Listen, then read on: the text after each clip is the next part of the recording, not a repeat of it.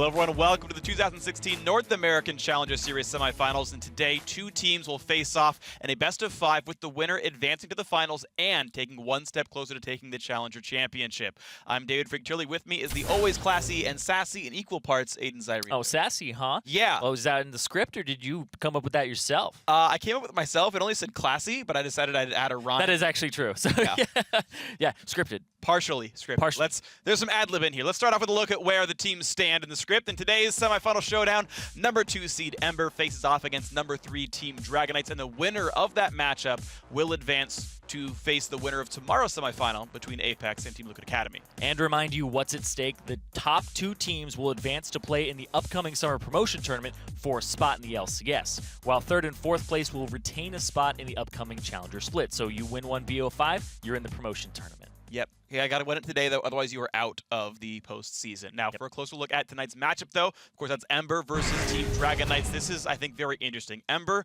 honestly looked like the team to beat in Challenger. 2nd seed or not, they might just be the number 1 team. They've only lost 1 game in their last 8 weeks. But to be fair, that was a game to TDK. In the last 8 games, yeah, in the last 4 weeks there. That's what I meant to say. Yeah, exactly. They've got 2-0'd at the very start by Apex, but they didn't have their full roster. Yeah. So with their full roster, they've only lost 1 game, but it was to this squad TDK, and that was last week. But of course, since even last week, they've since added former LCS firepower with Santorin. So Santorin was most recently playing in the European Challenger League with Huma, and now he was doing pretty well, right? They made it really far, and then he just jumped off that team. You guys will know him from TSM back in the day, but Santorin is now here on Ember, and they've been scrimming with him. He's been doing really well with the team, getting integrated. Of course, they could use their other jungler contracts, but they likely want to start getting some reps with Santorin, who would be playing with the team in the upcoming promotion tournament if they should grab one of the top 2 spots. Yeah, we don't think we expect to see contracts in here today at all, but Santorin, kind of the new guy in the roster, we'll see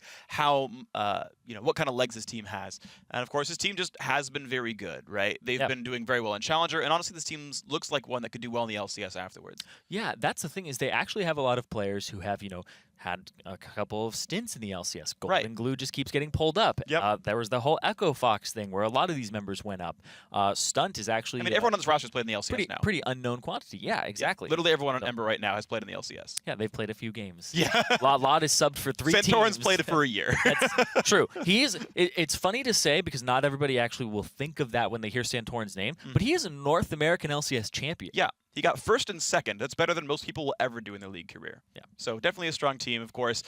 They've also invested really heavily in their infrastructure, right? Yeah. It's one of these sort of venture capital-backed teams where it's like it's all about them hitting the ground running with as much resources as possible and growing their players. Honestly, Ember is a team of a lot of player growth as well. Yeah, and that's the thing. When I heard that Santorin was going to play for this squad, I was like, wait, weren't you guys about growing talent? Like homegrown talent? You guys, I mean, he's an NA resident. He declared NA residency, so he's ours now. Yeah. But Santorin, they did tryouts, and they definitely want the best chance possible, and he fit the team best, and that's the synergy that they were going for, was the attitude he had. He was definitely a coachable player by the squad. Yeah, Santorin is as American as Bjergsen, basically.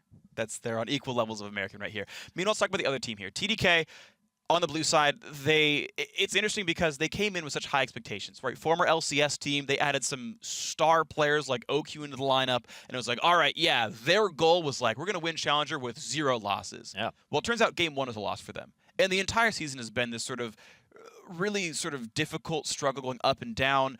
They're the 3rd seed only, and to even add to that turmoil, they've swapped out 3 players. Now, they've had substantial roster shakeups. To talk about the top lane, Seraph is out, traded over the Renegades. FLICKR is at least in for game 1, but also RF Legendaries in the lineup, both those guys from former Renegades.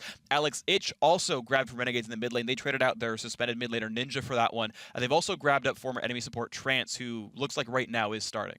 Yeah, and it's definitely tough to pull such a big roster revamp out of nowhere. Pretty much right as the playoffs were coming up. So you're going to have to say, okay, what coordination do we have in a week and a half against Ember, which is a squad that, they've been playing for a good while together. They did add Santorin, sure, but this is a much bigger shakeup, especially since they lost Seraph in the top lane, who was a big part of contributing to that shot calling. Yeah, and the entire dynamic of that team has changed as well. They were an entirely Korean-speaking team. They had Bishu on support because he's a Korean-American, could speak the language, converted mid laner, had him play support. And they're like, yeah, you know what? Instead of that, now Kez has to translate for OQ. Everyone else can speak English. You got Alex Ich in there, etc. But suddenly that whole team dynamic changes. Yeah, and the team dynamic up in the air is definitely not what you want coming into playoffs. It pretty Sure. much goes without saying, but I said it anyway. Worth saying at least once. We'll never Worth say it repeating. again. Bears repeating is the term you can use. That's that. Yeah. That is a term that people use. Awesome. It bears repeating. But still, looking at this squad, Kez, he's had that reserve shot calling that everybody's been talking about. It doesn't really win them too many games, and they've been tied in 3 of their series out of 5. So the inconsistency is what's been plaguing this team, and they're hoping that this injection of new blood is what's going to break them out of that kind of rut there and take over Ember. Yeah, this is a squad that could tie Ember and tie Enemy in the same split, right? So it is a really weird team to look at where they can hold up to the number 1 and number 2, they hold up to the number 6 team. And so, yeah, seeing what TDK can actually do, like maybe the new blood does work out. I mean, Alex, at least back in the day, used to be a very aggressive player. His TF and Rise, they'd get in your face all the time. Honestly, from his Renegades days and even last year with European Challenger teams, it wasn't as impressive. Alex has never really sort of recaptured this whole Season 3 Alex itch. And if he can ever get back to that status, I mean, that is, I feel like an injection that TDK really needs. I just don't know if they're going to get it out of him. Yeah, there's a whole bunch of questions here coming into playoffs, especially because we talked about even like Alex Each in the mid lane. Well, they traded Seraph for this type of power on the map. So they're hoping that Alex brings more to this team than Seraph did from the top lane with his vocal shot calling and his dominance in lane. But he wasn't really performing too well in challengers. Seraph is like LCS god, but challenger. Mediocre challenger player. What's going on? For whatever reason. Yeah. But I want to add another thing on top of that, though, because TDK, we talked about how they played Ember last week. Yeah. Well, they had Crumbs subbing in the jungle. That's also so they had a different shot caller then. Yeah. With Seraph. That's true. If you want to really break it down, the TDK that went 1-1 with Ember has 1 player returning, and that's OQ. Yeah. And to be fair, OQ's been actually pretty great the whole time. Like, we kind of talk about the TDK roster.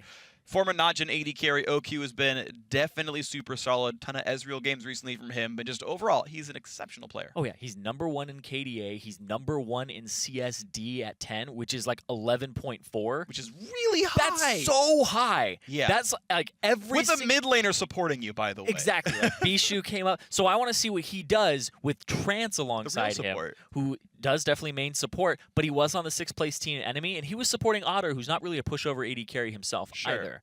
So I'm very interested to see what OQ's able to do, because, I mean, he's kind of an independent AD carry who don't need no support. Well, that's why he's playing Ezreal all the time. Exactly. And he loves to 1v1, so he doesn't really need his support alongside him. But that CSD is incredible. It's really high. Yeah. And the only question is then, now you've got a bilingual bot lane. Actually, I shouldn't even say bilingual bot lane. It's a language barriered bot lane where you have a Korean AD carry and an American support. I don't think they share languages here. So, I mean, go in is probably roughly all you need when you're kind of playing a 2-on-2, to be fair, from my experience playing 2-on-2s on voice comms. That's all you need. I mean, but, back, go in, etc. So we'll see what it ends up being. I think it's half of those calls. Yeah. Half of them are right, half of them are wrong. Either way, as we do get ourselves ready for game 1, let's check out the starting lineups for this one. On the blue side, in game 1, and for all 5 games, is Team Dragon Knights. FLICKR's in the top lane, Kez in the jungle, Alex in mid, OQ at AD carry, and Trance on support. And on the red side, it's Ember. Solo in the top lane, Santorin joining them in the jungle, Golden Glue in mid, Lotta AD carry, and Stunt on support. So as we get ourselves ready for Champion Select, I do want to see just what style comes out here. Kez is the 80 minutes the dream veteran. This guy, you mentioned his reserve shot calling. He is a player who plays around vision constantly. He tops the charts in wards placed. He basically tops the charts in wards cleared for junglers. Like, this guy is the cornerstone sightstone jungler to get his team control. Right, that's what he's for. His gank pressure is not quite as good. He's not super aggressive, honestly. And the funny thing is, he's against Santorin, who was criticized for having that same kind of playstyle back on TSM. That he wasn't very aggressive either. He was just getting vision down, and he was almost invisible. And I actually kind of want to see, by contrast to the Sightstone jungler, what Santorin actually looks like. Yeah, it's really strange because Santorin's career, when you follow him and you go back to Cloud9 Eclipse and you go back to those days, like, he was rather aggressive. He was one of the first people to pick up Nidalee jungle even before it had the whole rooting on traps, and he just really enjoyed that playstyle. He could farm really heavily, and then he could just have an advantage over the enemy jungler. And I go back to when TSM won IEM. He had amazing performances on Lee Sin and Vi. So he can play these aggressive junglers, and he can actually be a fantastic team fighter. Yeah. It's just, sometime in TSM, it just looks like they didn't want him to play. They didn't want to play around the jungle ever, right? You had these laners that you wanted to play around. You're like Wild Turtle, and then you have Bjergsen. It's like, why would we want to play around the jungle, right? It's not you have Gardon, Bjergsen. right? Like, let's go. Yeah. Yeah, and so we'll see what style comes out here because, of course, Ember have been kind of continually changing their play styles. Contracts, their former jungler, was kind of the hard carry for most of the regular season. And, of course, him being too young to play in the promo tournament or in most of the summer season of the LCS, they've decided to switch out rosters now, play the playoffs with Santorin. And, you know, seeing what kind of play Ember goes for will be interesting to me because it's the first time we're seeing that lineup. Of course, similar for TDK here, we've shipped a lot of their things differently. Kez will not get Nidalee. Kog'Maw off the table. This is 6.4, so Kog'Maw has those slight nerfs on him, but of course 6.5 isn't even live for North America right yet, so basically it's live for everyone else. Yeah. I'm trying to think because 6.5 comes out tomorrow morning. No, we missed a week because is this the first This is Riot tournament on 6.4? Unless EU Challenger happened this morning? It did, that's right. Okay. Yes. Yeah, so first NA Riot event on 6.4, not called solo queue. Here we go, into Champion Select, of course. You can see the bans on your screen. First pick Poppy was pretty much insta-locked by TDK right there. That the Poppy nerfs from like 6.2 haven't done much to her. Braum Kindred actually is interesting to me that it was rushed so quickly because there's a lot of AD carries up. Braum I understand, but Kindred a bit more rare. Yeah, Kindred is rather rare, especially since you could just play Janna into it like Trance is going to do here, but you could also play Gragas into it, which I'm a little surprised that Kez didn't go for. Right. Elise is pretty much the Kez special. Yeah. Which is really strange because he's a Vision jungler, but it's a pick champion, so maybe he denies Vision and that's how he gets those picks. We'll see if he can get his way in there and get his laners ahead because TDK now playing with two different solo lanes is going to be interesting to watch for. It is the solo lanes we had seen from Renegades before. Flair's had a couple of good Rise games way back when, a couple of mediocre ones. Again, this team does have FLICKR on the bench. They wanted Flair's over him, at least for this match. We'll see if that swaps around later on in the series. And of course, Dragon Knight's going to wait on their mid lane pick. However, by picking Poppy so early, it means that Ember can counterpick both lanes. They go Nautilus top into the Poppy. Ezreal AD carry for Lot, no surprise, and they will let Golden Glue counterpick Alex Ich. So TDK allowing top lane to get counterpicked, but they wanted first pick Poppy to make sure that was still there. Yeah, Poppy is really strong in the top lane, but if I want to talk about top lane strength, it has to be Nautilus. Right. You go to champion.gg and you go look at Nautilus's counters, only one champion has above a 50% win rate, and it's Kayle. Yeah, because Kale's also ridiculous. That's it. That's the only one. And you go down counters, it's like 5 down. It's like a 63% win rate champion for Nautilus. It's like, that's not a counter. No. Nothing really beats Nautilus in lane currently. Yeah. There's only really Kayle that can bully him. And then you have to kind of dig really deep to find a champion that can deal with him in the top lane.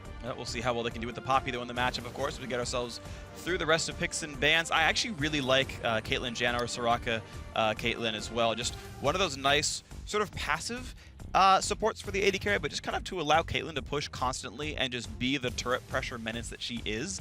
And that will be here. So OQ on the Caitlyn. Lissandra comes through as the mid lane pickup for Alex Ich. So honestly, a nice mix of heavy aggression, disengage, and just siege ability here with the Caitlyn there that really locks the team together. They needed some kind of persistent threat. They have it now on Team Dragon Knights. So a bit more of a slow-paced team, but certainly I think what can be considered a strong composition. Yeah, it's pretty strong all around. You have your engage, you have your pick, you have your disengage, you have your poke, you have your wave clear. So it's really just looking for if Kez can deny Vision and they can set up picks with Kez and Alex Ich and try to make that jungle mid lane combo work, then this team composition will definitely turn on and it'll be really great. But you do have to watch out for what Ember's going to pick here in this last pick, because if you pick something that's very disengagey, that's very siege heavy, can break siege like a Victor or something like that, then it could be really hard to actually get in, especially since you have the Janna support. Absolutely. So last few picks for Ember, they were hovering onto Orianna, but actually switched that in for Karma mid lane here for Golden Glue. Interesting to watch this one come out. Yeah, so a very utility-focused mid lane, and kind of point out that it's now a double marksman team with not a lot of damage elsewhere. Nautilus can do some, Karma can do some. They're not pushovers, certainly. You're not playing like Braum mid or anything, but still, lower damage in the solo lanes, really focus on Santorin and Lod to do all the damage against TDK, who are going for a steady push with a lot of disengage and some pick potential. So there's a couple of things here at this Ember squad. You're talking about the damage. Karma can have a pretty large burst, and Nautilus sustained damage from the Riptide is really high in base damage right now. But you also have to consider how long is it going to take TDK to get through Ember. You have the Braum, you have the Karma shields, you have the Nautilus shields and Peel, and then you also have the ultimate from Kindred. So it'll take a long time, and that's the whole idea, right? Is your damage versus their damage, but it's also your damage versus their tankiness, Yes. and their damage versus your tankiness. Yeah. If you're just way tankier, it takes so much longer to kill you, and then you've just killed them already. So Yep. That's what Ember has to look for here. Yeah, there's a lot of variables to watch for sort of in the DPS check sort of situations that we're in. And yeah, we'll see if Kindred and Ezreal, who typically, by the way, don't build crit, can eventually be tanked on by Poppy for basically everyone. She gets like a Thorn Mail, it gets really difficult. So that will be interesting to watch. I mentioned it a few times, by the way, but as far as picks and bans are concerned, TDK picked to play blue side every single game, and Ember picked to play red side. So we're actually going to see the same ordering of players every single game, and by choice by both these teams, and it's curious to see, like, is that first pick really valuable for TDK? Poppy for Nautilus doesn't seem like the best trade ever. Meanwhile, of course, Ember wanted to get counterpick every single time, and Karma to put the comp together seemed to be what they wanted to do. Yeah, that's the thing is when you're picking that side over and over and over again, and you're just going every time blue, and the other team's like, well, every time red. And of course it's blind. They don't know that the other team has actually selected that side. Yeah. So they just get sent, oh, by the way, you're blue every game. It's like, you no. both agreed on what was the optimal strategy for pick and ban. Yeah, and now you get to test it. Yeah, which means, by the way, only one of you are right. Like, as far as the sort of game theory goes, like, that's true.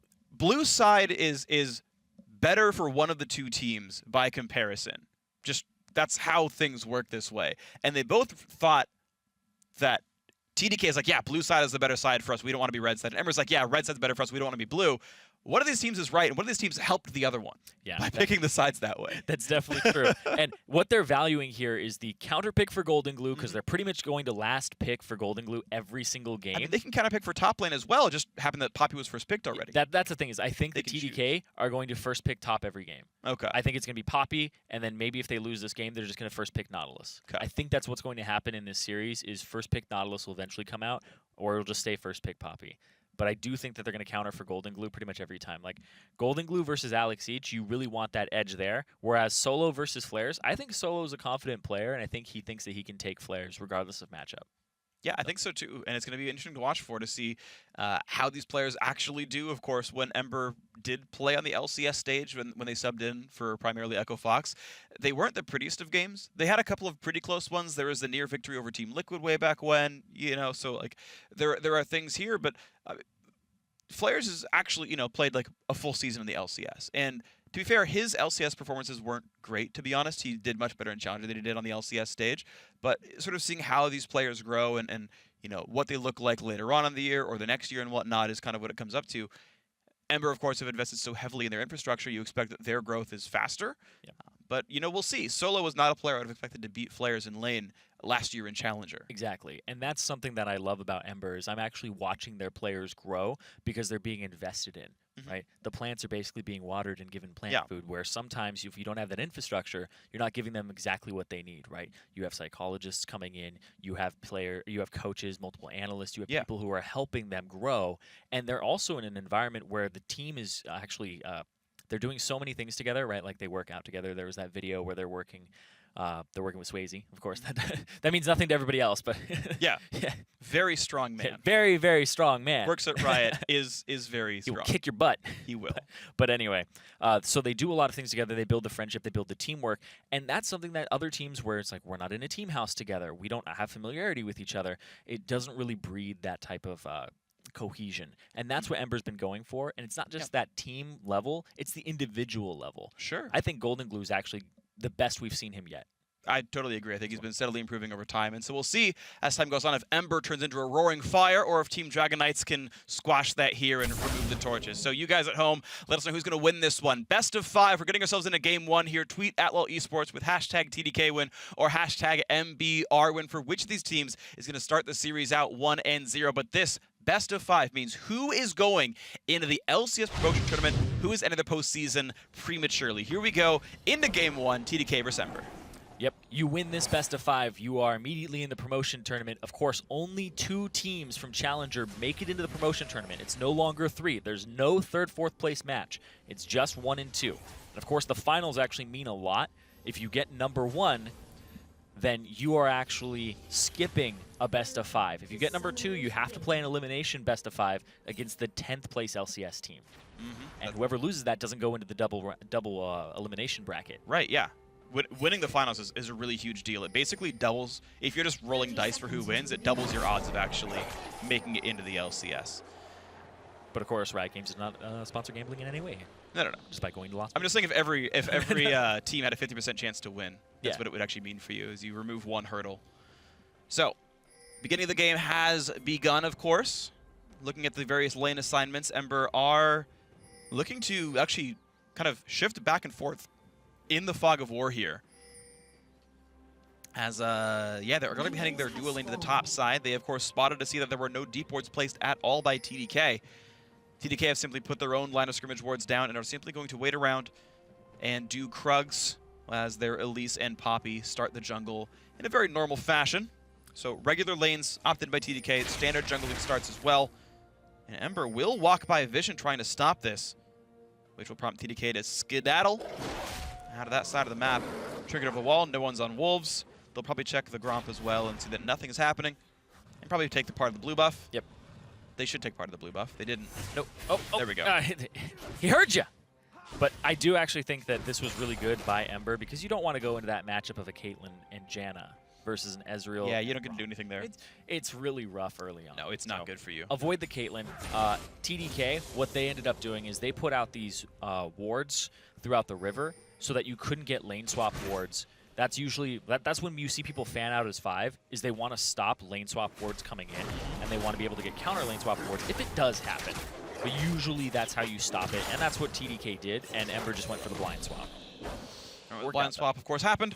Ember did actually manage to clear their entire bot side jungle, by the way, with no interruptions, actually. So I got to say, there was only one jungle quadrant allowed for the TDK duo, or the duo jungle, I should say, and then there's nothing else for Kez to take. He has nothing but Scuttle Crab left up in the map. Meanwhile, there are literally 7 camps available for Santorin on his safe side of the map right now. So the turrets will trade equally, but we should expect to see much better jungle farm come out for Ember before too terribly long. Yeah, and that was mostly OQ and Trance wanted to do Gromp at the start, or Krugs at the start, so they couldn't actually invade on the Gromp and Wolves. Yep. Since it was a blind swap and they ended up finding out later on, then they couldn't really abort the plan.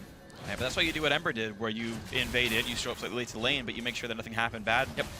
Flares will be donated solo gold in this turret, but actually this turret has a lot of health left. He's going to have a hard time killing this. Yeah, he might actually execute. Wow. Oh, 3 HP! Well, Team Dignitas... I actually didn't even mean to say Team Dignitas. TDK did learn from Team Dignitas, though, in terms of what happened there. Flares, of course, did not die. It does, however, mean that bot lane is not going to be an easy freeze. Ember killing this turret later doesn't actually matter. It will not hurt them in any meaningful way. Solo actually will have rough... It'll be one auto attack. It'll be fine.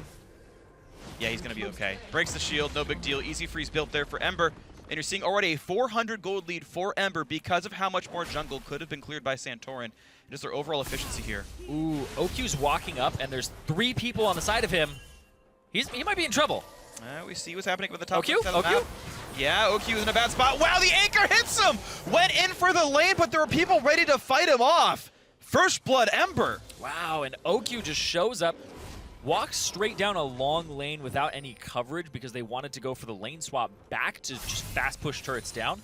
But they didn't have the proper people there. Flares is still trying to push out bottom lane because the freeze was bad. Usually you'll bring your top laner up there too to just reverse the whole map. And well, that reversal did not quite happen just yet here. Ember feeling pretty good on a 700 gold lead here. Kez still stuck at level 3 to Santorin's level 4. You got to feel pretty good for Ember right here, starting out the series quite strongly. It was a great adaptation. Yeah. That's thinking on the fly there, because a lot of teams will get stuck in, this is how we do lane swaps. Okay. Oh, wait, he messed up. Okay, well, let's just keep doing our lane swap and eventually it'll show. But this was, okay, they messed up, we're going to punish them, and recognizing how to punish them. Flash out attack by stun was pretty huge. Yeah, that was big. Getting the stun off there. Making sure that the Braum passive goes off, and that's OQ going down. And then Ember. And that's why you put that deep trinket ward down, by the way, where they had, is sometimes these plays happen where he didn't have his team around him at all, and just Ember did not recall very quickly. It did mean that a lot of minions did crash into the turret. Like, Flares had a CS lead over Solo for quite a while because there was no one down in that lane, but of course it does not make up for the kill. Definite lead here for Ember off some great early game plays. Kez looking to continue the vision game. Raptor buff is on, puts a ward over the wall, clears with pink. And this is where I think a jungler like Kez definitely struggles when his team is behind this early on in the game, because he'll slowly get choked out of his own points of vision. Right. And just the advantages are not there to even advance a ward line. Yeah. And that becomes a slow bleed for the team. And it's up to Ember to pretty much just push the game, gain the momentum, because TDK, I want to see how much they fight back with Kez's shot calling, because that has always been in question. No, they definitely have the tools to get in there. Again, they have great siege power with this Caitlyn. If she can get back ahead in lane, OQ can definitely do some good things. Takes Q to the face, jumps away. And Gianna's shield means he really doesn't take any meaningful damage here. Interesting trance actually went for early boots on his purchase. I don't see that very often, especially because Sightstone is pretty important. I'm not sure what the Gianna's going to do with the extra move speed, but really minor stuff overall. Mid lane is actually going to be exactly equal. 52 CS will be what Alex gets in a second.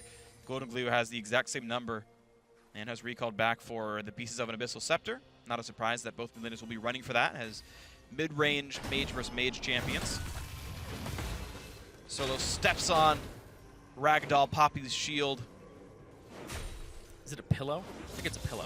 Makes sense, actually. I actually don't know because I actually don't play Actually, Ragdoll Poppy. I think they're all actually just a golden Aegis now. No, because Lollipoppy is like a bar of chocolate. It's still golden, but it looks like a bar of chocolate. I don't play it either. I just stick with Battle Regalia. Okay. That's why you didn't know about the sweet Lollipoppy skin. Nah. I'm troll, but I'm not that troll. You should always be that troll. Let's be real here. This is bad on you to not do that skin. I mean, that's just the incorrect choice. It just doesn't look good. Skin is about cosmetic. And trolliness. Come on. You're playing video games. Trolliness is like one of the two most important factors when playing. Why do you think I talk about Teemo so much? I don't even play him. God, you're revealing. I mean, let's be fair. I didn't look at my profile and realize I've played one game in the last year and a half. That's true. Yeah, you're talking about video games and trolling. I'm just thinking back to like powering up Heroin and just being like, random character. It's like, oh god, he's so ugly, but I love it. Exactly. Put face straps to my undead rogue. It was terrible. And a green mohawk. Oh my god. It was abysmal. Yeah, that's the thing, is you either make your character look really awesome or dumb. really ridiculous. I think I was playing like Warhammer Age of Reckoning, and I actually got mad because there was a witch hunter that you can dye different parts of your armor in that, and he made himself look like a damn clown. That's amazing! He's got like a bright yellow hat, he's got like a purple shirt, and his pants are like bright green, and he just like two-shots me. That's perfect. Great. Yeah, see? You're welcome. That's what you're supposed to have happening. Santorin, level 6, got the stack off the... Oh, I didn't kill that one, but yeah, gets the stack off the... Scuttle Crab? Scuttle Crab, thank you. Rift Scuttler, I believe is the official name. That's true. It was originally called Scuttle Crab. Yeah, it was. Iceborne Gauntlet was called Frozen Fist. Yeah, and that's why they actually stick, because it's like, it was never called that outside of release. But sometimes they're catchy names. Yeah, I think the story behind the Rift Scuttler is... sometimes they're on PvE as well. That's true. I think the story behind Rift Scuttler is the designer eventually was just like, right before release, you know what? It's got to be the Rift Scuttler. It can't be the Scuttle Crab. That's too cute. It's too cute. Okay. It's a serious crab. And it is a pretty serious crab. It dodges skill shots better than most players in League of Legends. True. I'm pretty sure Scuttle Crab would be like Gold 5. That's true. If it could play solo queue. Lee Sin would never insec him. But we are, of course, in a game with Ember playing a slow and steady game as they remain 1,500 gold up. They've actually steadily grown the lead. I mean, the turret kills are equal. There's a first blood, and there's another 1,000 gold from Ember, winning in the farm game significantly in pretty much all these matchups. Laud using the first blood gold to basically afford an extra cull on top of the tier, and the extra stats have helped him just slowly be slightly stronger than he would have been in the laning phase. OQ falling a little bit behind in farm. And Solo, to be fair, actually is beating his lane matchup by increasing amounts over time. Attempted steal on the Dragon, not likely to happen. Santorin taking a lot of damage. He's got to be real careful. Has to self-ult, barely gets it in time, smites it away. He will heal up, but Alex Edge could do plenty of damage. The ulti comes in. There's the kill by Kez. Nicely played here, and Solo's going to be next. Has to flash away at 100 health. Almost gets repelled upon. They still want this, but look at that damage out of Golden Glue. The root is on, can't quite kill it. Has to flash away from the claw. Alex Edge nearly claims that kill. DDK gets one, finally on the board, and trade for Dragon. Well, the Dragon is actually worth a little bit more in this case than normal because because Santorin has Devourer. I don't agree with it, but he's Devourer Kindred right now. So 5 stacks, worth it at that point. But they give over 1 kill for that, and that's TDK getting a little bit more back into this game, and you were seeing how aggressive they were trying to be off of capitalizing on the position. Flares went in for the coffee stun, right? He's actually making a proactive plays here and showing why they first picked this champion. It's because it's going to enable Flares to do things, and he has to fill in the shoes of Seraph, who was always doing things. Who was always doing things, absolutely. I like to judge people by participation points. It's like, Freaks died 10 times. Well, he's doing things. Yeah, I'm involved in a lot of things. It's called action score. Yeah, that, exactly. And so, hits him against the wall, doesn't want to give him a chance to use Lamb's Respite, but if it doesn't one shot him, he gets to cast it. Yeah, it was so close. Basically, sub 100 HP. And then that bought some time. If he had gone down immediately, they would have been able to focus Solo down. Yeah. And then Solo would have died there as well. Goodbye, Kespo off. And that Q, if that had hit Golden Glue, it would have extended the range. Yeah. And it would have killed Solo. Yeah. Well, Ember continuing to play the stack game as fast as they possibly can. This time he's around his duo lane, though the Ezreal is recalling. But he should be totally safe. Stunned, and Santorin can take this down pretty safely here. And Ember really not missing a beat as Santorin continues to stack up on this Devourer, currently sitting at 14 stacks. And he's got 2 stacks, so stacks on stacks. Oh yeah, from his character passive. Yeah. Right. So it was Mark of the Kindred. Mm-hmm. So we'll be keeping track of both stacks. Yes, we will. We hope. When it hits 30, we can stop with one of them. Yeah. So there's a couple things I want to talk about in as far as Ember's choices go. But first, I'm going to talk about Golden getting hit by Alex Sitch. There's the root. There's the ulti as well. He's got nowhere to go.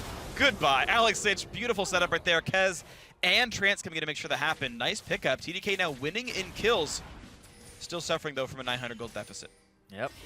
Of course, they're being played around the map a little bit better, but TDK, they're becoming more and more proactive, and that's definitely what you want to see with this squad. The Elise for Kez, comfort pick, right? It's definitely his meta comfort pick because he also really likes playing Evelynn, but it's not that great at the moment. So that alongside Alex Ich, and like I said, if they get that pick synergy down between the two of them, they can create a large advantage for Alex. He can take over the game. He can. OQ, some nice damage and a stunt. Blocks it all with the shield. Barely even notices his health bar went down, such as Brahm's life. Practically immune to small arms fire. He's going to be okay. Kez walked into the top lane, found nothing to do there. Kind of a waste of time, actually, to show up in that spot. Yeah, immune to that small arms fire. He's just got gigantic biceps. Yeah. His guns are way bigger than Caitlyn's. So I want to go back to what I was talking about a second ago. Ember's choices in this game. There were 2 that I thought were very important. So one is they went for a dragon while their dual lane was still top. And it's because I think they want to keep the match plays. They don't want to let the Caitlyn composition get that injection of tower gold. Yes. If you're already winning in gold, play standard matchups so you can abuse your lead in actual 2-on-2 or 1-on-1 combat so that can grow. Because all of this Ember lead is from farm. Purely it's from farm. This is a little strange, though, because if they stay in that top matchup and TDK just keeps their dual lane top, then they're eventually going to get that turret, unless they get ganked multiple times. Of course, they do have more ground that needs to be covered with vision behind them on TDK's side, because they can be flanked. Yeah. But they seem very comfortable, especially the fact that they have double TP, whereas Ember doesn't. Yeah. And keep in mind, Ezreal's a much, much slower turret pusher than a Janna Caitlyn. Yes. So if you even get to a base 3 situation, you fall behind very quickly. So I think all these choices are very smart. It also slows the game down and allows the Devourer to stack up. And on the point of Devourer, again, this is a double marksman team with a bunch of supports on either side. The tank top laner, support mid laner, they need damage output. Santorin has to be one of the carries of this team, and so going for a greedier start where he's going to farm really hard and get a lot of damage out of that with his character passive as well. I think both those things I think are very intelligent in understanding the context of the game they're in, the way that champ selects sort of interact, and I think both those were very smart choices. Something's got to happen top. This is too low of a turret and too low of a member there. There's the TP, and Kez is here too. Match teleport, Laud flash away, gets under the shield. Stunt stays alive for now. Flares, though, gets the knockback into the wall. Turned back around, Kez gets the assassination, and Stunt's like, whoa, guys, I'm kind of alone here. Who can help me out with this one? Solo walks in, turret aggro dropped by OQ, got a little bit of damage. Burst down, mid laner now coming up as well, and here's more burst on a Stunt. Ulti block still goes under the Flare's Q. 2 kills again, gained by TDK on the dive. Beautiful stuff. That turret was just getting so low, of course you're going to dive it. They were poking them out over and over again. I was very surprised that the junglers were not moving top immediately, because that was pretty much just blood in the water for Sharks. Yeah. And, I mean, Kez was there, right? This is, hey, turret's down to 1/3. This is going to be going down if anyone ever ganks this. This needs to be a priority. And, well, TDK prioritized it better. They're ahead in gold now. Santorin's route right here, because this is very obvious in what's going on the opposite side of the map. And Santorin's on the complete bottom end. You don't need to be near that one-on-one lane when this is happening to your top lane, and they're slowly, perpetually losing this top lane turret because you know they're going to pull the trigger and they're going to die. Yeah. Honestly, it's a really bad teleport as well. Santorin's on the bot side. This is at best a 3v4. Just push bot outer. Let the dual lane die, have them run away, hope one of them lives, and trade turrets for this one. I think a big mistake by Ember. Of course, a great play by TDK. Kez being there. Immediate TP by Flares. Good job by them. Good aggressive play. Exactly. They saw the opportunity, and also Alex was hanging off on the wings, making sure that if only Golden Glue had run through that bush, he would have been able to possibly assassinate him and put some burst down, delay him arriving. So he actually just walked in the bush, and it looked like he was going to roam all the way up there and put some pressure onto that mid lane and changed his route, made him have to take a little bit of longer way. Right, and Alex saved his teleport. He has the summoner spell. He can use it if he needs to, but was able to push, was able to walk, and Alex made very good choices there. So, good stuff by TDK. They're going to move on towards Dragon right here. It might have been down at the time. I think it was certainly a couple more seconds. Okay, fine. Either way, it's back up now, and either way, Alex was just fine there. Dragon has gone down basically right now. TDK now in control, and the question is, where do they now send OQ? 146 CS is a lot. He's got the Infinity Edge. He can be the guy that starts battering these turrets down, and the question is, how do they allocate him? Of course, both AD carries went through their culls already very early on after lane swap. So seeing how they get allocated here, because OQ, I'm very interested to see what he does with this Caitlyn when he has his traps maxed, because I'm always very fascinated by that.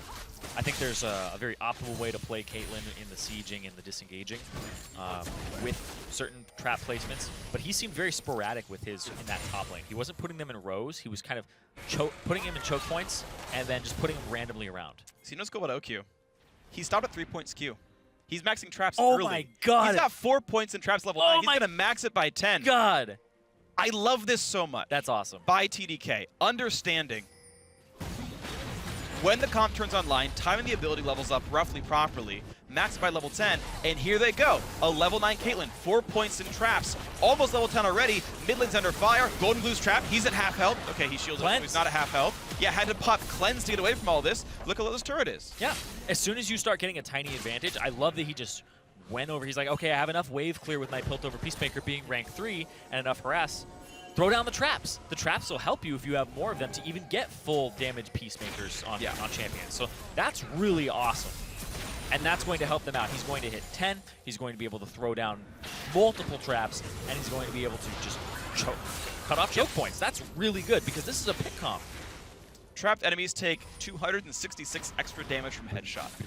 That's a lot of pain to put into someone at 18 minutes when there's no completed major items on anyone but a Sunfire Cape. This is going to be a bit scary. Ember, thankfully, build armor on pretty much all these champions. Sunfire Cape and part of a Frozen Heart there for Nautilus already.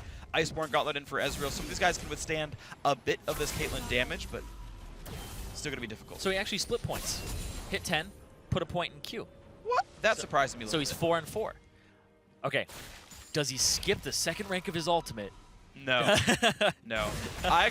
Thing is, traps have a better level up on the odd levels. I'm actually very surprised he stopped at 4. That to me is actually, I think, just very strange. I'm sure he has reasons for it. There's a big wave here, and here comes Golden Glue and Santorin. Fair bit of damage down on the bottom lane. Kez juking back and forth, trying to take too much damage. But yes, an out-rotation by Ember. They've knocked down the bottom outer turret. Once again, tying the gold lead back up. Kez has to flash away from the root. Oki trying to get some damage in, and here comes the teleports from everybody.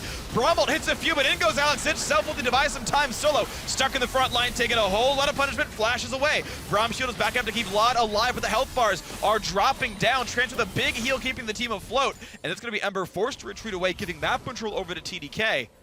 Ember did get the turret, but are now worse for wear. Yep, nobody dies though, and it's even in gold.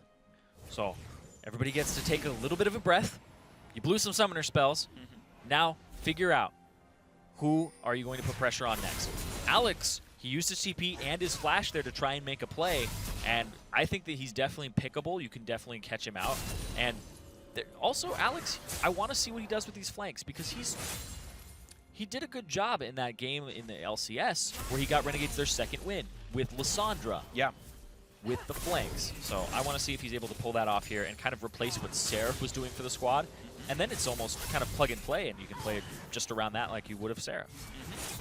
Right now, FLICKR's 1-2 has got to be honestly pretty solid. His teleports were on point. His lane phase was not great, but it was serviceable. He didn't lose his turret to solo. And that Poppy's working out for him. TDK now rotating to the mid lane to hold this push from Lod. And it looks like all the resources from Ember have been sent to the mid lane. I will say, though, it's only one game, but TDK, they look like this trade's working out for them a bit here. And they have strength where they need it. So far, so good. A great engage by FLICKR knocks up the team. They want in on a stunt, who's nearly out of health. FLICKR's drop low as well, and down goes the kill. Great ulti by Alex to pick off the Braum. Now has to get away, but gets sniped out by Lada. 1-for-1. FLICKR's in the back line, taking damage from Solo, but he's getting shields from Janna to stay alive. So it looks like, yes, FLICKR's just slowly losing health, but still gets shielded. Solo does not have the DPS. Now Trance had to flash away, but the damage is there. Golden Glue picking up the second kill of the fight. Finally, an advantage for Ember. It took him so long to get something going well. He's going to try to get OQ here. OQ doesn't have mana. What an anchor by Solo into the damage, into the kill. Beautiful stuff. What a skill shot by Solo. No 90 caliber net available at that point, and no flash. They're going to be able to push up this wave, and they actually have a very good team at destroying turrets. Double AD carry, Ezreal gives attack speed to everybody. Pretty easy at that point. Kez. And Golden Glue even shields the minion to tank one more auto attack, and that means the turret does go down. Ember, the first team to knock down all three outer turrets, and that puts them back in the lead. 1,500 up. Down a kill, but up a ton of farm. Yeah. We talked about how FLICKR has a lot of action points. This one was too much action. You can see OQ's not here yet. Flashes in, knocks up 3. Now OQ's finally here, but FLICKR is already chunked out because Alex still had to catch up. Grant still had to catch up. Alex ends up killing Stunt and almost Santorin, but then OQ flashes forward. But Santorin gets the ultimate off. He just can't do enough damage to the back line. Yeah, and at that point, OQ is just running around saying, well, I don't have any mana left, and now this has been going off on the side. No wall stun there either. And they were just trying to just kite Nautilus around, kite Solo around in this little area off to the side. But of course, when you get to the point where Nautilus is now on your side of the map, you start running up right into the rest of the shot. That was nice. That was a miscoordination, though. If OQ had just come down and helped the rest of the team kill Nautilus, that would be a 2-for-1 in TDK's favor. That's the first evidence I'm seeing of, like, the true language problem of, like, this is a team fight coordination mistake by TDK. OQ should have been fighting the bottom side of that fight. Yeah. Well, he flashed forward, too, to try and kill Santorin with an unexpected kill, and he got the ultimate off. I guess I can understand the choice, but it's a bit of a gamble. Would have been in a better spot doing something else.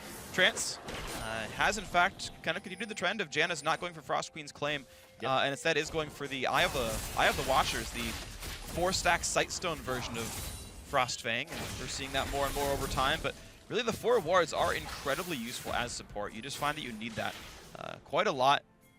And it's overall cheaper than going all the way to Frost Queen's claim as well, so you can push your build forward. He will be going for early Captain Boots, which I like a lot, and also the Aegis as the next item as he slowly acquires gold on Janna. Exactly. And now FLICKR's pushing the bottom lane. FLICKR has TP. And they were able to get it out for nothing. Yeah, teleport used to defend the turret. That honestly, the wave was basically clear. The next wave was really far away, but teleport used regardless. Alex's teleport is up still, so it's still each team holding 1 teleport per side. Scuttle taken down by Santorin. He's got to feel good about this. Sitting now on 3 stacks on Mark of the Kindred, it looks like. They're not getting there very quickly. He's not marked the right targets for team fights, but that's always hard to predict, so understandable. I'm not really a huge fan of the Ember draft the more I look at it. Really? Yeah. The karma and the fact that that's your magic damage source. We were talking about it before. Like, they have a decent amount of magic damage, but should you armor stack into I just think Golden Glue's a good enough player that taking him off of something that's going to be really affecting the game and carrying is a mistake. Okay. And Santorin going for Devourer. It's magic damage. It's magic damage, and then it really relies on how many stacks he's able to get. But he's got 3 stacks at this point. So he hasn't been able to pick up too many scuttles or invade the jungle. And that's really what the Devourer build for Kindred is for, is I have so many stacks that now the nerfed on you, because of course he's a range champion, so it actually takes him a little bit more to, it's every 4th attack. Yes. So it's a lot. And he doesn't really build too much more attack speed at this point. True. He goes tanky. He goes for like the Maw stairs Right, build. yeah. The midline build, sort of. Yeah. So I'm looking at just the damage here, and you're really relying on Ember's team to just stay alive a very long time against the pick, and that's what your counter is you're just trying to not get blown up. Yeah. But I think that Santorin on something a little more supportive, and Golden Blue on something more carry. Carry-oriented. As if you could play like Karma jungle in mid Kindred, it would almost work better. Oh man, Flares. Taking a lot of damage, but he is Poppy, so that damage is going to require a lot more to really make anything happen. Stunt puts up the shield, doesn't really do much with that one. As ult comes by, it doesn't do much either. And Ember are able to wrest away control of the jungle. That does mean a blue buff steal for them, so that catching of Flares helping them out with this one. Invade steals above. If you're TDK, you try to force something now. Lod doesn't have ultimate, Stunt doesn't have his ultimate, and you have everything. Yeah. You don't have your flash on Poppy. That's what you're missing, but you don't really need that to get in if you're playing it correctly. Flares. Alex is the engage tool. Yeah, Alex has the TP, so Alex can... Oh, let's see here. Everybody hanging out in the bush with the pink ward. Recalling there, yeah, Trance facing in towards the Baron, but there was already a ward on the Baron itself. Thankfully for himself lives, but I believe he had a flash way to survive that one, so that is now extra missing summoner. Ember playing the Baron bait pretty well. And yeah, forcing TDK away. Alex did finally stay in the right-hand side lane. He's getting a lot of damage on that turret. It's getting unanswered. The Baron bait got a flash, but they're going to lose a turret for it. Are they going to take the bait again? Kez walking up. And they get the ward onto that one. A lot of damage down, and Kez having to run away. Now ulti popped into OQ. Will the team collapse in time to go for this one? This Caitlyn is going to be safe. Flares does not get rooted either. Runs faster than Karma can slow her. Alex went back, so he had home guard with TP. So that's why Ember didn't continue even harder, because they did have flashes up. You could have had the flash route from solo, but decides not to go for it. Definitely some scary stuff here. Bakings of what I believe to be Loot and Zekla coming up next for Golden Blue, so that will increase his poke damage quite a lot. Yeah, Golden Blue lands an RQ on someone, they're going to half health if they're not a tank. There is some real poke damage here, and it is, again, alongside an Ezreal, so I think it's a very complicated matter. I agree with you that the sort of DPS is going to start going down to the Ember side of things, but they've got a hell of a lot of poke. Yeah, they have poke, and they definitely have durability. Of course, Blue Ezreal is one of the most durable AD carries, too. It's durability against their DPS versus their durability against yours. Yeah. It's hard to really equate because you have Braum and Nautilus and a Karma against really just a Poppy with the Nautilus gives you a lot. And you know what I'm very surprised by is there's no Zerat portals. Then there's no banners in this game. Oh, man. Well, there were banners. That was the beginning of Champ Select. True. Got me there. That was lame. Got me there. Actually, I don't think they have banners in the base either. As they're not LCS teams, they don't have those built into the client. Well, that's what they're fighting for. Yeah, it's true. You win this, you're in promotion tournament, you're one step closer to getting your banner. That's true. Abyssal Scepter being added next item for Kez. So weirdly, Kez is going for a DPS build. Or, Flare. Yeah, Flare's not really going to die, though. It's going to be really hard to knock down this Poppy with no real lockdown outside of a Nautilus. And as you mentioned, the sort of low damage composition, even Nautilus lockdown will not kill a Poppy. There's not enough damage here. Hanker Toss is going to land. Bit of damage on a Flare's down to half. Oh! Knocks them away, and now Golden Glue and Lod are alone. Look at the damage on a Flare's, though. Nearly goes down. Will survive it. Lod jumps forward.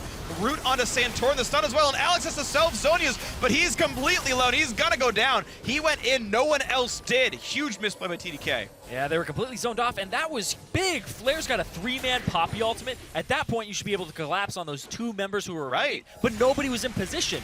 They've tried this 2 times now. TDK are saying, okay, they're grouped up as 5. Let's counter them by coming in from 3 different angles. It's not working out. Well enough. Well, wards of the wall, 5v4. Anchor Toss misses. Alex is dead. He has teleport, and he's alive in 25 seconds. Poke going back and forth. Stunt is low. A lot of damage from OQ. They push in. They're trying to kill Flares, but this is the tank on the team. How long will it take them? Stunt nearly dead. Goes down to Flares as a trade kill. Support for the enemy top laner. 1 for 1 TDK. They did stop Baron, though, so they stop a little bit of the bleeding, and they sacrifice 1 person to do so they don't lose a whole lot. That was really strange, though, because that was another example of off on the side. Kez, as Elise, is just throwing out W's and Q's and not really jumping in, not really giving OQ a frontliner to get behind. Because if Flares and Kez are both in the front, kind of doing damage to the tanks. Yeah. You definitely enable the AD carry to do so. If the jungler is standing with you as the AD carry, you don't feel that safe. Nope. Well, it depends on the jungler. If but they're kindred, maybe. yeah, just watch this. So Kez runs off to the side. Okay, he knows he's being chased. And then right here, OQ's not really getting too many shots off, and Kez walks up, clears the ward, then walks away, then to walk back in. So they just get zoned, Flares runs up, and then the nice ultimate there from Stunt. So Stunt had a really good ultimate there for the zoning. Stopped OQ from just walking up and being able to finish everybody. And they basically said, give us a moment. We're going to go finish Flares. We'll deal with you later. Yep. And then everybody just backed off. Just not patient enough. Yep. Sadly not, but it does mean it's a 6 for 6 in this game. 700 gold difference. I think, honestly, a closer game than many would have expected, good. especially considering all the TDK roster changes. Of course, they think they are upgrades. Bishu is still on that roster. Do It and Ty are still on the roster. So you can consider Alex and Trance straight upgrades. Flares for Seraph was an actual trade. And right now, TDK holding pace with Ember. They've played with Santorin for a couple of weeks now. They've had some decent practice ever since the end of the regular season, so roughly 2 weeks if you consider it roughly that amount of time.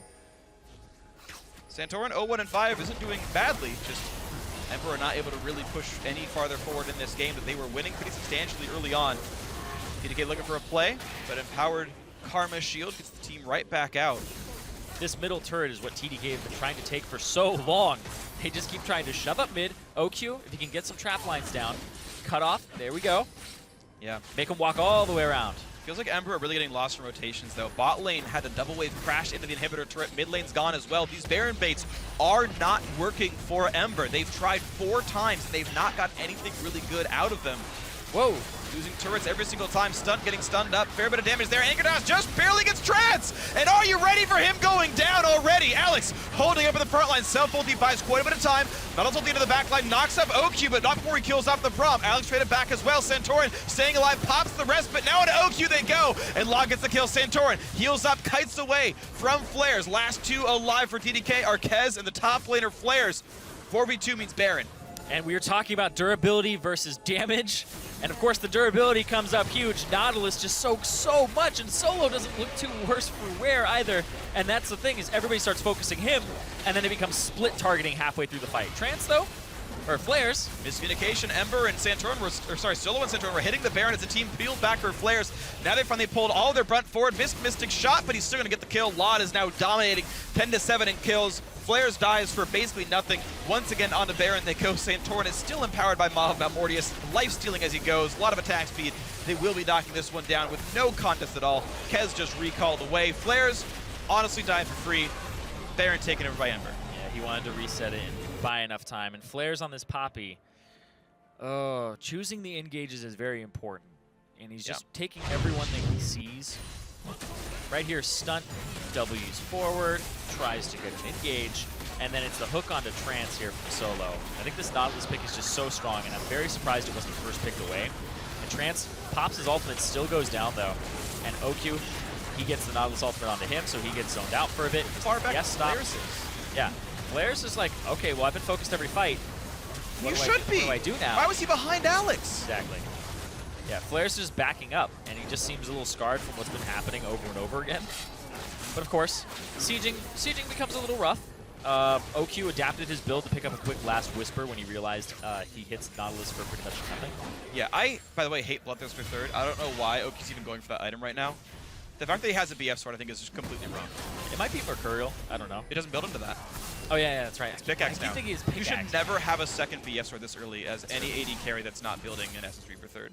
Like, basically, if you're not Sivir, you should not have a second BF sword before your 4th item.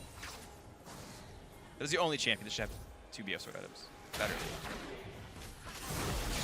Moving in now, bottom tier 2 taking a lot of damage. Stunt puts the shield up, blocks some of the wave clear. And of course, with Baron buff, it's not too hard to keep sieging, whether you're against a Caitlyn or not. You just kind of muscle through all of it. Yeah, good luck dealing with this front line. Yeah.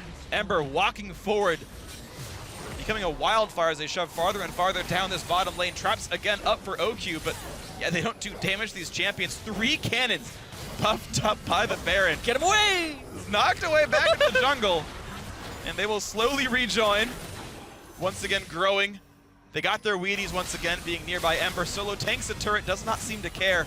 Good wave clear by Alex. Knocks out 2 of the cannons. The final one will go down. Oh my Again, god. Solo actually ignores headshot damage through his shield. Nautilus is broken. Still not taking actual damage.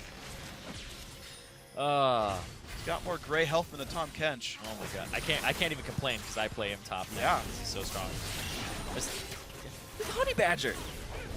Look at this. Solo actually taking a turret. Still has not actually lost part of his health bar.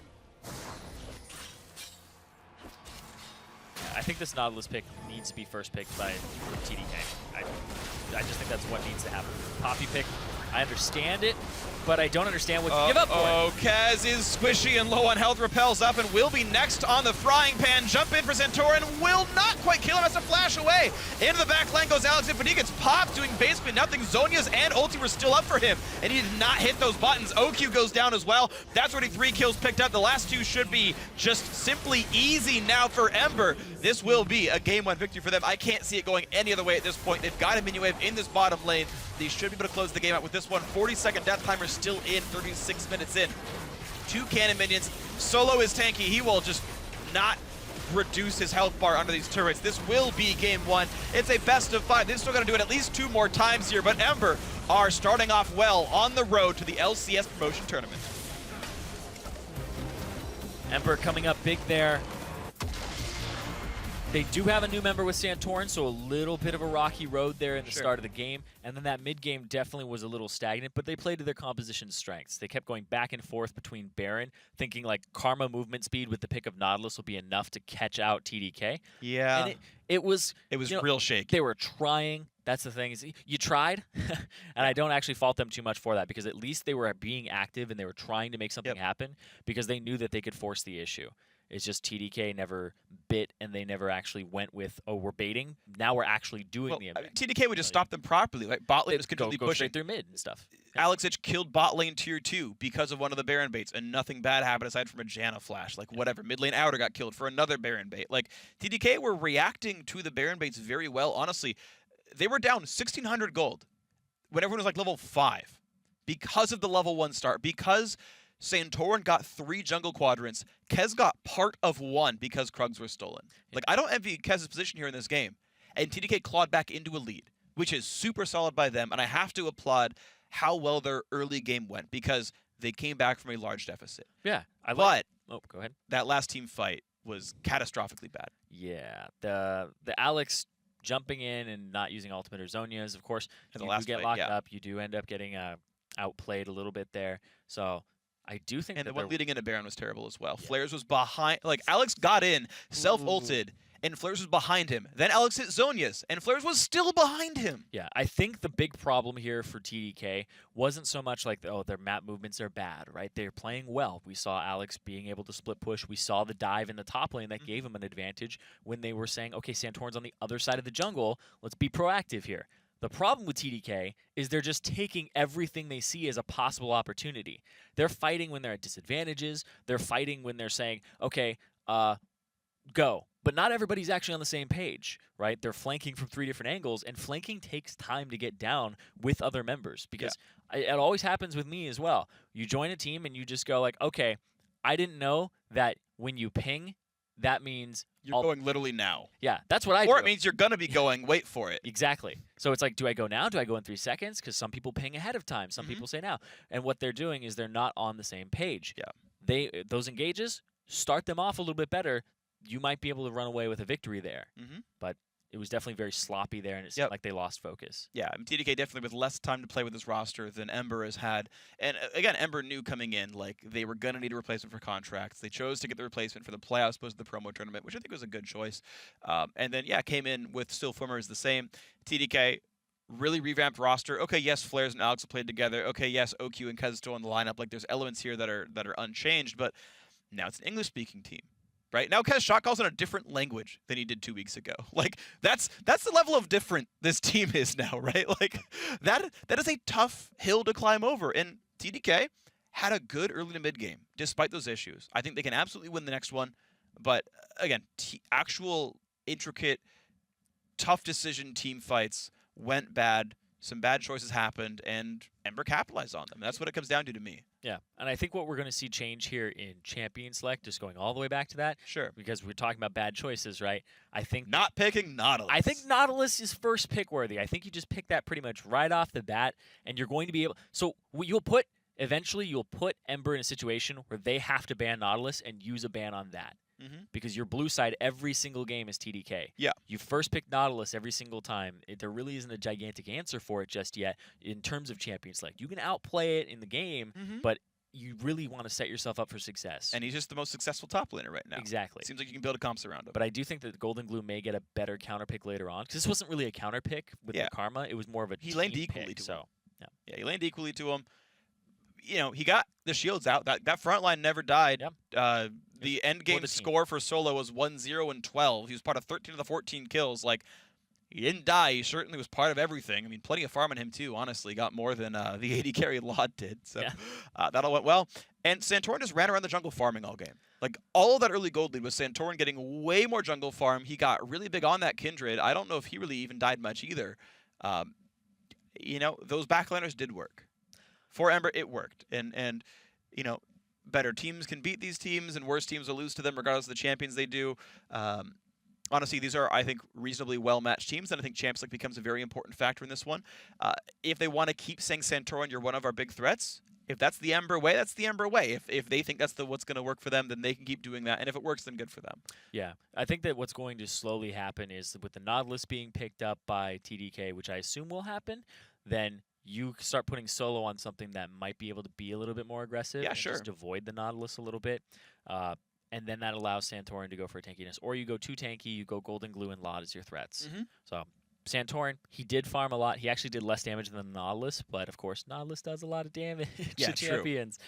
Nautilus did like more damage than like four actual DPS champions in this game. I think it's three or four. It's like one on his own team and two on the other team. So it's very, very deceptive how much damage he does. He was brawling Poppy most of that game. Yeah. Right? Like, AD carries don't get a lot of damage to champions in the landing phase typically. Top laners get a lot of damage to champions in the landing phase. Yeah, because they take a lot of punishment. They chug their corrupting potions. They heal with Grasp of the Undying. By the way, if you trade on someone with the Grasp of the Undying, both your health bars go up, and both you have more damage to champions dealt now. Yep. Right? So, like, it's it's deceptive sometimes. You know what's just a random aside here about Grasp of the Undying is one of the reasons I love Bomby Cinder so much is because you don't have to use auto attacks to start stacking it. You just walk into you walk into the minion wave, and if the guy will sometimes throw an auto attack at you, and you're just like, whoa, you hit him back, and you're like, okay, my auto attack timer wasn't used on a minion, because I exploit people where they attack a minion, and I'm like, oh, I got you with Grasp. I hit you with Grasp and run walk away. Exactly. Yeah. So Bomby Cinder is just really great for that, and people will get that, and then they'll start going Zerat Portal, which I think is an optimal build because you get both resistances and HP. Like, what's not to like about that,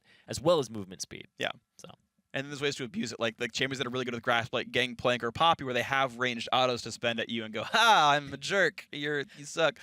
It's like, I've played against a lot of Grasp of the Undying Ezreals. Not commonly, but like a lot will do it because it's so easy to apply. I don't think it's optimal in like 5-on-5 play, but like you'll just see people like use the Keystone because of how easy it is to apply.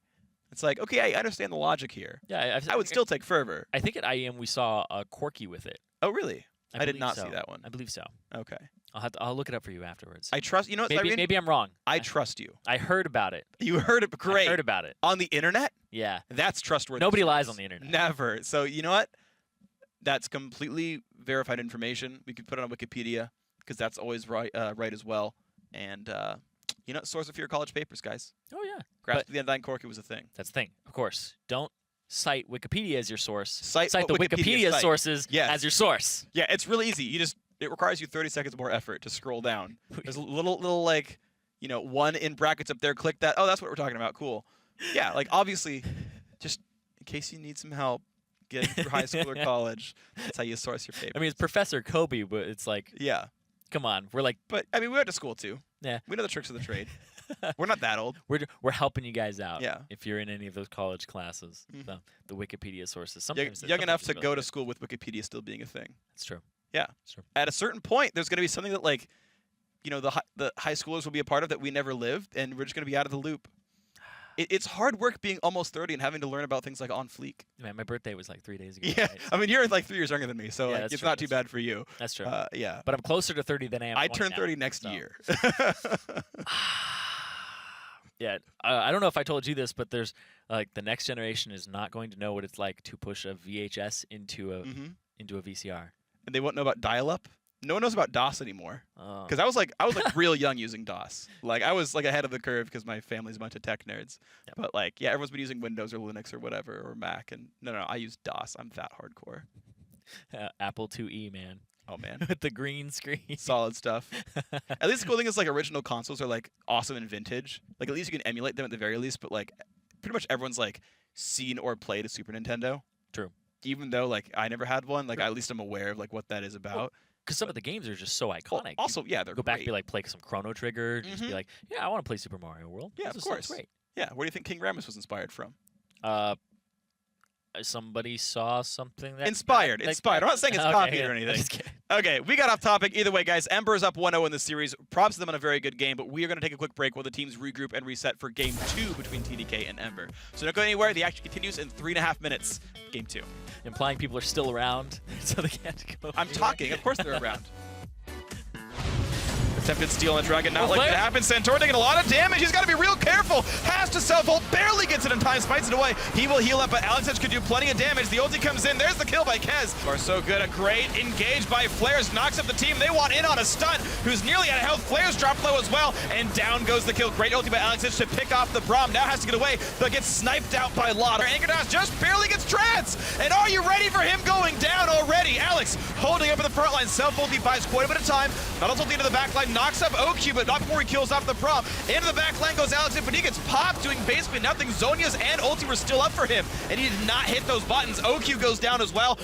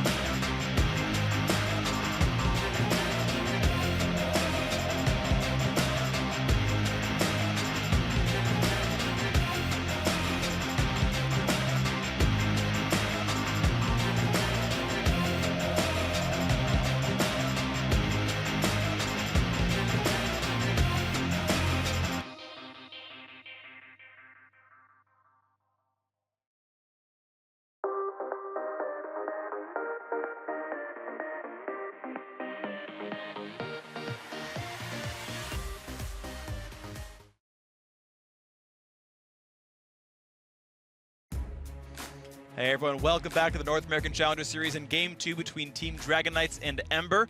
Right now we talk about Ember here. They won the first game. It was definitely a close match, so this series, I should say, could definitely go either way. But a player to talk about on Ember was their top laner Solo. He got the Nautilus. I know you were a huge fan of not giving that away to the red team, but he actually did very well for himself.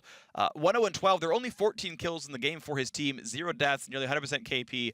Really solid game by him. Yeah, I definitely think Nautilus is pretty much first pick worthy, or you have to ban it red side. I think that basically Ember got away with murder there, where they got to be red side and pick Nautilus themselves and then get to be able to pick whatever they wanted mid into the whole composition of the blue team. So I don't think they're going to be able to get away with that again, or at least I hope they don't, because that's going to put the game in one of those more competitive regions, because right now we saw that game be back and forth, but it's really, you're sitting there going, well, they're never killing this Nautilus. Yeah. So you basically have to kill everybody and be able to ignore the Nautilus and just continue to power down the base and then win the game with the Nautilus still just standing there. You're not going to be able to get through him. No, he got to stand there the entire game long. So it was pretty difficult for TDK to deal with that one. We'll see if that changes at all in the pick and ban phase. Of course, again, to reiterate, TDK will be blue side every single game here. They always have the chance to first pick. They want a blue side. That was their choice for games 2 and 4. Ember had their choice of games for 1, 3, and 5. They chose red for all those. So we keep the sides the same way as we get ourselves in a champion select. And we'll see if Nautilus ends up being that first pick, if that ends up being a ban by Team Dragon Knights.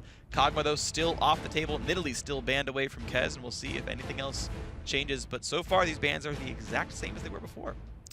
If they just stick with exactly the same thing as last game, then that would be ridiculous. But, of course, both teams felt like they did okay. Right, like that game was close. It was close. It's a really interesting fallacy. I don't know if it's a fallacy, I think it is, though, that players get into, is they'll lose a game, and they'll say, we would have won that game if we just played something differently.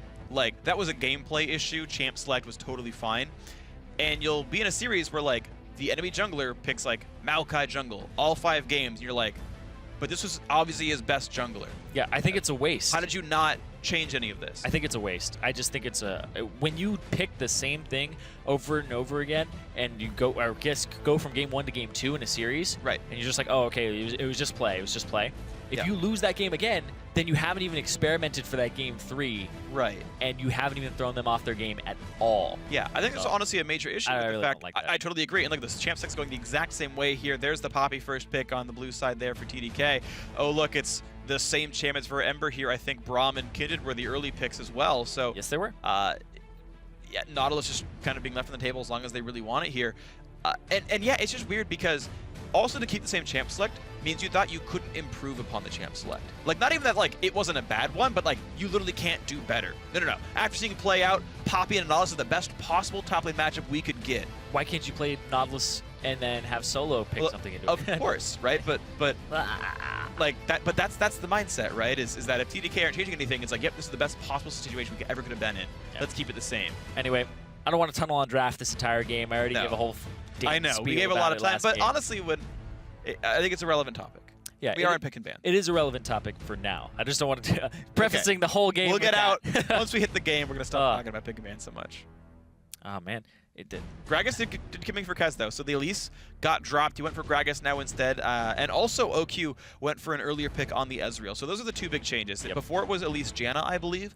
Now it's Gragas Ezreal, so a bit of a new look here for TDK. But I like that. I love that Gragas pick because last time they locked in that Kindred so early for Santorin, I was sitting here going, well, Gragas is a great counter pick. Gragas, Janna, Tristana, like, who's not really meta. And then you can also play, like, Lee Sin into it and kick him out. But I think Gragas is the best one because you just throw everybody else out of the ultimate and then your team gets into it and you're like, your ulti? My ulti. Yeah. It's so good. And I was really surprised by the Elise pick, but Kez was trying to go for comfort in that first game. I like seeing this as a counter to try and throw them off their game. Yeah, lots of knockouts back. The last time they tried the counter as Janna, this time the counter is Gragas. There's ways of getting people out of the Kindred ultimates that you can use it and they can't. Ember, no surprise here. They get that Nautilus, of course, in the top lane here for, we assume, Solo. Not really going to go anywhere else here. Lod, with Ezreal taken away, will go for Lucian in the matchup. Still a comfortable champion for him, and it sends back over to TDK. Let's see what goes on here. These last few picks here, but the Lucian Braum, fantastic combination.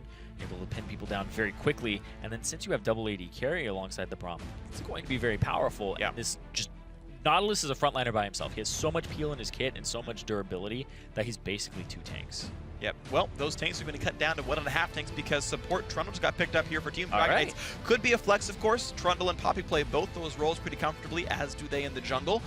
But we kind of expect to see Poppy top lane, Trundle support here, which, again, will allow him to cut through Nautilus and Braum pretty significantly. And, you know, that's kind of the new test here is TDK.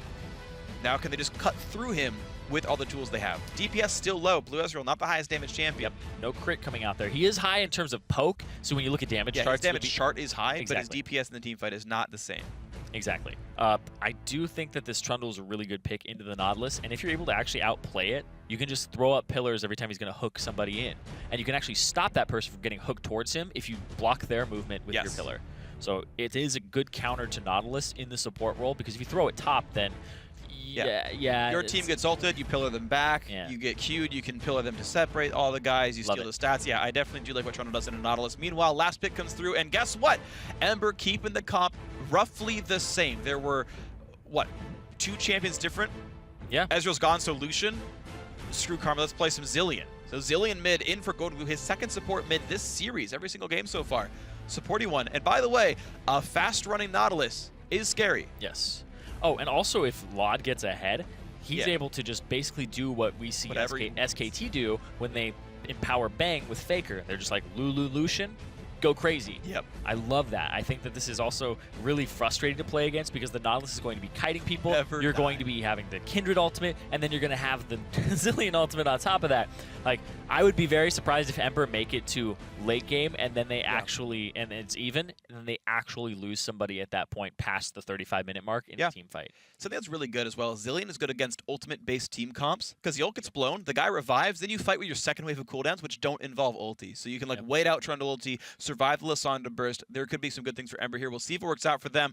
You guys at home, of course, are always part of the show. Tweet at Esports with hashtag TDK win or hashtag MBR win to let us know which team you think is going to win this game. Ember, of course, won a very close game 1 here. TDK have grabbed a Trundle support to break through that Nautilus from solo, which could totally work for these guys. We'll see what happens here in game 2.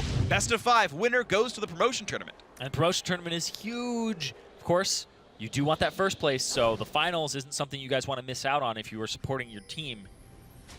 First place, skip that first round. Second place, well, you have to fight to even get pretty much into the bracket. No double limb. I just want to point something out for people. Trance starts every single game he plays with the phrase, "Are you ready for trance?" And he doesn't even spell R and U. It's the letter R-U. So basically he's saying Russia ready for trance. That's what Alex Itch replied, by the way. What did he say? He said, "Hi, I'm Rudy, jungle only." 30 seconds until minions spawn.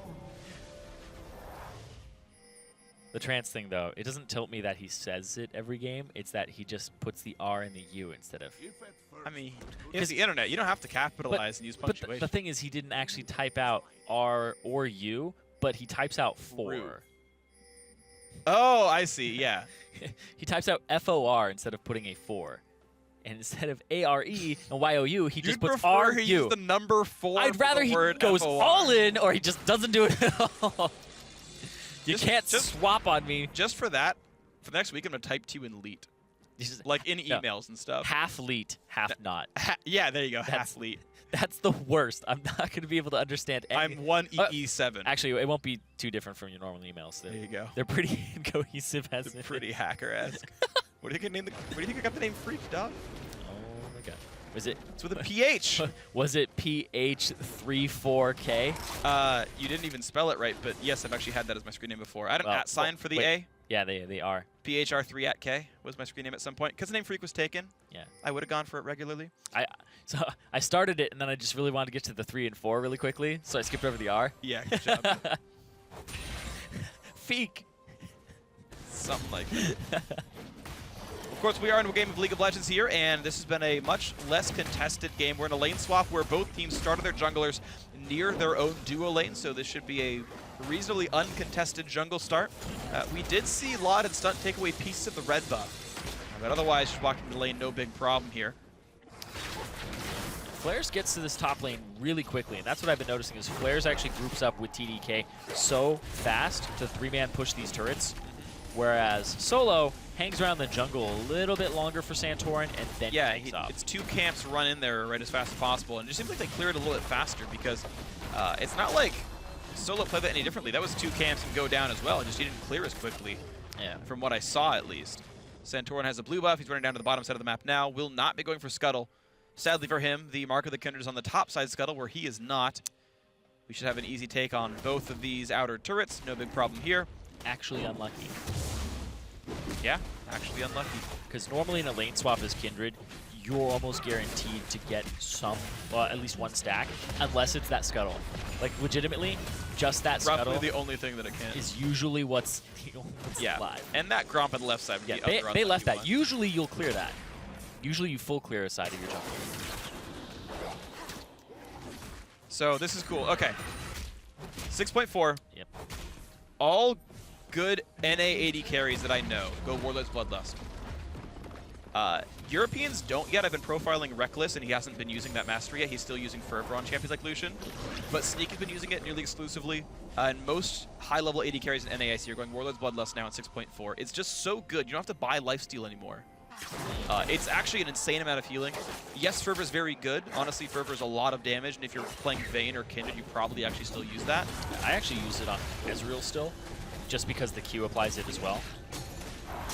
So you can auto Q and then you get double value from it.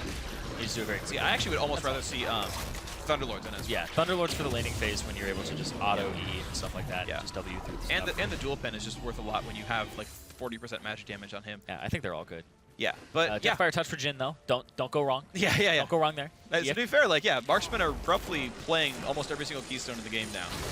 I say almost every. It's not like they're using Bond of Stone, but... Well, speaking of Bond of Stone, that's what Stunt went with, whereas Trance actually went for Strength of Ages. So Stunt did Strength of Ages last game, actually. yeah, and he swapped to Bond. Okay, that's interesting. Yeah, a lot of supports I'm seeing go with the Strength of Ages just because it's such high value. Yep, you get a lot of health out of it. Nobody complains about having too much HP. Yep, 300 HP is a really big deal. And as a support, it actually makes you a big tank. And as Braum, I really like it. Sure. You don't need more damage You reduction. can actually get a Frozen Heart in your build and not feel bad about it, basically. Yeah, that's huge. Yeah, and, it's a huge deal. And having the Strength of Ages on Braum, you don't really need Bond of Stone because you can already take damage from people with your E. Yep. Of course, the game's been going on. Rift Herald. Yes. So Adam Turret's taken down by both sides. Ember got Dragon to TDK's Rift Herald. No huge surprises here. What's interesting is actually the lane swaps. Round 2 is both dual lanes on the bottom side of the map here. Alex is going to take a double bomb. Nice slow by Golden Blue, and that will be an advantageous trade for the Zillion, as Alex also coyly denies 2 CS, but getting all those casters really low, and then they get auto-attacked. Still a small lead for Golden Blue by Ember. Keza looking for a gank to have. They have to get him mid lane. soon because he just turned 6. Level 6 for Golden Glue. Alex is not 6 yet. Gragas actually, I believe, leached some of that, and that meant Alex was not 6 as soon as he could have been. There he has the ulti, but he realizes, yep, their mid laner leveled first, no gank to be had, out we go. Yep, and here goes Santorin securing himself Scuttle Crab on the top side. Alex, though, he's just getting whittled away at. By the way, please note the mechanics of the Zillion mid. Offensive E into QWQ. Yes. That's the combo. Don't haste yourself in. They've got to be in range to get hit in the first place. Oh. And look at that anchor in onto Kaz. Has to flash away. Level 5. Body slams out. Raptor buff popped by a trinket ward. Koi choice right there. And out he goes. Ember this time only up a small 100 gold here. Basically equivalent here between these two teams. A much better early game by TDK. Alex Itch, though, losing his mid lane pretty hard now. Yeah, it's only going to get worse for a good while here. Golden Glue, he doesn't have to go into a build that... I'll talk about it in a second. Flares is very far up. Kez has no mana, and in comes Santorin to make this thing a fight. Flares losing a lot of HP right now. Will flash the wall. Both chests. Yeah, easy kill right there. First blood, nicely done. Beautiful play here by Ember to get that kill off an overextended Flares. Yeah, and that's the thing is he's going past the midpoint of your lane. Yeah. Like, I understand that No you really wards. want that CS, but I seriously think TDK, like bouncing turrets and then figuring out what to do with your top laner afterwards, it's not solo queue. You can't keep shoving up. They will punish you. And it happens there. He shoves up, easily punished. Because they don't lose anything in return for it. It was just an overextension. Beautiful stuff right there. So now an 1,100 gold lead for Ember's. Got to feel real good as they knock down the top lane wave and push it right into the turret. Flares will not teleport to catch that, so he will lose most of that wave and get no golden experience for it as he walks in. Thankfully for him, there was a cannon, so it tanked a whole lot of turret shots, but still. A cannon, a melee, and 4 casters, all that was left for him from what was 2 minion waves. All right, Alex is the blue buff. He's got to feel okay about this one, holding close to equal in farm. And while it was Abyssal Scepter last game, both these players now going Rod of Ages here in this matchup. Yeah, Rod of Ages for the HP for Alex Siege. Make sure that he can actually take a little bit more of those bombs. But of course, I wouldn't. I think we might still see. I think we're still going to see it. Yeah, I wouldn't count it out. Golden though, interested to see what he ends up going for second. We've seen some Zillions like CDR items. We've seen some of them just be like, no, let's go tier and go for the old build. Yeah, he could even go further greedier and do Roa into Seraphs. I mean, that's... We've seen it before. Something to watch for. DDK still trying to play aggressively in this top side of the map. Alex definitely got to roam first. Golden Blue would just simply shove mid, and Santorin will just give away this side of the map right now. Yeah, he's going to get that other side, though. And now... Can he? Watch Trance and OQ, and if they're able to actually collapse on this, because flares are coming across the mid lane, they could get caught out here if Santorin decides he actually still wants to get this red buff. Yeah, the dual lane is far away. Oh. Solo does have teleport. They will kill away the pink ward. And where's everyone else going? Pillar of Ice used to buy a bit of time, but Santorin should get the easy smite. And yes, Ember are able to trade red buffs away. Good by them just to roam the correct people down. No contest there by TDK really. Okay. All right, invade nullified. Okay, so Flares was crossing the mid lane, and what I thought he was going to do was collapse and just come around the members of Ember, but they decided to go for a Rift Herald here. A little bit risky. Members of Ember are on this side of the map, but they back off. Which would you rather have, Rift Herald or red buff? This early in? Rift Herald. Herald? So honestly, good choice then by TDK. They say, yeah, we got the red buff steal. You go for ours, but now you're too far away to stop Rift Herald, so advantage TDK, good choice. Yep. Just barely, though. And it's so strange because every time a Rift Herald is taken, you're just like, oh, it's 50 global gold. But then you actually sit there and you go, well, we actually didn't gain any gold because we missed about that much from doing Rift Herald. Yeah, potentially, yeah. Most of the time, if you just like, come here and do it, they'll lose pretty close to that. And you'll watch in terms of like jungle uptime as well. It's so weird. Well, we'll see what TDK can do with that buff, though, if it increases their jungle clear speed, anything like that. Right now, still a 1,000 gold lead for Ember, thanks to, once again, a great first blood and some farm leads, mostly in the 80 carry and top lane positions here. Yeah, Laud has the cull as well. He got it after his back in the lane swap, whereas OQ did not go for the cull here, so that'll eventually be even bigger delta between the 280 carries. I gotta say, props to, right now, Laud and Stunt for winning their 2-on-2. Basically heads up here. OQ and Trance falling slowly behind. OQ, who is the best laner in the North American Challenger Series. They replaced the support, which we assume was intended to be an upgrade, and OQ is no longer winning his laning phase. Full-time support player or not on his side. Yeah, of course, there is a synergy and a language barrier. Of course. So communication is really big. I would take somebody I can communicate with pretty much any day of the week. See here, though, collapse on the bottom side by Stunt and Laud. Kez going in. Ooh, big knockup on Santorin. Does have the ulti. When will he pop it? He's going to pop it just in time to stay alive, but, of course, the re-engage could happen. A knockback by Poppy. A lot of health coming through. Zillion ulti on him as well, but Santorin never even goes down. It's just a simple 1-for-0 as Flares gets taken out. An anchor onto OQ. Ezreal is going to be knocked up as well by Braum, and oh no! Alex Sitch betrayed by OQ. 2 kills for Ember. What a start. Using the barrel so early from Kez to displace Santorin made it so that they had nothing for the Lamb's respite. That was a big part of that fight. And now Ember able to collapse, get their second dragon of the game, and get more turret pushing power. And 12 minutes in, Ember are already on 2 dragons. So whether they have engaged tools or late game or not, they're on pace for some really good dragon stacking here for themselves, putting together a very annoying multi-revive composition. Yeah, flashes in. Instead of throwing out a slow and helping Trance, Santorin's able to just throw it down. A lot used here. Double bomb, right? Actually hit different targets. Hit different ones. Oh. thought it was double bomb. And Santorin even gets the ultimate on him, but it doesn't have to go off there from the Zillion. Lot a bit too far forward in the face of an Ezreal. OQ will kill him. Plenty of health from Warlord's Bloodless, but of course not enough there. 20 lifesteal will not make you win 1v2. And down he goes. Nice pickups to TDK right on the back of that fight. Do get something for themselves as OQ continues to stack the Manamune. I just thought about when I said the Corki with Grasp. When I heard somebody talking about it, it was probably actually just Warlords. Probably. It's got a. It looks like Grasp, except it's red. Yeah. Golden Blue running though. Ooh. Okay, good flash. Yeah, so for what it's worth, just so you guys know, Warlord's Bloodlust, the full lifesteal comes in at about 83% missing health. You roughly, when you're at 1/5, you get like 20. You get the full 20%. And when you're at that level, you have the red, like, heavy particle that kind of flows back onto you until you heal over that point. And so you'll notice Warlord's Bloodlust when you see that, like, that red double helix come into you with every auto attack. That's how you know that people have it if you don't check the scoreboard. And it's a lot of health. I'm kind of sad that you didn't say, "Did you know?" before that. Oh, really? Because now your "Did you knows" they need to gain more credibility over time, freak. Okay, fine. Did you know? Oh, what? The wording on Warlord's Bloodlust is the same as Essence Reaver. If you're at half health, that is not half the lifesteal. It's increasingly more over time, so you're only getting about 8% lifesteal at half health. I And it did scales not know up that. quickly. But Oof, chunk onto Solo, knocked into the wall by Flares, but he's really durable. Teleport comes in from Golden Blue, which means re-engage onto Flares. Match teleport by Alex Zich.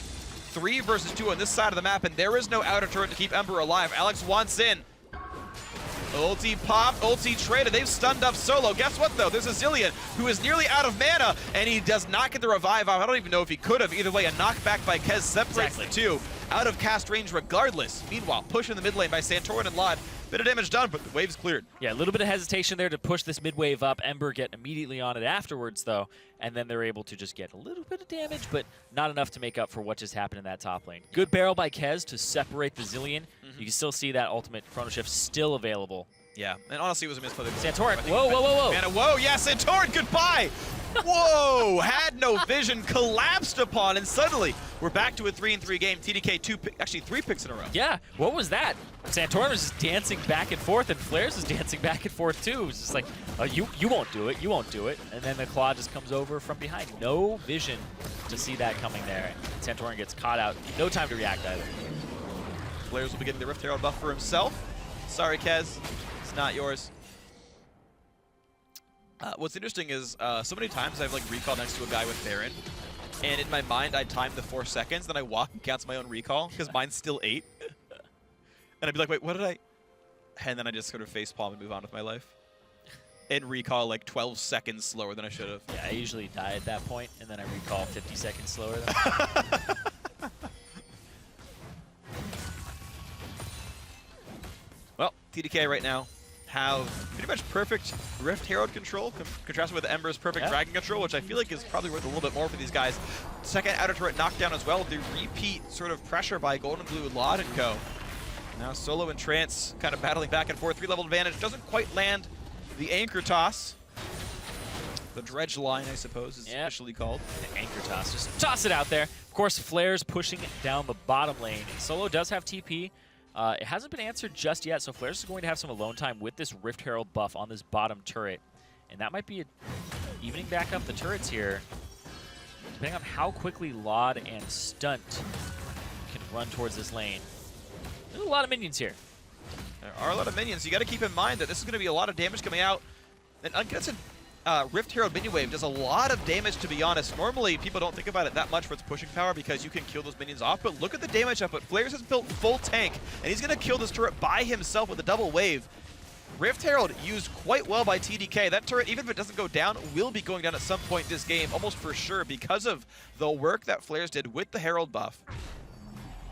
But he is not itemized well to deal with Lucian. No. Here was his first item. No armor afforded him here. Now going towards that with his next purchase, but you don't want him to fight Lucian. He needs to be against Nautilus. Yeah, it's always so strange when somebody goes straight for the completed version of a Spectre's Cowl item, because Spectre's Cowl by itself is just so good. It is. And then just upgrading it to the next one is... He wants the CDR, right? Yeah. And at that point when you got Kindle Gem, it's like, 500 gold for like 30 MR and 100 HP or something. Like, it's really efficient once you go from that point. And Well, nobody doesn't want CDR, of course. but I think that being able to go towards your armor build a little bit earlier. Yeah. Yeah, I mean, we certainly don't see Visage first very often, so it leaves him weak to tank to the double marksman team right now, and that will be something to keep in mind until he completes his next major item. Ember pushing forward in the mid lane. There was no outer turret to kill for them on that side of the map. And yeah, OQ solo pushing the bot lane here. All of Ember running down to this side of the map. That is all 5 members collapsing around the dragon because it spawns in 6 seconds. And again, Ember have been stacking them very quickly early on in the game. 18 minutes, Dragon 3 is up. They're already there on time. And FLICKR is still top lane. They'll get a TP out of him at He's minimum flanking here. And here he comes. See what he can do. If he can get a good ulti. Right side. Slowed down a bit by stunt. We zoom out and we see all 10 players on the screen right here as OQ did manage to get around and rejoin his team on the left-hand side. FLICKR's still in the wings. Some decent board coverage on both sides. Ember is spotted, but so are the members of TDK. 1,400 health left. Sun pops the shield. Go in. The smite comes through. Picked up by Santor. Knocked out. No. Oh. Ram's rest, but is popped. He'll stay alive for now. The tackle in from FLICKR. Looking for the back line. Nearly picks off Lod. Barely stays alive, but that's 2 kills for TDK. That's going to be a 3rd before too long as Golden Glue gets killed right after the ulti times out. A double kill for support Trundle. Santorin running for his life. Only 2 members alive for Ember. That will shortly be 1. As Santorin has nowhere to go. Beautiful pillar by Trance. He deserves this one and gets the kill over to OQ. What a team fight by TDK. And FLICKR's actually tried to predict the flash from the remaining members there, and flashes over the wall and Qs and nothing. Nobody follows. So funny. A little bit of a overeager prediction instead of a reaction, but he just really didn't want them to get away. That's what was a sad life play. Yeah. Ah. But TDK, of course, they jump up to almost 2,000 gold lead here. They're still down in dragons. It's a 3 dragon for Ember. They have that threat of a 5th really early on in the game. We're talking 32 minutes. And TDK, they have to mount enough of a lead to deal with this. And I think Kez, although they did end up winning that fight, his ultimates, they need to be just slightly better. That's the only thing. They're really good right now, but I think that using it to just displace Santorin ends up with you could have been able to just kill him flat out right here if there had been focused on him, or the double bomb. The double bomb stopped it. Alex could have burst him. Double bomb stopped it, but then that gives Santorin enough time to just delay. It gives enough time for Solo to soak up a little bit more. Of course, it's pretty clean, right? It's really clean all around. Oh, he didn't get to revive. Yeah, no, they waited it out. Red team's turret has He popped it. They waited till it timed out and killed him right at the end of it. And then Santorin's just donezo, of course. The flash pillar just to make sure it happened. Yeah. Trance bites him and is like, I don't want this. Yeah. He was like, the Lamb was pretty much in a front flip, and then the Pillar of Ice came up right into her chest. She pretty much was Squall for a second there. Did you even get that reference? Yes. Awesome. That's why I giggled. I knew what you were going for there. I was trying to think of a squall-based pun, and I couldn't, so I giggled, was silent, and then went back to the game. Oh. It's the See, Santorin was trying to run away and got disqualified. Oh, shoot. A false start or something. All right. We're moving on because mid lane is getting attacked. Team Dragon Knights up a solid 1,500 gold here and getting some pressure on this turret. Ember are on 3 dragons. That does matter quite a bit. The move speed and the bonus stats make up for a lot of this gold deficit. But TDK, in addition to trying to siege as best they can, Trance blocks a lot of the culling. In fact, Law just stopped using it. He kind of walked up to the side and let it do nothing. Nope. And that means outer turret will be going down. So, first team to 3 turrets is TDK. Props to them. Yep, 2,000 gold lead here for this squad. They didn't really change up too much in the draft phase. They ended up getting OQ, that Ezreal, and they ended up getting the Trundle, 3 new as champions. well as the Gragas. I like the Gragas as a reaction. What I see here from TDK was they still first picked the Poppy, right? I'm expecting that pretty much every game. First pick Poppy, possibly Nautilus if they move over to that. But now they're playing a little more reactively, right? They're drafting a little more reactively. Right. The Gragas for the Kindred. And I think they just need a tank anyway. And then it's not useful on Elise. Yeah, and then the Trundle For the Nautilus, For the was a big Nautilus. deal. It was a real big deal. So I really liked those adaptations as reactions. Yep. And Trance putting his early lead to good use. Ninja Tabby picked up, Spectre's Cowl grabbed as well, and looks like now the makings of a second Aegis or Mikhail's. There's not a lot that second Null Magic Mantle's going to do, and Lockett's already done for Kez here. So I'm curious what that ends up being. And again, this team being basically a week old, they might just be both going Aegis, which is a small mistake. It could be Banner. Even that's bad. I would not go Banner on Trundle. Yeah. That seems terrible. I would actually reverse it. I would have the Gragas go Banner if it was going to... If you're going to do it at all. If it was going to happen. I would not double Aegis this team, though. That is a waste of gold. I would love a Zerat Portal, though. Actually, he could go Zerat Portal. That is what that would build into. It actually might be transferring Zerat Portal, to be completely honest. That's actually the most likely situation we're in right now. Abyssal Scepter, the makings of, coming in now for Alex Zich. He did, in fact, go Roa into Morellonomicon. Late Abyssal was the choice there. Makes sense. Sunfire Cape in before too long for Flares. As we go in for our next armor item for Kez. And you can see, of course, 6.4, that nerf onto Swifties. We are seeing a lot more now Ninja Tabbies and you know, potential Mercury Treads here on teams. Still a lot of Lucidity boots, of course, but... Well, I actually see a whole lot of different boots now. Right. I'm seeing Merc Treads, I'm seeing Lucidity, I'm seeing Swifties, I'm seeing the Ninja Tabi come back. I'm even seeing some people run mobility boots because they were buffed. Right. And then Swifties got worse relatively. Neither of these supports would really want to do Moby boots, and honestly, this is not a Zerk Greaves or a Sork Shoes AD carry or mid laner, so those just kind of don't fit the champions. But yeah, I think Boots got in a lot better shape. Took a couple patches to get it all right, but I'm actually pretty happy with how Boots have turned out in the grand scheme of things. I get to actually have an item that I make choices about. Yeah. Yeah, isn't that nice? Can't swap them for free, though. Ooh, OQ jumping over all the skill shots, puts the poke down, and just barely dodges the culling. It was just tickling his garments there. He just goes back in immediately after. As soon as his E is off cooldown, he's like, come back here. Yeah. Well, he's got Gragas to disengage if things go really, really wrong. But yeah, OQ able to play quite aggressively. There's not that many engage tools against him. So Ember just all backed because Dragon is up in 10 seconds, so they wanted to be able to purchase and make these buys so they're as powerful as they possibly can be leading into this fight. Solo, he looks like he just wants to pick on Alex. He wants to fight him. I mean, Alex is just really, really valid and valuable in this competition. If he's not part of the fight, it's very good for Ember. Alex still putting a lot of damage down. Ulti popped, and it's going to be the solo kill for Solo. And that is huge because now they've got room for a 5v4. But look at that, Ember, R2 pushed into play for Dragon. TDK able to take that one down despite the kill. Flares and Kez just on that way too quickly. Getting mid pushed in was huge. Yeah, they weren't able to actually wave clear it back out because you think about who the wave clear tools are. We're relying on that Zillion. The Lucian, maybe a little bit as well, but they had already started it up. TDK had the inside track. And also, I think that TDK, if they had actually just stopped splitting and they had gone for a team fight, they have some good power spikes coming through here. A lot of these guys are on 2 items, and then you had the Muramana power spike as well for OQ. Quick wave through by Golden Glue, has a lot of ability power, and sadly does not one-shot the melee minions, and he misses 2. Misses the cannon as well. Oh, Golden Glue got like 4 CS that entire wave. All right. That's just harsh. So I'm going to check out Santorin stacked. He's at 4, which gives him 5%. So his Devourer is effectively just giving him every 4th auto attack. Even an extra auto attack. 5%. Yeah. Which is basically, he has 1.25% more on hit damage than he did. Rough that up. Alright. Not a fan, but I mean, I think the build is going to work for him because he likes farming. So yeah, and again, I think they do need it for this comp. You can argue the validity of the competition, and I won't take that away. Magic damage and stuff like that. Yeah, they do need him to be a carry-style Kindred, and it is a very annoying team composition. Ember running, infinite shields or multiple revives and trying to be an unkillable team composition. That said, they have died 7 times. Tanks on Lod. Come true. Lod is going to get ulted, going to get taken down quickly, and they will give that one away to Alex Zich. You saw Trance stop dealing damage to make sure the right person could get that kill. Trance 2-0-4 playing quite well now. Flare's now under fire.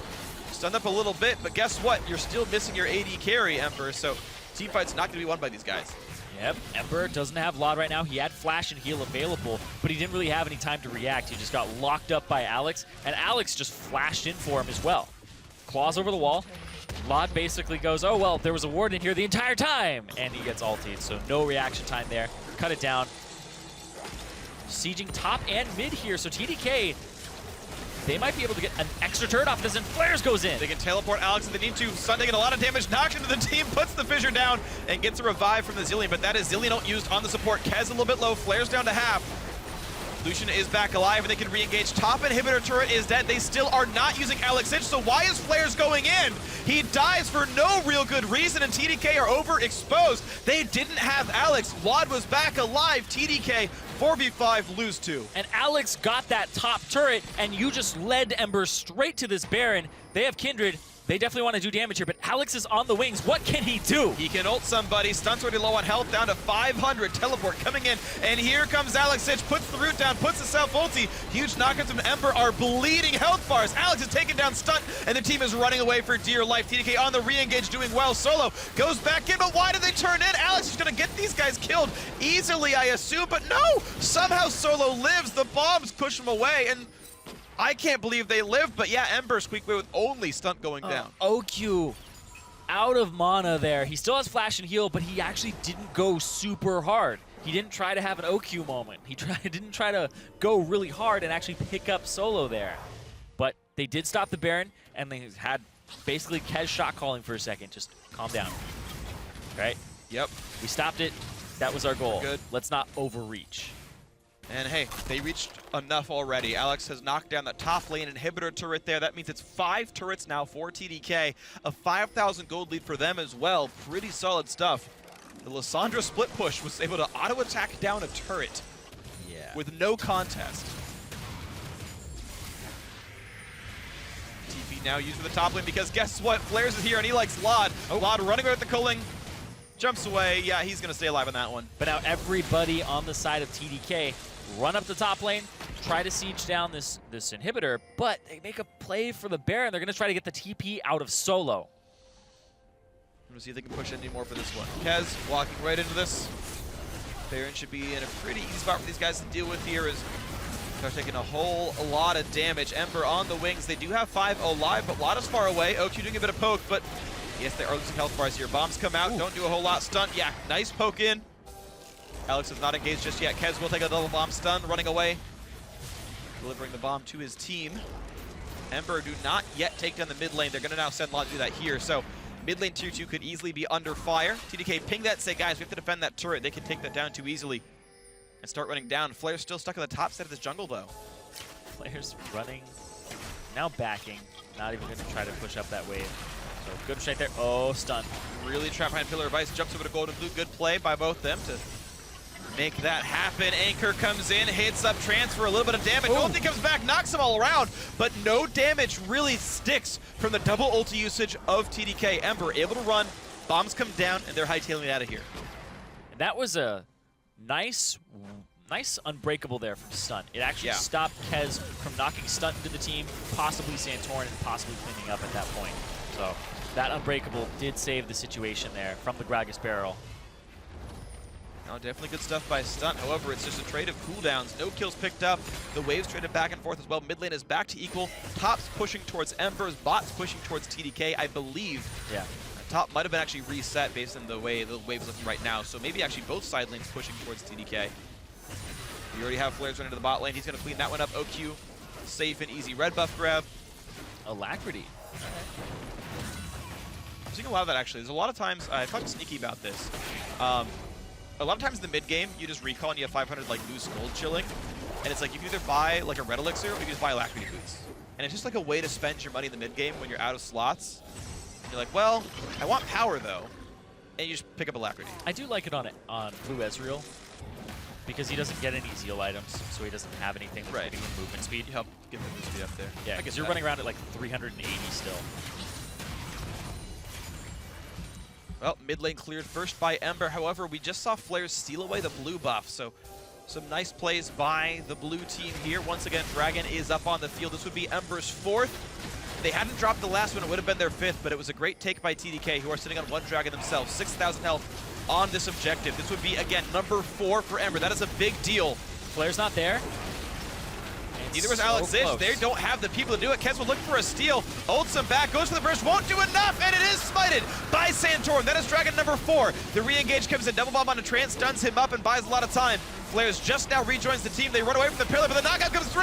And oh, Lot is gone. Solo's going to be next. And Ember have to run for dear life. A knockup on a golden glue. He will surely fall. Revive or not, he is going to die. This will be a 3-for-0 with the TDK, punishing the Dragon attempt, and they've got map control. Immediately, pings come down onto the Baron. TDK are going to try to make a power play and get themselves a gigantic lead and possibly get that top lane inhibitor afterwards. Back with the Baron after you get it. We'll see what happens here. Santorin, he does have Smite and Flash available.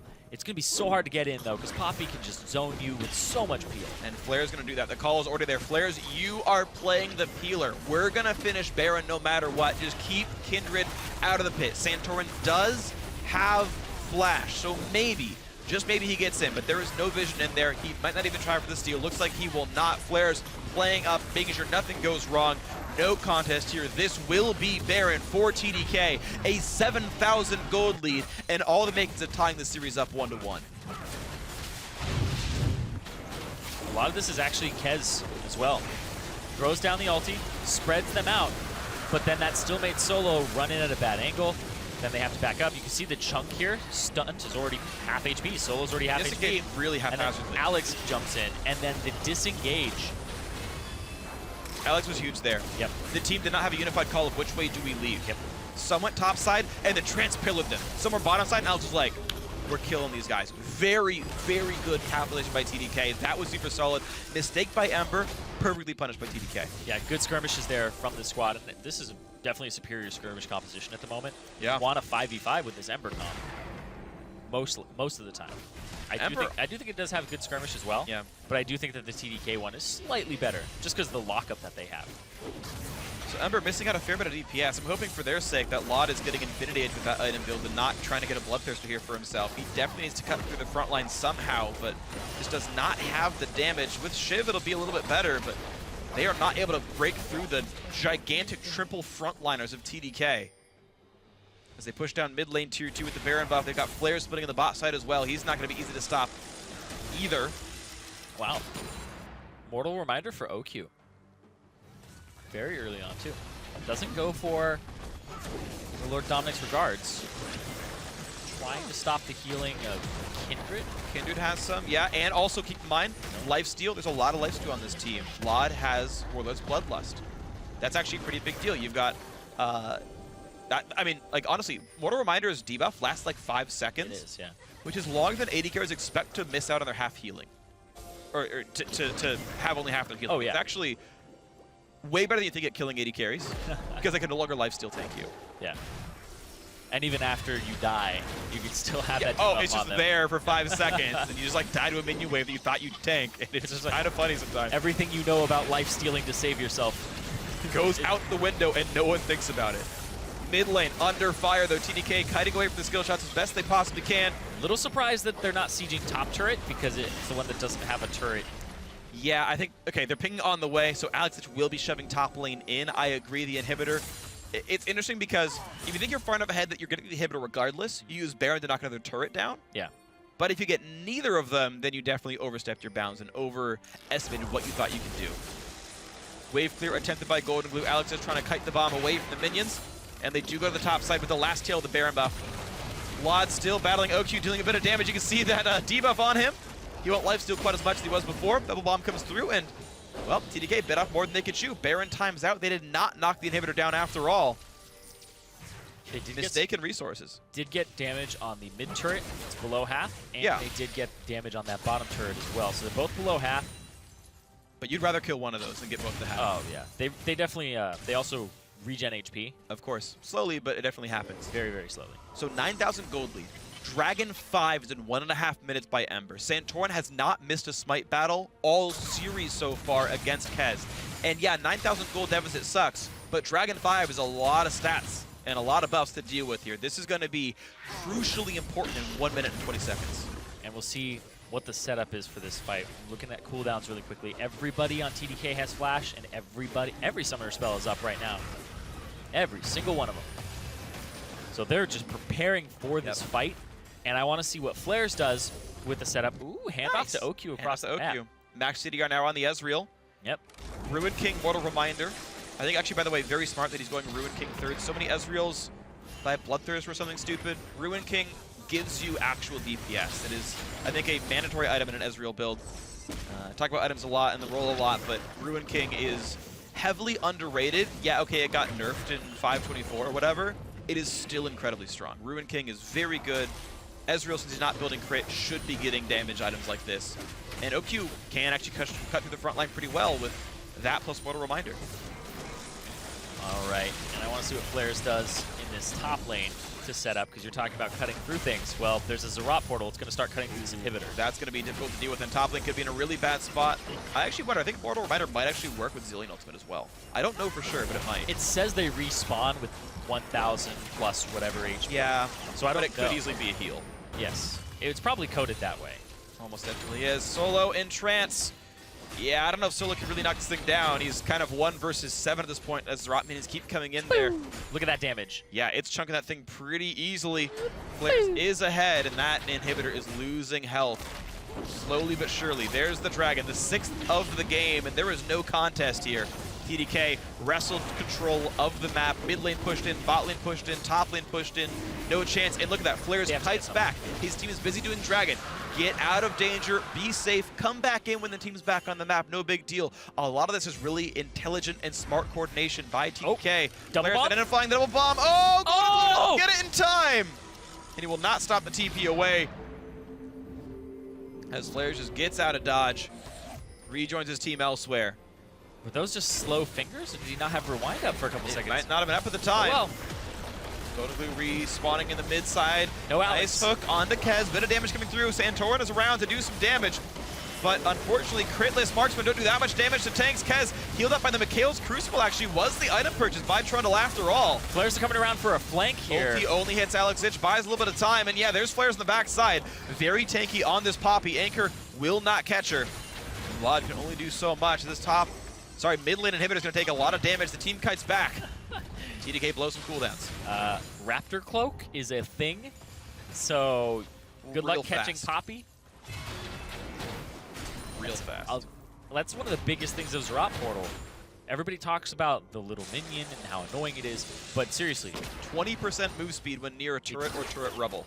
it's big. Yeah. You're paying for, what is it, 150% base health regen? Mm-hmm. I think is what's on it. Yeah, Yep. 125%, and it's 120 resistances, 60 of each. Yeah. And then you get movement speed next to turrets, dead or alive. But you tend to be around a lot.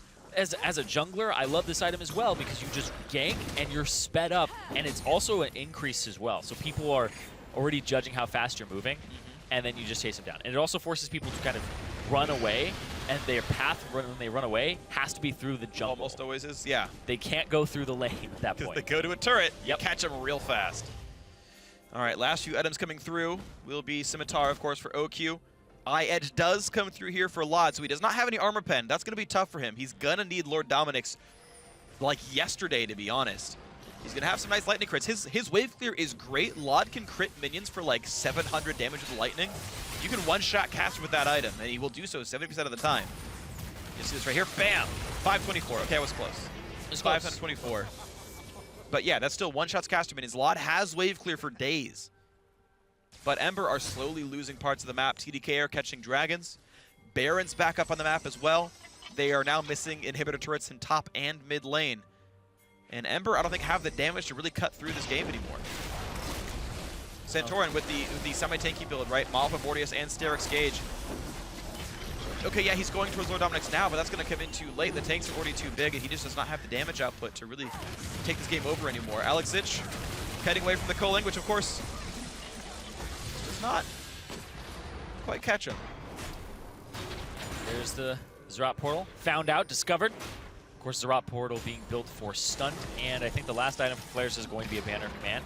This is pretty much the core Poppy build when you're done with the game. Yeah. 6-item build for Poppy is be as annoying as possible. And Baron gets started up again. And Ember. TDK don't take damage doing this. Flares just catches his shield and ignores the fact that Baron theoretically has damage at all. OQ wearing it down with the Ruin King. And do they want to risk a smite fight with Ember? Can they disengage them properly? Trance in the front line. Stunt takes a bit of poke. And now Solo's in the mix as well. They need to have this battle work somehow, as they've been bleeding gold for a while. No engage just yet from Alex. Zillion forced to kite around the long way. And this walkout again is kind of sloppy from Ember. They're divided.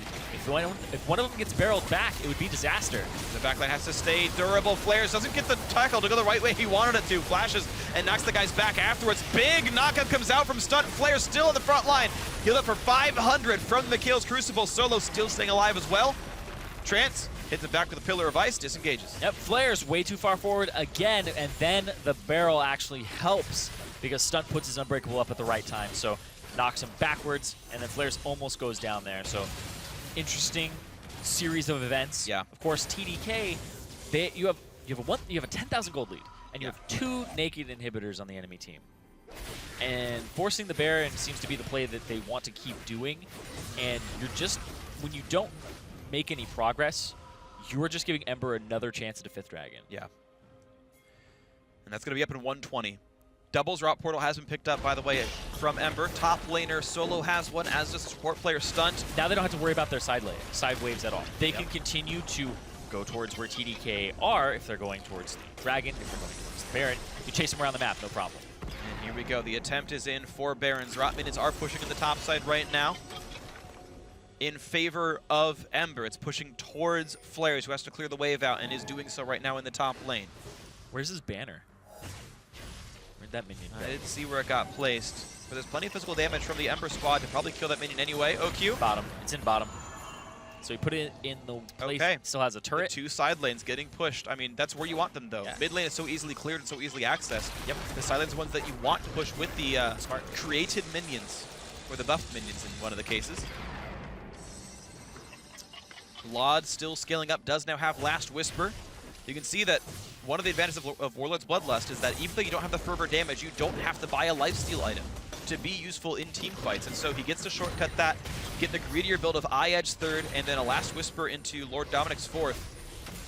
End result is more damage. Here comes the engage by Kez. The teleports are in, and who's going to get knocked down first? Solo stuck in the front lines, whittled down by the trundle and everything else. Oki forced to arcane shift away, dodges the bomb. Stunt is running. Solo had to flash get away, rooted up. They're going to need to revive him pretty soon. Ult in by Santorin. The knockback comes through. Solo is going to be revived, but it times out too soon, and he goes down. Here's the re-engage. Ember forced to run. It's a double kill for OQ. Flares is in. They've got a 3rd. They're going to kill everyone. Santorin tries, but no, it's a quadra kill, and there's 1 person left, and that's support Braum played by Stun. That's not enough to keep the base alive. That's going to be game 2 going to TDK. And TDK even up the series here 1-1. They change a little bit in the pick ban phase. They didn't pivot for the Nautilus. Instead, they're able to focus him down in that fight, and they're able to take this game, but they have to do a little bit of house cleaning. They don't have minions just yet. They don't have them, so the bot lane inhibitor's going to be going down. They've got a wave right there. 35 seconds of the respawns shouldn't even be a problem. What are you even going to do when you're stunned here in this one? So bot lane, tier 1, sorry, Nexus turret 1 going down. Stunt will drop down, and it's an delayed pentakill. I'm going to give it to him. All 5 kills to OQ. Unofficial penta to close the game out and to take game 2 of the series. 1-1 in the best of 5. OQ looks fantastic when he's playing Ezreal. Every time I see him play that champion, it makes me want to go queue up and play it. I'm looking at his scores so far. Man, he's just been able to just wreck on that champion. 5-1-6, 3-1-2, 2-0-8. It's strange because he's usually the guy that you think when he plays Ezreal, he's arcane shifting out and just staying safe. He's actually arcane shifting forward. Yeah, he's just looking for those opportunities. Plenty of times, yeah. And in that last fight, you saw him actually arcane shift and I believe flash forward to continue that chain because he saw the opportunity to capitalize, saw the opportunity to close the game out. And a lot of this was TDK. They got a very early start, and then these dragons that they were able to fight at a bit, and then not have the 5th dragon go over to Ember was really the tipping point. Yeah, they found a lot of picks in a row right in the mid game there. That was a huge deal because Ember had started the game 3-0 with dragon control. Big deal for them. And then we saw 3 individual picks in a row from TDK to get them back in the game, and then a big team fight win at dragon. And that was when the game really started taking off for these guys. OQ went unkilled the entire game. So did Kez, by the way. 1-0-13 on that Gragas. Huge deal for him. Got off that Elise, just played a hard tank, and it worked beautifully. So it just came together for TDK this game. Yeah, they did a really good job in adapting and actually being like, okay, you picked the Kindred. Well, we'll just pick Gragas, right? And then also the Trundle. Like, the Trundle was hiding underneath the radar that whole game. Yeah. So what the Trance was able to contribute to this game was he's able to just shred through and make Solo actually killable. You saw him be focused down. And even though the Trundle is shredding his resistances, it's still taking a very long time to kill him. But if they didn't have the Trundle, then, yeah, you'd almost never be able to get through Solo. But the big thing here for TDK that I want to talk about is I don't know if they'll get Gragas again. Yeah, we'll see. The bans haven't really changed very much, and now is kind of the point where, TDK could have chalked up game 1 to, okay, we can fix parts of the comp, and then we can just take it down and just play better. Yeah. Ember, this comp is not going to work against that comp. Like, when Trundle absorbs your tank that well, and Lucian just doesn't have a sturdy enough front line to DPS because of how much threat the Poppy and the Sun are putting in, you can't play utility mid anymore. That Zilean, honestly, I'm surprised they didn't just go for Karma again, because Karma does way more damage more consistently. But I don't think Ember can run this comp again faithfully. I don't think it'll work. Yeah. I think you have to run it with sort of different situations, in my mind. And I'd have to go and relook at a lot of these fights to see what exactly went wrong, because some of those losses were to being miscoordinated, right? Huge breakups where Pillar hits one side, engaged in the other half. But Alex just keeps playing Lissandra and keeps punishing mispositions. And Laud 1, 4, and 2, worst score on the team. Yeah, Laud getting caught out a lot there. But of course, they were getting picked on, and I think that the thing that stood out to me for Ember was when the 5th dragon was coming up, they didn't seem ready. They couldn't. I don't think any of these, so dragon number 4. Dragon number 5. The 4th dragon that was picked up was the only one they misplayed and not getting. Because when the attempt for Dragon 5 came in, they were down 9k and all waves were pushed in. You can't get out of your base at that point. Was that what happened? I believe the very last one. Was that 5? When they had a chance for 5, they had no chance of getting it. Oh. When they had a chance for 4, and you said, oh, they recall with 10 seconds to go, that's too late already, right? They recall with 10 seconds till Dragon respawns. Yeah. That thing's dead. And that was a misstep for sure. They lapsed, the roughly 1 minute before Dragon comes up, you have to get your waves covered, you have to recall, then you clear the waves again, then you collapse in. If you recall and the timer's already ticking down, it's already too late for you. The one where Solo killed Alex and didn't get the dragon, that's the one that... Oh, yeah. That's the one that really blew my mind. Yes, I agree. It was really weird. And that was them recalling too late. And I agree with you, that was really weird because, he straight solo killed the other top laner, or the mid laner, actually. When you are in that position and you have dragon control, you need to make the enemy go to dragon. And then you have to get something for it. Or you go to dragon first and know that they have to come meet you, because they can't go push down mid and be like, oh, we'll just trade you dragon 5 for a turret. It's like, that's not how dragon 5 works. But of course, of course. Yeah, I think the big thing, and this is a lesson you can kind of teach just players who are playing League in any coordinated situation, if you are playing for dragon, right, if it's an important win condition in the game, recall at T-minus roughly 2 minutes. Yeah. Give it 2 minutes. Recall, buy your items, clear the waves, and then collapse back in for dragon. If you're recalling at T-minus 30, it's too late. The other team can push the waves in and turn right onto it. They can get ward control and just choke you out and pick you off if you come in for it. 30 seconds is not enough time. 1.5, 2 minutes is the right amount of time for that one. Much too late by Ember. Misplay was unfortunate by them, but that's kind of what allowed the mid game to come back into control for TDK. Yep. And TDK, this was a team that was struggling all throughout Challenger to even pick up 2-0s. They had 1 2-0, and then they had 3 ties. Yeah. So they just kept splitting, and of course now we have a tie again.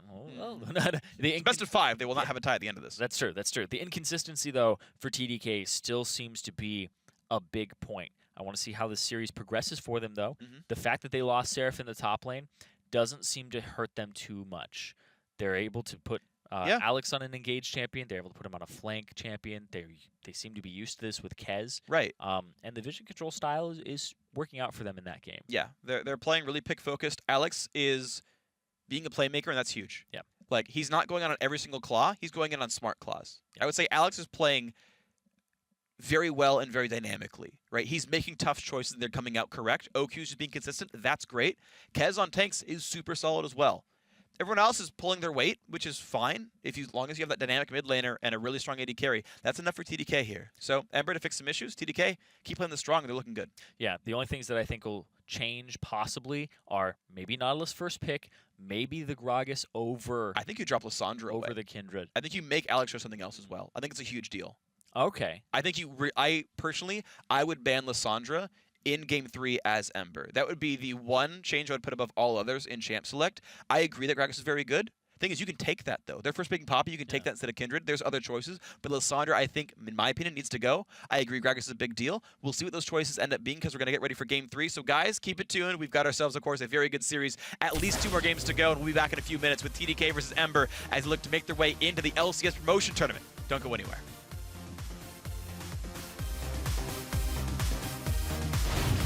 Ooh, big knockup out of Santorin. Does have the ulti. When will he pop it? He's going to pop it just in time to stay alive, but of course the re-engage could happen. A knockback by Poppy. A lot of help coming through. Zillion ulti on him as well. The tackle in from Flares. Looking for the backlight. Nearly picks off Lod.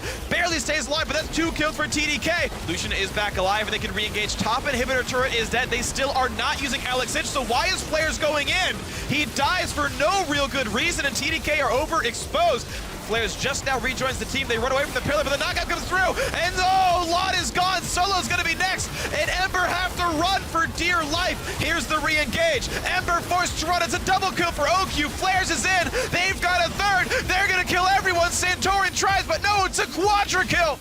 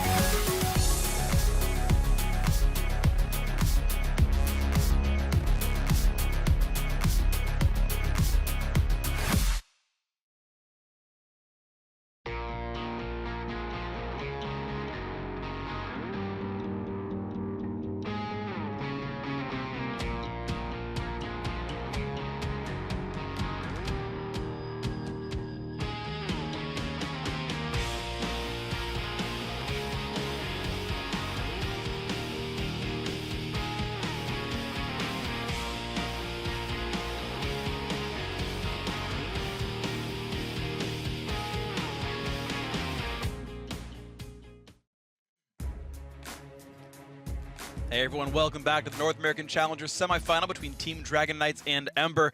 And this best of 5 is currently tied 1-1 in the semifinal here. It's a really close match overall. Game 1, super close, back and forth. Ember eventually took complete control off some missteps by TDK.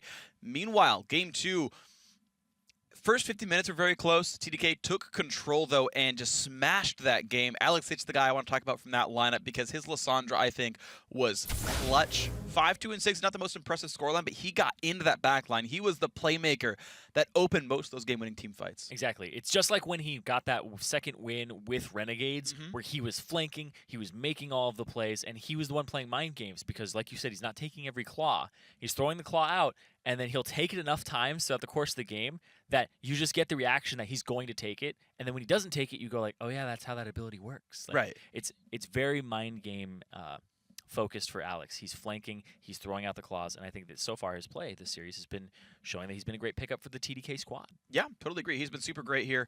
Again, I had said sort of before the commercial break that I thought Lissandra was a must ban or at least steal here. You mentioned the Gragas as well being a very important champion, and I think there's a lot sort of on the plate here that the teams consider very important. And it's always interesting to me when you come into a series and teams do their research, right? They knew this was the match for 2 weeks. And they said, okay, it's going to be at 6.4. Look at the buffs and nerfs. Okay, Nautilus is the same, Poppy is the same, Lissandra's the same. That's all fine. They do the research and look at all the games played by the enemy team and say, okay, here's what they're good at. Here's what's important. Here's what we're afraid of. Kog'Maw, of course, a good example, is a first pickable champion that could really wreck a game for you. And you do all this prep, and then game 1 happens, and you're like, well, here's what they play next. Is that scarier than what we thought was scary about our bans, right? Is this Poppy scarier than the Gangplank that we banned? Is this Ezreal scarier than this Kog'Maw that we banned? And those are questions you have to ask yourself coming in. And do you throw away those weeks' worth of research that you were like, no, we can formulate strats around the rest of their champion pool? And that's always difficult, and that's why a lot of times we don't see players ever drop their bans. Like Gragas was like a game-winning champion. Nidalee, probably still going to be banned away from Kez regardless, right? Despite all these first picks, the Poppy getting first picked away, the Lissandra being super important, it's like, well, they're still going to get rid of that. No matter how good OQ's Ezreal is, they're like still going to ban Kalista. The one I don't understand out of all these bans that's been banned is the Ember ban of Kalista, because we have not seen OQ on that champion except for one time, and it wasn't that great. It was a loss to Dream Team, a team that's not even in playoffs. Yeah. So I think like maybe they're just afraid of it enabling Trance, but I haven't seen it yet, and I think that he's got great things in his champion pool that even if you cut that one out, you're basically not even knocking him down to like a B-tier champion. He's like, oh yeah, I got Ezreal as well. Yeah, his Ezreal he's is happy to play that. I think probably statistically his best champion. Instead of playing like sort of the best AD carry, it's his best AD carry. And that's, I think, really important. Banning based on a player's tier list is a big deal. Either way, we're getting into the weeds in this one. The start champ select here. Twisted Fate still off the table from Golden Blue. Kog'Maw still banned away, I think, by TDK in all 3 of these games. The Nidalee and the Lulu still gone as well. Of course, we know Alex is very good at Lulu himself. Even though Ember have been happy to play all of, and it's weird to me, right? Because Ember have been happy to play utility mids, but what they're banning are first pick worthy champions.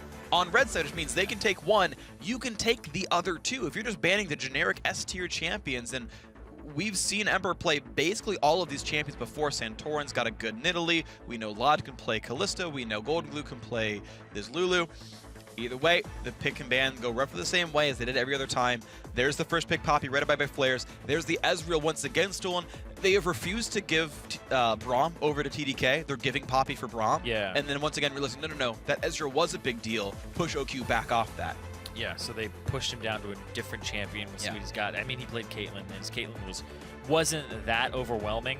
It was certainly less of a playmaker. Yeah. It's consistent damage, and that's good, but TDK weren't able to use it properly. Now this leaves the Gragas up, and it leaves the Lissandra up. Yeah. And to me, those are the even though you can counterpick a Lissandra, I guess, like theoretically, I think she's still great. Those would be my picks here for TDK, because what other roles are even contested? Okay, I guess jungle's contested. Yeah. Which is why you take the Gragas, and then they grab Nautilus, which is Nautilus support, I assume. You can't know. Yeah, you can't know. You can't know. It could be support. Poppy, Nautilus. It could be top. Yeah. Because you could swap those 2. So. Okay, so TDK taking away the Nautilus is interesting. It still leaves the Lissandra up. I like it. I think you can't squander this opportunity. The thing is, it's weird because, like, why are TDK even changing this unless the comp was only going to work with Ezreal? Like, Trundle did great in the Nautilus. Like, that worked real well. Alongside the Lissandras, you could go in and do stuff. But TDK actually fixing what wasn't broken, switching it up, taking the Nautilus away. I mean, what you're saying, hey, at least Nautilus got taken. Yeah. At least Ember didn't get it this time around. Yeah, I'm happy about that. Ember delaying their pickup of it. And I think that as the series progresses, because we're going to have at least 2 more games, we're going to be seeing Nautilus come into those first slots for either team because I just think he's such a high priority, and he's a flex pick too. I agree. He's going to get flexed here by Team Dragon Knights. And if you end up picking something for Ember for your top lane and you're just like, okay, we'll pick Trundle into it, they're just like, it's Poppy. Yep. Joke's on you. Yep, absolutely. It's just a prank, man. It's Of just course, a prank. just a prank. Now, There's the camera. Ember finally making choice I think they should have in the first place. They finally stopped picking first round Kindred, which I don't think was even that important in the first place. I'm honestly very surprised that we had seen that when they knew how important Ezreal was the entire time here. I think they finally had a good first round red side here with the Braum Ezreal taken away. But now Lissandra does come in for Golden Glue or solo. The Rek'Sai grab as well for Santorin is a fine jungler. They just decided that, you know what, we'd rather have a tank in there now that we are playing some damage sources in the solo lane. Okay, so Vayne picked up for OQ. It's cool to see him go on that one. I mean, he has such a big front line right He's got now. a huge front line. And that's a really He's got a big front line. So, Alice for support. Poppy is top. Nautilus or Gragas is mid. Well, Gragas mid. I mean, Alex did used to play it right back in the day when it was AP. Nautilus mid as well. Nautilus mid, bro. Why not? So if you really want to kill an AD carry, you can play Nautilus. You play 4 tanks in a Vayne. You can. Well, that's if you really want to kill their tanks. If you really want to kill their AD carry, you can play AP Nautilus and clear minion waves and just point and click on him, and he's probably gonna die. Or AP Gragas. That's not like true. his ratios suck. Okay. Oh man, I mean, I'm excited. I am excited regardless. Because this means TDK, they have something up their sleeve, and it's going to be Flares or possibly Alex playing something little bit off kilter here that that might be something that takes Ember off guard. So I actually have been seeing Kikis, the G2 they've rebranded, the G2 top laner play Gragas in solo queue. Top lane Gragas in solo queue. So like there is some of that coming around here. Final picks come through. Another support mid for Golden Glue. I'm honestly surprised. The guy like spams Zed in solo queue for the last couple of weeks here, Golden Glue. He's again on a utility mid. Morgana list, those can go either way, honestly. Either way, it's a utility mage. I don't really want to call list that, but it's more or less a mid-range mage against a tank in sort of both these roles here. A lot of pick. Yeah, you know, now it's a lot of magic damage, so now Laud can just do physical damage at all times, and that Ruin King won't face a lot of armor anymore, because now all of the TDK solo lane matchups have to buy MR, so Spectre's Cowl first. Ezreal's to feel good about that. Yeah. 4 tanks in Vayne versus 2 mages, 2 tanks, and an Ezreal. If I was going to put my Nautilus mid into a single basket, though, it would be OQ basket. And it would be the Vayne basket. Those 2 things combined is a good basket to put eggs in. Well, it's gonna keep him safe. Sorry, I'm going back because you said Nautilus mid, and my brain was like, they'll just swap it. It was Nautilus mid. It's Nautilus mid by everybody, ladies and gentlemen. I said boys and guys at the same time and said buys. Boys and, well, I mean, let's be real. Boys and girls, guys and gals, and I just said buys. Either way, guys, we're getting ourselves into the game. Tweet at Esports, #TDK win, #MBR win. TDK are playing mid lane Nautilus from Alexich. Meanwhile, Lissandra and Morgana in the solo lanes here for Ember. This is going to be, at the very least, really interesting. Game 3, let everyone know this is a match to watch here. LCS promo tournament on the line. 1-1 TDK versus Ember. Here we go. All right, TDK, of course, coming out with a different strategy here. We have no idea what he's going to end up doing here. Let's check what he's got in terms of his runes. So I think he's going Deathfire Touch for Alexich. Because he's got lifesteal. Actually, no, it's probably just Grasp of the Undying. What am I thinking? But he's got 15 AP. Well, yeah, that's AP quints. That's standard, right? No, usually you bring armor in the top lane. We're talking about Alex here. Yeah. But he's against Morgana. Why would you bring armor? Oh, I'm just saying, like, in the top lane, you'd bring armor quints. Well, whatever, dog. Alexich running AP quints. Looks like a little bit of a 44 MR. Attack speed, I believe. The attack speed is probably close to normal. He's probably running the attack speed mastery. Either way, I think it's... He's got 2% life steal. 12-0-18. So yeah, he's at least 12 points into the far left offensive tree. I forget the real name of it. Frost. Probably Grasp of the Undying, we assume. You could go Deathfire. Actually, wait, I can look at his pen. Yeah, it's Grasp. He has no magic pen or armor pen at all. So no deep cunning or deep ferocity. Those are the names. How do you know it's not deep cutting? I missed. Uh, Oh, the flat pen. Yeah, he would need 5 CDR or flat pen, and there's the only match you can get there. So he's tanky mid. 12-0-18 tank Nautilus. I mean, I guess against a Morgana, you're not. I mean, again, you're playing for Vayne. So. You don't need AP Nautilus in the Vayne comp. Yeah. TDK have definitely practiced the comp, by the way. That champs like didn't come out of nowhere. They weren't like, oh, by the way, it's just 4 tanks in Vayne. So that's going to be exciting. 4 tanks in Vayne for TDK. That's like a sitcom right there. 4 tanks in a vein. 3 guys, a girl, and a pizza place. 4 tanks in a Vayne. Same thing. 4 tanks in a vein. 2.5 men. Hit the freak laugh track immediately after. You just echo it so you hear me multiple times. Oh no, please no. Please no. No more Okay, so echo no fog. counter jungling at all by TDK. No CS coming back into that top lane here. We are seeing pretty normal starts once again. The dual lanes on the very safe side of the map, near the dual lane on their side of the river as well, so no invade's going to really happen here. And again, we are in a lane swap game. Alistair Vayne honestly would be pretty decent in a Braum Ezreal. I don't think either lane is kill pressure or would even deny CS in a meaningful way. Yeah, I still think that you just swap the Vayne out just because. I think that it's just better. I think it's almost a non-factor. Looking at the top lane matchup, though, I would probably not want to be the Poppy and Poppy Lissandra. Yeah. Yeah. I can see that. I do want to talk about pick we haven't talked about is He's at half health, by the way. Yeah. So this matchup happens in top lane sometimes too. And so Nautilus still does well. Yeah, as a top lane secondary, what do you know about this? Yeah. He basically just walks up and he CS's and he doesn't care. That's literally what he does in every matchup. I wonder if Golden Glue's going to go cross communities on Morgana. It's so good normally. You have like really easy setup for binding. Getting up this turret very early on. Kez red buff. OQ making sure he gets all the CS. Look at that, there's 0 on flares. Oh, He like Santorin. helps him get the CS there. Different Santorin wants in on this Nautilus. By the way, good luck getting away from this. Actually, the binding hits into the knockup into a lot of damage right here. Alexich, 400 health. Walks away, anchors back into Santorin. Honey bad. That's a bit aggressive, but I guess he gets away with it, and all is well. Stun. Oh my god. Lodge I'm shares gold. scarred. Lodge shares gold so he can make sure he can afford tier. That wave is not bouncing. Solo has to fast push that. Kez hanging around. Alex is getting real low on this one. Golden Blue only has TP flash. There's no huge playmaking to be had here. Yep. OQ's going to be able to catch a big wave bottom at this turret. I like that trinket ward by Golden Blue. It makes sure that Alex has to take a really crappy recall. He had to walk all the way over towards his blue buff. OQ will freeze bot lane, misses CS, but he's going to be honestly fine here. Boots and a long sword, and he will keep these 2 casters alive. The lane will meet once again, and roughly 2 minutes is all you need. As long as it meets an equilibrium, 2 casters is enough to keep the freeze going. Alex TP's back into mid. Hey man, 2 casters is always enough. That's true. Tell that to Worlds. They use 3 usually. What the heck, Riot? So, big here's the Spectre's Cowl coming in from Alexich. Yeah. Right? That is what the build's out of now, right? It's not just Ruby Crystal. Actually, no, that comes into Banshees. That's either the back half of Aegis. Actually, he's probably just going Banner of Command for a second. It's a lot of different things. Like It's almost definitely you Banner, can though. go Warmogged, you can go Banner. I can't expect anything but Banner, though, so this matchup. This is a fantastic pickup because Morgana can do jack diddly against that. Yeah, she can auto-attack it for 62 damage per hit. That's it. And he gets to wave clear. He gets to walk up. Alex gets control of mid lane in a matchup he would normally lose. So slowly but surely farming up best he can. Of course, the extra attack damage from the passive makes it really easy to last hit. He's going to go Zerat, too. I know it. This is going to be a triple Zerat. Quadra Zerat. Quadra Zerat, Quadra Banner. I hope so. I hope so. Even OQ's going to buy one. Team Dragon Knights. He'll get Hurricane and Shiv for wave clear. Oh, my God.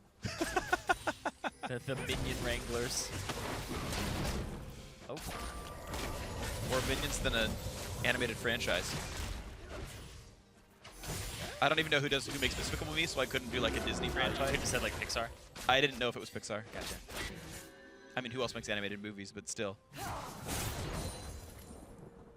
You got the reference. Yeah, oh yeah. Yeah, we're good. Flares has a gigantic wave slow pushing in towards Solo, who knows better than to fight him inside of that. Call Kez. You know, when you got a big minion wave, call Kez. Who you gonna call? Kez Jungle! That was lame. I guess he was. That was really lame. He was core Kez before. So. That was really lame. I'm just gonna stop and pretend I never said that. Oh wait, no. Oh, he missed the cannon! Flares, no! Got the caster though. Oh, Santorin? You got 2 casters, all he needs. Right up to top lane. TP as well. In from Four-man Golden dive. Glue, here comes the big dive. They can send in the Lissandra too if they need it. Already the auto's on a stun, taking a lot of damage. Huge knockup, but this could be terrible for Ember. They will get the first kill though. Trance is down. He was not ready for this one. All 5 members of Ember are up comes there. Alex. And here comes the Nautilus. He is level 6. Golden Glue's in a real bad spot. Stun on the wall, hits the bind. And here comes the knockup on a lot, into the anchor, into the exhaust, and the damage, and the kills, and the damage comes through, and that's going to be OQ picking him up. OQ, the second kill of the game for his team. Feels good about that one. And that's a 1-0-1 Vayne very early on in this game. Of course, 500 gold advantage, and that was a long lane. 5-man dive gets turned around. It's a really risky dive. Golden Glue was level 6. They had the ulti for the big wombo, but the problem was a lot of time was bought out of the turret, and that meant the re-engage could still happen. That was trance. That was pretty much trance there for that huge just dissuading of the engage to go any further. Yep. When that turret dive starts to turn sour, that's when everybody pulls out. And you see it here, it's so hard to tell who has turret aggro in the middle of this fight, because Trance gets a great headbutt pulverize. It's like, who's got it? Who's got it? Well, I guess we're all out because we have to run away. Golden Glue gets abandoned, and then they aren't able to even follow up and continue the dive at that point. And Flares is already there. Everybody's down below half HP, and Alex has been roaming this entire time to come up to this top lane. Great slow by Kez. Of course, Golden Glue's Black Shield was still on cooldown. There's just no way back in. Stun. Yeah, he landed a Q slow, which just means nothing. Lod is just easily getting collapsed upon. Plenty of damage coming through onto him. Hookio almost Even, saved him there. yeah, Condemn. They turned on servo bolts, and he left with like 5 HP. Still got the auto attack down. Bummer. Of course, Rift Herald was picked up. That buff was donated to OQ, who is going to feel real good being ahead on Vayne. With a movement speed and is just Sure. so amazing. Everything. When a Vayne gets to run at you with so much movement speed from her passive plus the Rift Herald, like, it makes for a really bad time for the enemy AD carry. You pretty much have to abandon that lane and have to go somewhere else. Golden Glue is going Abyssal Scepter first. Zonas will be delayed somewhat here because of all this. But it will be a slightly lower ability power build. It's a bunch of early Magic Pen, which again helps when you've got a Lissandra in the top lane, right? You can help get that burst through. Yeah. That means Lissandra gets to do something that she normally doesn't get to do anymore, which is build CDR first item. Oh, true. Because usually you're going for the Rod of Ages or you're going for the Abyssal Scepter. I would have actually liked to see Solo go for Rod of Ages first. Actually, though, it's way more ability power. I agree that like CDR is really useful, but this team needs damage. Like, they have to get through these tanks somehow. And if you don't build your mid laners a little bit greedy, you're never going to kill these frontliners. And so stacking up as much AP as possible, I think, is really, really important here. Well, this is the old top lane Lissandra build. Right, yeah. Right? And taking away from Alex was something that they wanted to do. Yeah. And I know that Solo does play this champion, but this just seems like a slightly outdated build. But he just wants to get that early CDR point where he can just throw out the Qs and combo really well. That's true. I mean, CDR definitely a good DPS stat, and we'll see how the build progresses here. Double Doran's Ring for the regen. Morello's not too far away in this one. Of course, as far as who's going to buy Abyssal, has to be Golden Glue. He's against a magic damage blaner. So, I love Rek'Sai, but Rek'Sai lately has not been that great of a champion. Ooh, nice stun by Flares. Santorin gets the knockup, runs off to the right, but the anchor hits Golden Glue. Self Black Shields, puts on the ulti, and just bounced around! Alley-oop! And wrecked right there. Kez, great play. Alex Hitch helped with that one as well. Third kill of the game for TDK. You cannot give early kills over to this tank squad. They just become unkillable, and you have double AP when these banners and these Zarats end up coming through. The game is just going to become you fighting minions if you're Ember. Ember, the #1 squad in a lot of people's eyes, despite getting second, could not make the promo tournament. Yeah. It's a possibility. Well, TDK looking a whole lot better with this new lineup. Just a lot more aggression from this squad. Alex Hitch in for Ty. A huge deal. Alex Hitch on TDK. Nothing new. Yep. It's that time of year again. True that. This time, Ninja's actually eligible. Well, he's going to play on Renegades, actually, his old team. Well, he's actually not eligible until For challenge or semis, but he will be eligible days for later. Right. So, good trade. Yeah. Interesting stuff here. There's the banner. Will likely be seeing Ninja play on Renegades on the weekend. We'll see. 900 gold lead. TDK feeling pretty good here. They dropped game 1. They controlled game 2. And now looking for a little bit of a fight here. Flares running away from Solo and Santorin, but here comes Kez. Oh. He's got the flash combo. Again, the knockout comes through to buy some time, but Solo is gonna drop for this one. Flares gets the Q, gets the kill.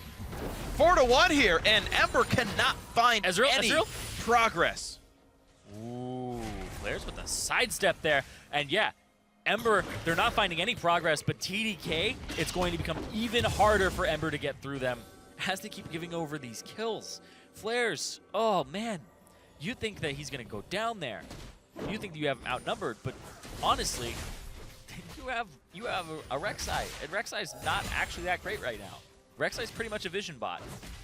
Like, the damage that she used to deal early on is non-existent.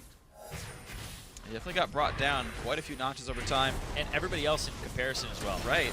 I mean, a lot of these tanks are going Runeglaive now, so they have a lot of that early burst damage.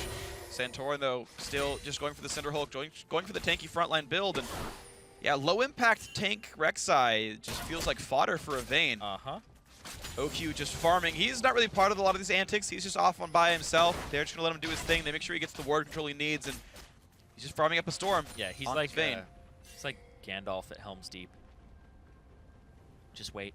Eventually he comes and just wrecks everybody. It's like, we've been fighting for days! Riding a griffin. And so it seems that OQ really is just very indecisive as a player. He's also got 3 points tumble, 3 points into Silverbolts. Well, actually, just refusing to max something first. A lot of people put 3 points Q and they max Silverbolts. Yeah, I mean, that's actually partially a joke, because yeah, that is actually the normal build. No, this is what you gotta do, Freak, is you gotta say these things, make me look smart. You're right, that was, but I mean, hey, great setup, Freak. You knew it, though. I'm just agreeing with you that I knew that as well. Oh, awesome. I don't want to be shown up by you in terms of AD carry knowledge. Oh, okay. Can't let that happen. Man, what's Flares do every time? Hitting Solo and doing well. He's using his flask every time, too, so he's actually being really good about his charges. I think we're going to see double banner, by the way. Flares, oh, yeah. Bombing Cinder into Aegis already. Easy. The banner is already done from Alex Ich. Kez knows they're against double AP. And by the way, again, Ezreal is like 40% magic because of how much damage his R does. So you just stack magic resist. Intelligent by TDK to understand this. Every single one of them that has started to buy defenses has gone into magic resist. There's a collapse on OQ. OQ flashes away from the Glacial Fissure. Solo and Godalu both teleported in, and they just barely catch him. The chain of ultis, and yes, they have killed the Vayne. There goes 80% of the damage from TDK, but maybe they can re-engage regardless. Ulti onto Solo, not taking damage. Explosive cast sends in Godalu, but he's not taking damage. TDK headbutt pull for the Godalu. The flash, the anchor, he's staying alive. The summoner heal, they finally get him down. He's taking damage. It took like 7 years, but he did finally fall. Ends up being a 1-for-1, to be fair. No, 2-for-1. 2-for-1. Flares actually died too. Yeah, Flares died off on the side there. That's why they got the mid laner, by the way, is Flares is tanking a 1v3. Yeah, distractions. Poppy ultimate still up. Probably got interrupted. We'll see what happened with that. It's always a shame when you get... Does it go on the full cooldown if you interrupt it? Nope. Really? That seems unfair. I don't believe so. Well, it's actually a pretty decent cooldown, though. Oh, the refund cooldown? It's like half or something? Yeah. Okay. That's more fair. I believe so. All right, so OQ. We shall see. Flashing, trying to live, but they're like, no, we're getting this one. So this is the E. Gets knocked around by Alistair, still is able to get back into it to land the ulti. Yep, and then Trance is just trying for dear life to peel for him. Oh dear, Solo did not see the OQ was coming. Well, that's a quick chase down, solid by OQ. Yep. Goodbye. Able to just pick him up, no problem. That's the Vayne right there. OQ is online. And hey, OQ, in an interview that we did with him, said that he likes to play like a top laner. Yeah. Now he just wants to be on the top laner. OQ is also going for Warlord's Bloodlust. I saw the Keystone little red arrow trigger when he hit a minion, which is the only Keystone that affects minions. Not named, well, not that aren't defensive. So, yeah, he's actually not going. I'm actually surprised. I actually would have expected Fervor on Vayne because he's attack speed based, but he's actually just doubling down on lifesteal to win any duel ever. So now he's got Warlord's Bloodlust plus a Ruin King. OQ will heal for massive amounts in fights. This just seems like a slow bleed for Ember. I think that the competition from TDK caught them off guard. The double banner is okay. No, that's Locket. Okay, that's gonna be Locket. That's Locket from Kez probably. I don't know why, but I mean, you do want a Locket though. That shield is a really big deal when Morgana and Lissandra have really telegraphed AoEs. Just make the support get it. Oh, come Get on. your banner. Get your banner. Get your banner. You are angry about that. Well, I mean, Gragas, right? It would synergize with the AP, would do Geckos. the AP reasonably well. I like it. If anybody should get Locket, Poppy. Actually, looks like FLICKR is not going to finish that. He's just stopping on Aegis and going towards the rest of his Sunfire Cave. Solo, locked up here by Alex Sich. He's having a terrible time this game, by the way. 1, 2, and 1. Oh! Jumped away just in time. What? He got... I don't know what happened there, but that was weird. Self-ulted. Oh, wait. It went off cooldown because he went out of... Oh, he never finished casting it. That makes sense. Yeah, ulti pop by Alex Sich. He gets taken down. He's just gone right there on that one.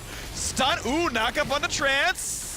OQ says, don't you dare fight anyone. They ended up seeing Santorin off on the left side clearing a ward, so yeah. they ended up backing up immediately.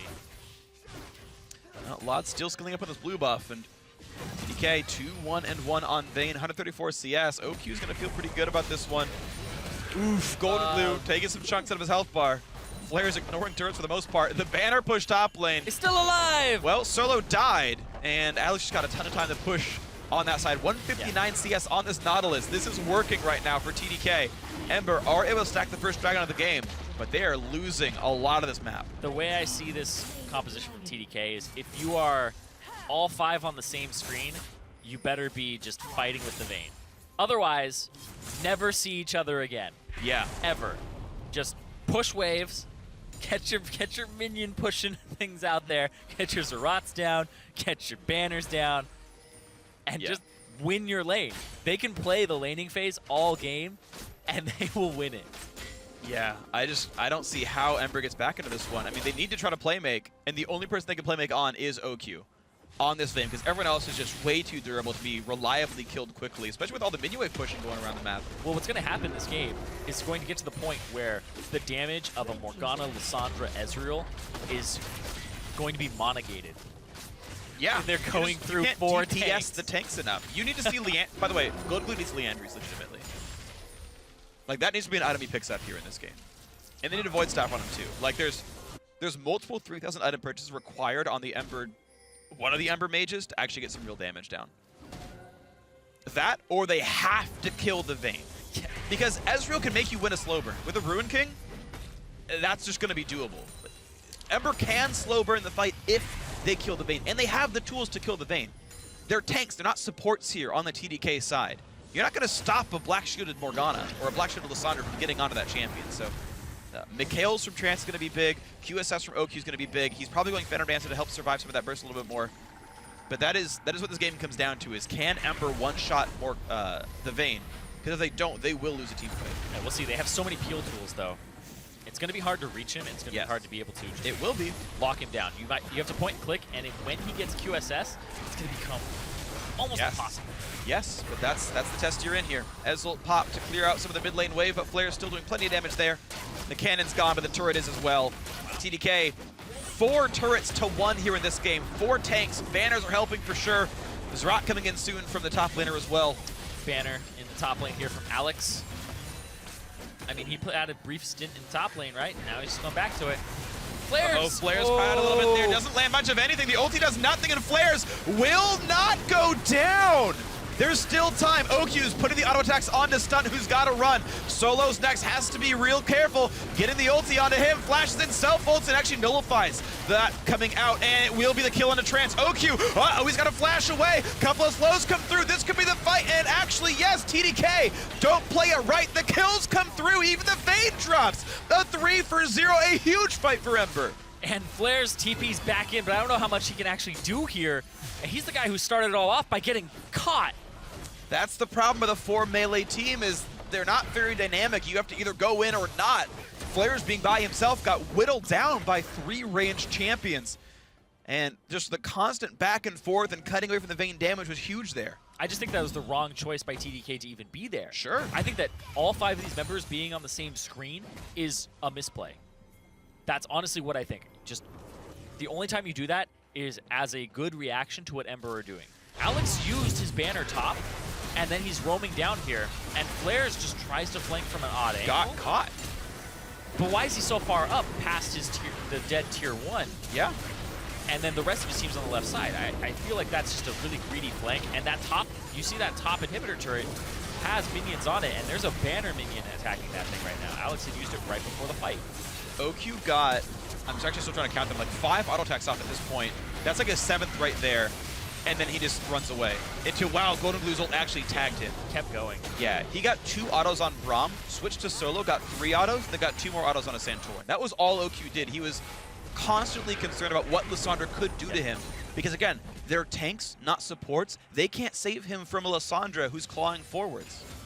And sure enough, OQ had to space out and do nothing for so much of that fight. Yeah, Trance should be working towards a Mikhail's. Absolutely he should be. Yeah. But he's going towards face, which is not an important item for him. It still gives a shield to OQ, so I can understand. But The cleanse is so much more valuable. yes, it's way more valuable. I totally agree. Double banner, of course, now done. And I see a chain vest on Alex, and of course there aren't very many Other chain vest items. physical damage. Thornmill and Guardian Angel are the only non-Zerat portal items left he could buy with that item. Top lane tier 2 under fire, of course. We still have Vayne's pushing in the bot lane. Ember knows they are safe, of course, because, again, Vayne is not here. So how fast is the push going to be? Flares is up in the front line. A couple of knockouts come through, but really, how much can they do? Well, he can send everyone back to the base. But still, it will be a trade of tier 2 turrets. OQ solo pushing on the right-hand side of the map. But this is a, air quotes, top laner without teleport, so he can't rejoin the squad easily. Yeah, that was really good, though, from Flares. Flares has had moments where he looks really great on that Poppy, and then moments where I don't know why he's there. And that one was one of those great moments, because Golden Blue had TP and could TP into that fight, and it could be a 5-on-4, and then they could fast push the base, and it would basically be, if they cleaned up at all, then it's the Vayne versus how fast can all these tanks, or all these members of Ember push. Yeah.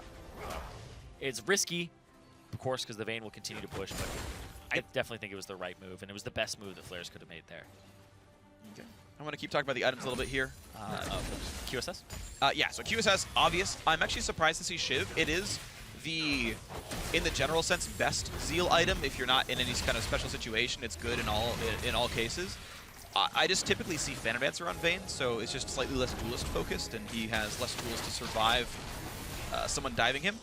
On the other side, though, Randuin's Omen, early pickup. I think very smart by Santorin. He understands I need to not die to Vayne. Let's get the anti-Vayne item. Santorin getting locked up now. You can see him withstand a lot of punishment. Re-engage comes through. A whole bunch of AoE. A solo buys some time. Alex is stuck in the mix as well. And stunt will go down. OQ gets the shield and is still up. He is not dying, which means they cannot win this fight. Ember just getting slaughtered now. More attacks coming through. A double kill for OQ's Vayne. That's a 3-for-0. The tanks did not go down. Whoa, and Trance walks up. He's just pretty much dancing with death there. Pops his ultimate. That's going to be a dragon going over to TDK. So, whoa, they're looking for a flank in the mid. Whoa, looking for a play. Solo caught up a bit too far forward, and yes, the Shiv crits him. 300 total damage there, and OQ gets another kill, 11-6. That actually could mean Baron if they had the health bars for it. Someone pinged on the way, but the team said, no. Yeah. Let's be safe. Let's just take Dragon. It looked like Alex was pinging, I'm Nautilus, I can take the entire thing. But, of course, they might have been able to do it with Vayne. Yeah, I think plenty of damage, plenty of tanks. Will I go for the risk of risk choice? To be fair, though, Pretty possible. TDK are up 6,000 gold. They don't need to take any risky plays to close this game out, I don't think. Yeah. Santorin just walking straight by. That was irresponsible. Solo, Glad he gets flares. Vlad's doing a lot of damage to him. when Solo ulties himself just for the slow to try and get the combo with Golden Glue, and then Golden Glue gets barreled out. Oh, that's that just, huge. That just wrecks the entire combination that Ember are going for. They're Yeah. trying to get Solo to slow everybody, and then the follow-up. But when Solo just slows himself, or sorry, ulties himself and slows everyone, OQ's like, I'm just gonna pop ulti and pop off.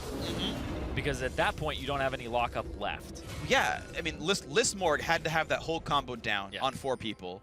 The fact that Kez knocked out the Morgana was absolutely huge. And this is just smart by Alex Itch to wait in the brush and say, you guys have Dragon, I'm just going to wait to see if they push mid. And they did. Yeah, Super smart. Because that's usually the counter. Right. Somebody goes to Dragon, you're like, okay, well, at least Shove the I'm gonna wave, shove then this recall, turn. yeah. Really intelligent play by Alex. Greedy by Solo, gets punished for it. 1-4-4 on him, not having a great game here on this Lissandra. They took it away from Alex. Alex is almost doing better on Nautilus now. Ooh, Laud. He wasn't ready for Trance. Not ready for Kez either. He's still running away, putting what damage down he can. Iceborne Gauntlet is in the build. We're actually not seeing the particle, but he is getting the slows down. There's the knockback into the wall. There's the headbutt. Pulverize is going to be next. And OQ, would you like some gold? Yes, he would. Uses Whoa, okay.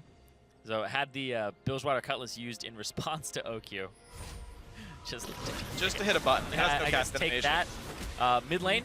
Ember know that Baron is on the table. In fact, these people are on top of wards while it's going down, and TDK do not even care. I imagine they can see that ward. Either way, they don't seem to be clearing it. There's the sweeper, and it turns out, yeah, well, here comes Ember. Knockup comes through, and here's the damage from OQ. He leaves stun up. He wants to go for this kill into Santorin as Flares delivers him to his face. A great Dark Binding buys a ton of time to when OQ does not have the ability to select any more targets here. So it will be a disengage. Ember are going to have Laud back up in 5 seconds. And TDK will not get Baron. For now. Yeah, for now. Just going to run straight back to the mid lane, try to clear it out. There's Golden Glue's in a dangerous spot as well. Dark Binding's down for a few more seconds. He is building towards the zone. He doesn't have it yet. Nearly gets stunned, but gets the binding, which is going to make difficult lives for Flares. Still going to chase through. No one is on this right-hand side of the map, though, to stop the Ember retreat. Solo waiting in the brush in case someone dives over aggressively. I definitely appreciate Flares' tenacity. When he gets someone in his sights, he's not stopping, no matter what. It's like, turret, 4 other teammates. I have to hit this. I like the build from OQ as well. Instead of going and trying to complete his Mercurial, he goes for the the Hex Hex Drinker Drinker. to not get bursted out. So that makes it even harder for the Ember squad, which this is just, it's looking like a gigantic uphill battle. And this is a game where the gold lead is pretty much always going to lie to you. Even if Ember had one right now, it would still be lying to you a bit. Because TDK will have control almost no matter what, because they're minion wave manipulation, 2 Zerots now, 2 Banner of Commands.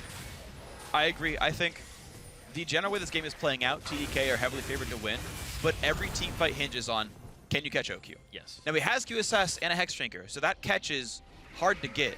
It actually seems like they can't see that ward. Okay, so interesting there.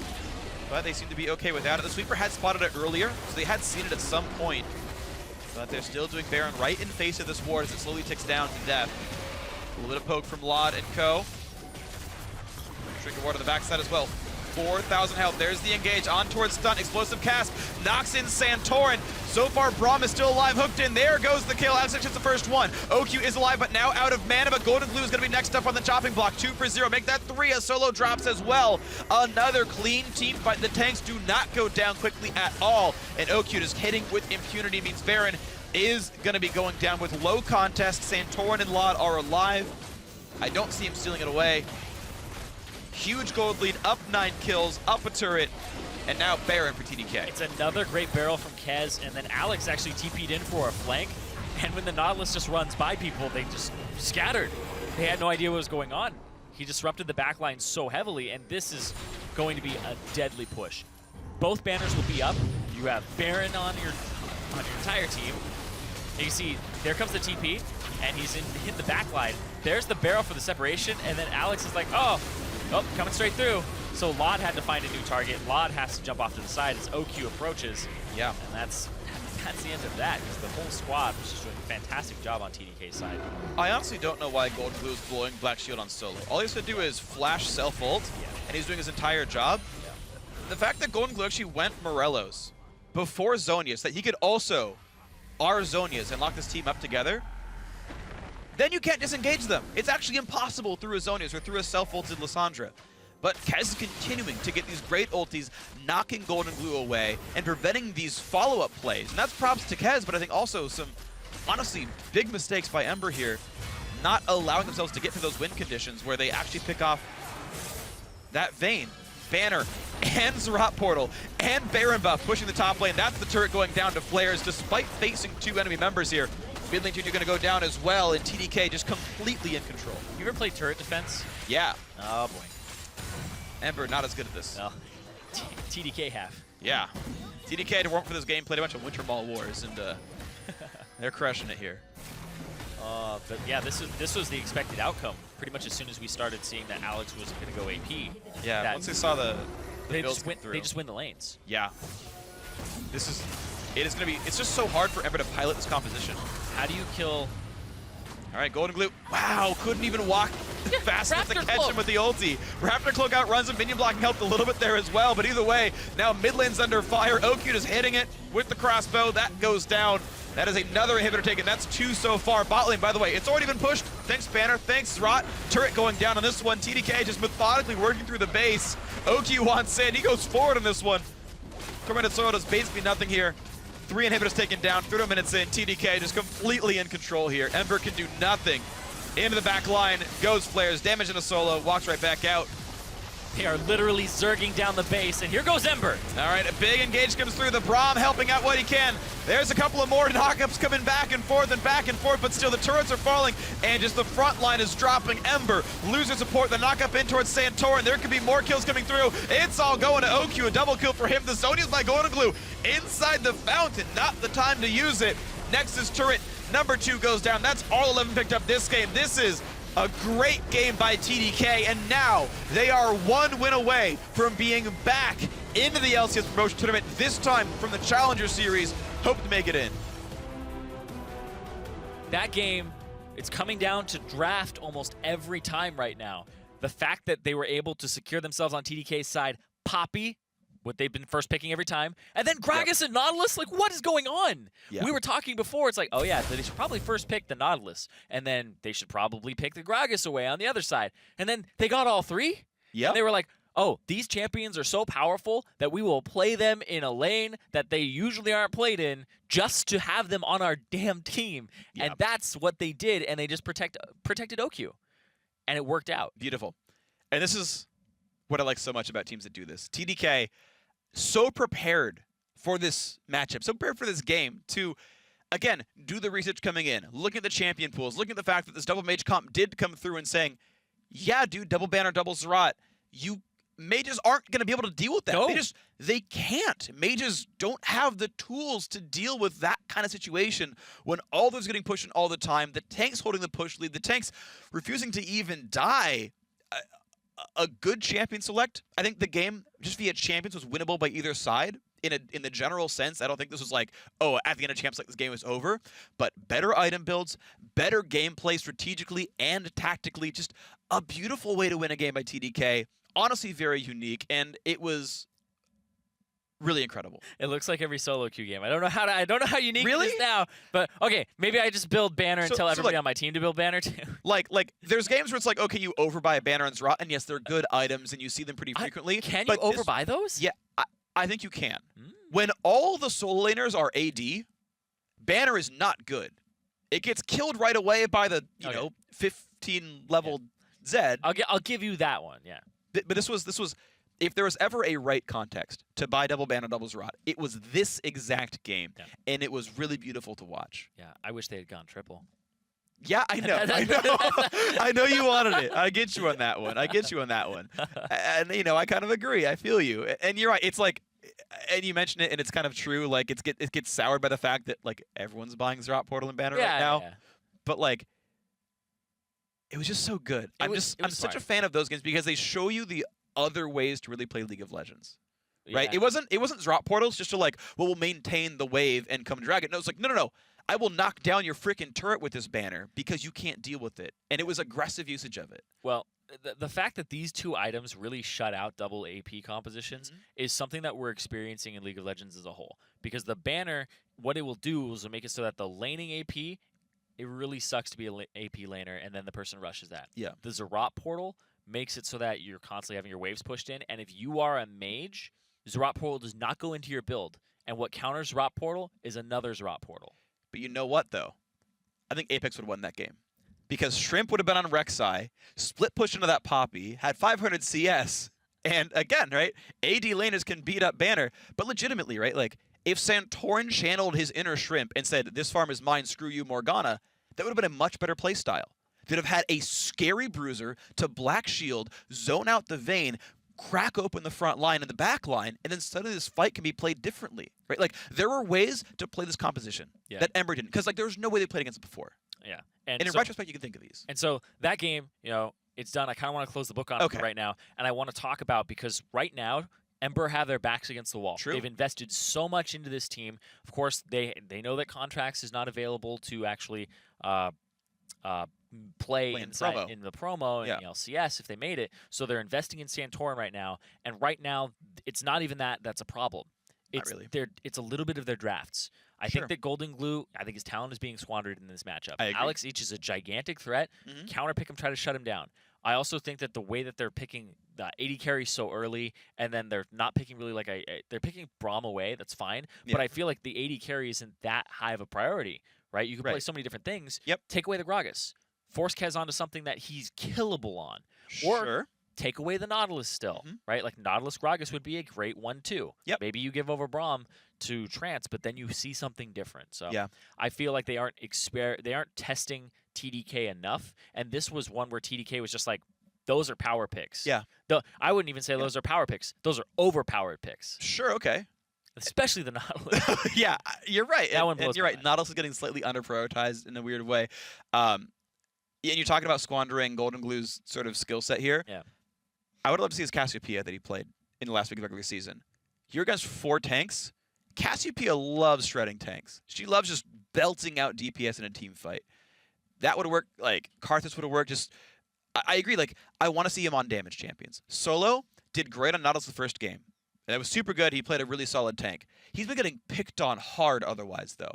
Game 2, Trundle was taking him down, and then some bad team fights. His Lissandra just got really wrecked, honestly. And some of that's itemization. Of course, you're facing a banner. But Flares was taking it to him, and so was Kez. And so, you know, like, Solo's not going to be one of your damage threats as it stands right now. And it's fine, he can play tank, and that's going to be okay. They're really trying to steal the Braum away. They're really trying to take the Ezreal away from OQ, and these are all interesting things. But it's like, why are you banning away the Lulu and the Cliston things? Like it feels like their bans are so hamstrung by what they think is good and aren't even really TDK specials. And they're just giving away TDK like the comp they're playing every single game. And they also picked red side every game. Right. So they don't get to dynamically swap it up and be like, okay, now we don't have to ban Lulu. We can first pick it Yeah. and then drop a ban and had something that beat them last game. Sure. But now they're stuck on red side again. They aren't using the counter pick appropriately. Certainly And not. they're drafting themselves into a lot of corners here. Morgana into 4 tanks is not using counterpick properly. I'll tell you that one when you pick the worst possible champion in the situation. So we'll see if Ember can shape things around. Honestly, though, props to TDK for some incredibly good games. And now TDK are 1 win away from locking in their spot in the finals and the LCS promo tournament. We'll see if they can close it out in our next game when they face off Ember in Game 4. We'll be right back.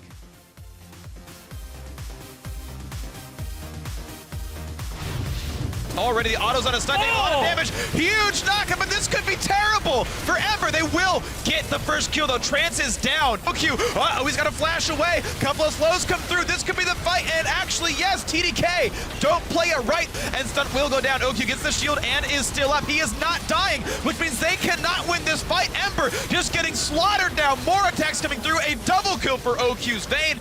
Nexus turret number 2 goes down. That's all 11 picked up this game. This is a great game by TDK.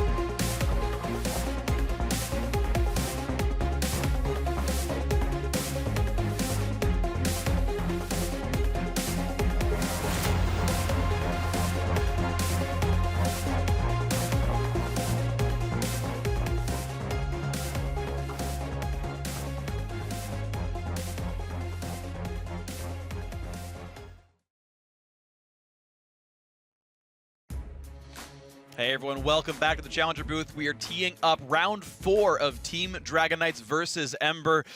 Right now, 2-1 for TDK, and the man I think leading the way for both of these wins so far has been Alex Sitch. Mid lane Nautilus was his most recent development here, and you know what? It was awesome. He crushed it, banner first, wrecked the AP solo laners, engaged the fights. It was just great. It's so oppressive. It was really impressive. In the lane, he just walks up and he just clears minion waves. You can't really do anything about it. Yep. He absorbs so much damage and he wave clears. And also the fact that Riptide will hit you multiple times, well, you can't really stay in this certain sweet spot of where his range is.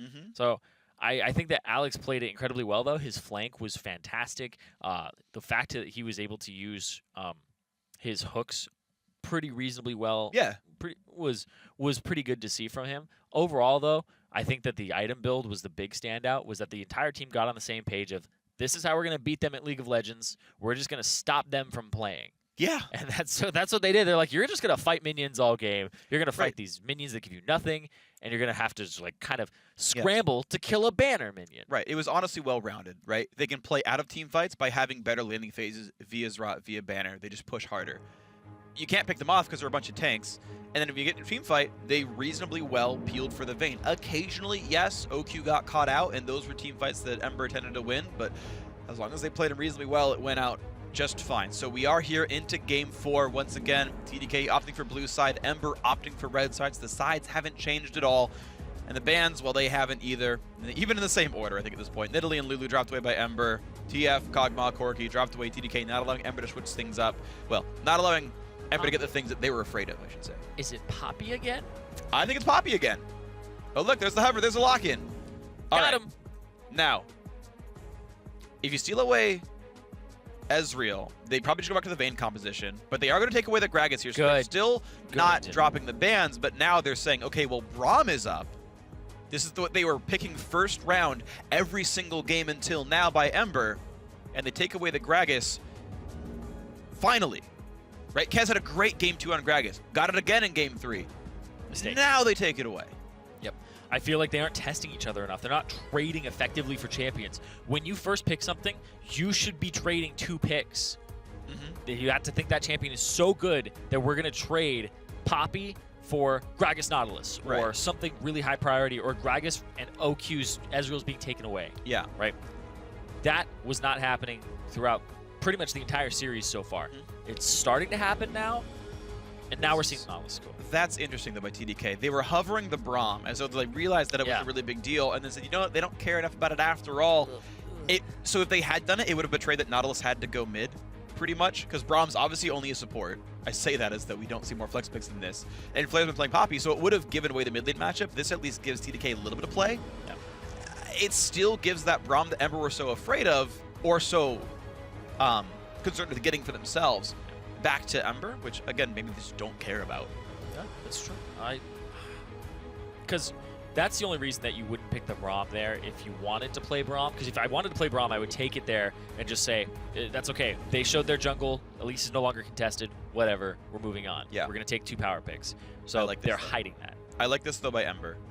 We saw Trundle do well into Nautilus in Game 2. And Ember have realized, look, we need to play a tank in the top lane because Solo's honestly not having a great day outside of tanks. And look, Trundle just is good in the tanks. They've identified that the comp that worked for TDK, OQ, when he's not getting the Ezreal, has gone for Vayne so far. That Nautilus and the Poppy, like, those are already 2 tanks they've got at the very least. And you almost expect it to be in the mid lane in the first place at this point. So I like Trundle here. The Braum, they just think is valuable. But this team does not have damage unless Golden Glue plays something with damage. The highest damage champion he's played so far today has been Karma, which is mid-tier to low in terms of damage output, as TDK are hovering pretty much the same comp as last game. Yeah, you pretty much have 2 damage abilities on Karma, so... Yeah. You know, you have some that amplify others. Yeah, you have some damage. It's just not... It's not Cassiopeia 0 level, right? Actually, a 0 would have been sick last game as well. Just any of those, like, really solid mid-range. True.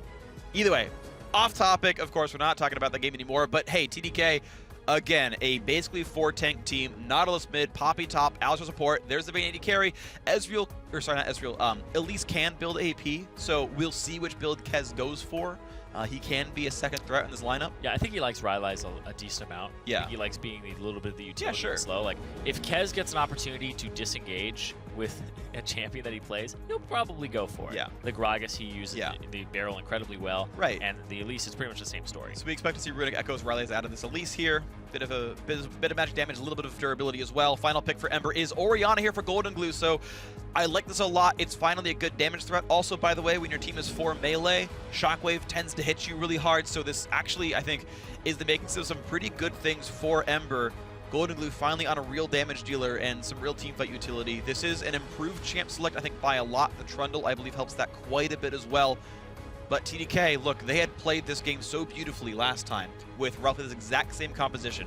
A few changes by Ember, but by and large, TDK had done so well with this before. Yeah, but they do have to go up against a Trundle now, and they have to go up against a Braum, as well as having that Gragas taken away from them. So there's actually a fair amount of tanks on the Ember squad now as well. It just comes down to damage dealers and how quickly you can get through the enemy tanks. And of course, Vayne is pretty damn good at that. Vayne is very good at that, so we'll see how much damage he can really push through, because sometimes if she's zoned out by the threat of getting Shockwave, the threat of getting caught out by a pillar, and you can't really tumble over pillars, by the way, so that can really mess with you sometimes. True. He can be zoned out of dealing damage. And that's what it comes down to, is how much uptime does OQ get. You guys, it's here for Game 4. TDK up 2-1 already. Tweet @LOL Esports, hashtag TDK winner, hashtag MBR win for which team it's going to be. Team Dragon Knights are on match point right now. Promo tournament is in their sights. They've got 2 chances to win 1 more game and make it to the Challenger Finals for a shot at the first seed coming out of Challenger in that one. Here we go into Game 4. Ember's backs against the wall. They have to do it here or their postseason is over. And that would just be devastating for Ember. Yeah. They brought in Santorin from across the globe to fill out this roster and prepare them for, if they made promo tournament, to be able to play with this guy. Their backs are against the wall. They're still not throwing contracts in just to get the chance to play the squad that they were practicing with throughout the first 5 weeks of Challenger. So this is quite scary for Ember and Ember fans. Because TDK, I mean, who expected this result? When you saw that Flares and Alex were thrown onto this roster, and Seraphim away. 2 members that most recently played on the last place LCS team, and then the last place Challenger team, their support. Right. Who expected that result? It's actually quite mind-boggling, because Ember, they were just doing incredibly well. Yeah. And they were just looked like they were on the up and up. You bring in Santorin, you assume, okay, well, that's just going to bolster them even more. Well, it hasn't been the case for this squad. And it really hasn't. They might have to go back to the drawing board for summer. Not what Ember was going to hope for here, but at the very least, by making the playoffs, both these teams are guaranteed their spots in Challenger for the next split. Making top 4 was enough for that here, so there will be a competitive future for either of these teams. One of them may have it in the LCS. We'll see what that ends up being here, of course. As we start in this game, TDK invade into that right side jungle. They take away small pieces of the blue buff. Very solid start by them. Ember, once again, spot that no one is there and don't take pieces. I think it's not as good as stealing away the parts of the blue buff, but it will get him into lane to grab XP right away as Stunt takes down 1. And we are in a lane swap yet again. I believe every single game was a lane swap at the start of this one. 2v0 lanes to start things out. Kez and Flares is jungling safely. No big issues here. And there's level 2. And yeah, actually only halfway through the second camp is when Flares leaves. I know you were mentioning that he's coming across early, but yeah, he is coming across really early. Letting Flares get a lot of the solo XP here. Yep. Making it so that he can hit level 3 very quickly. Is Flares even taking any experience before he goes? He has at least a CS, so I assume he's taking some. Okay. Because that's how...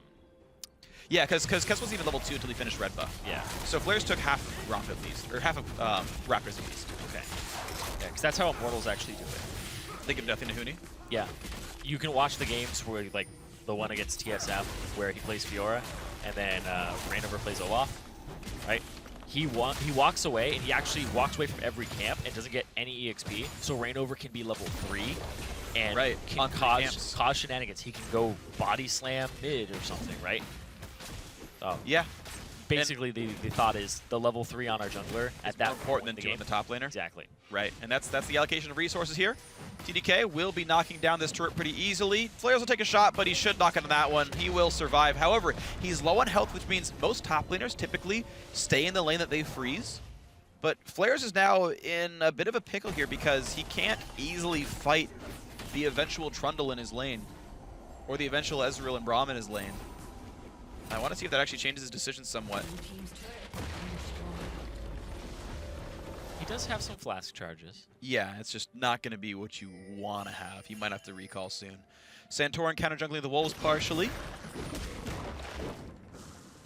And he's going to be just fine here. Smallest of goal leads right now for Ember by getting a few more camps overall in this one.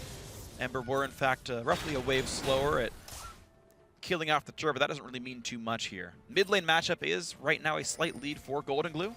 He has pushed through all of Alex's flask charges, and turns out Orianna just does more damage than Morgana here, so should have a decent chance of continuing to try to pressure him. And this is definitely comfort for Golden Glue. Oh, yeah. He made his debut on Orianna. Yep. In the LCS when people had no idea who he was, and it's like, okay, we pulled up Golden Glue.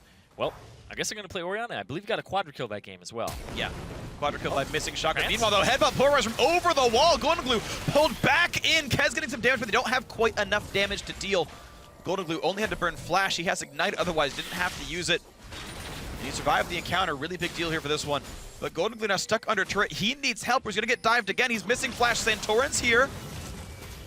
And that is enough to keep Golden Glue alive for now, but it will mean they miss some of this gold under the turret potentially as they try to wave clear it.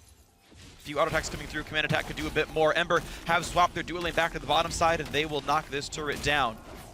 5 minutes into this game, as the dual lanes have swapped back to where they were before. We have a quick pause in this game, just so you guys know. We had just, mirrored swaps here on phase 2 of the lane swap, and attempted aggressive play in the mid lane, which is good by TDK. Again, their big issue is being too passive. I mean, they've gone for some really nice moves, but Santorin was there to defend him. Yeah, and I was talking before about how maybe throwing in this new blood was going to make them more aggressive. Well, Flares has been nothing but aggressive. Yeah. And Alex as well. Alex is pretty much just Felt much more comfortable. exactly throwing himself at the enemy over and over and over again. I think that he comes into these matchups and thinks that even though Golden Glue has counterpick, that he's a better laner. I think that he's coming in with full confidence over that and says he knows how to play the map better as well. Of course, the pause is that Trance is having some computer issues, so we'll be back up in just a moment as soon as that gets figured out. Yep.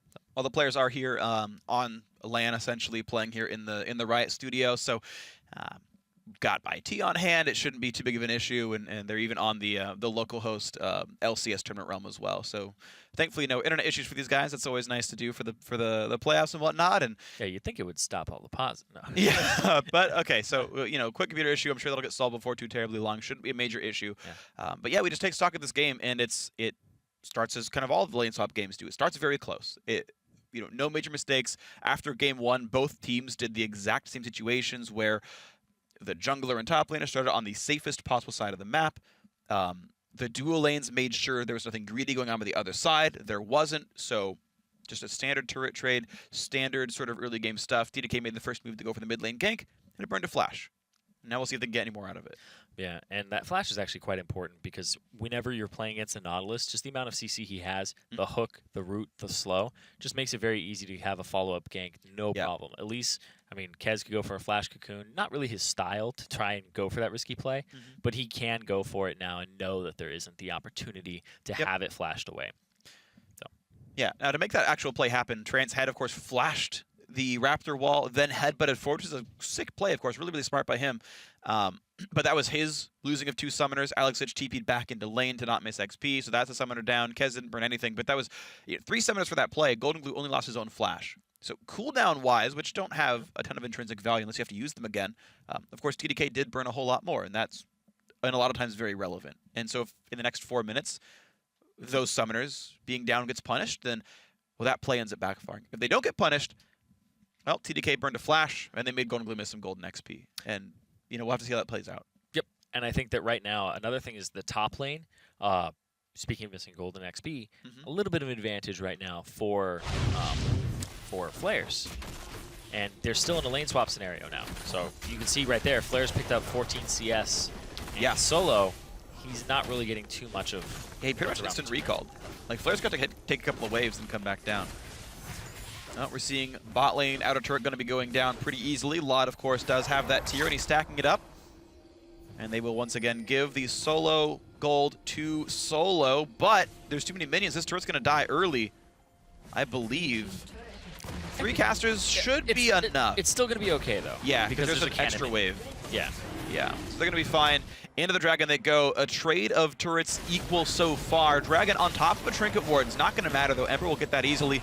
TDK making the obvious choice of reacting and taking Rift Hero to the other side of the map. This is honestly what happens when neither teams go for any really huge plays or make any huge mistakes. You just trade equal resources for a while. And now the question is, with all the side lane turrets being down, now you have to make some real lane assignments and make some actual choices. Yeah, it's just mirrored for a good portion of the game, 7 minutes. Yep. Now top laners freeze, top laners try to CS.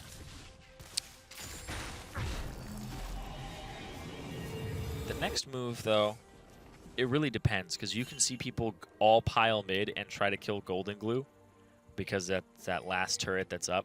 Or it could just become a farm fest, which TDK are completely fine with the champions they have.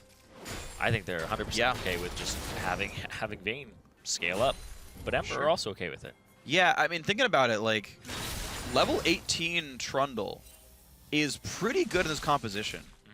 Right, Titanic Hydra, you start crushing the front line, you ult somebody, become actually unkillable.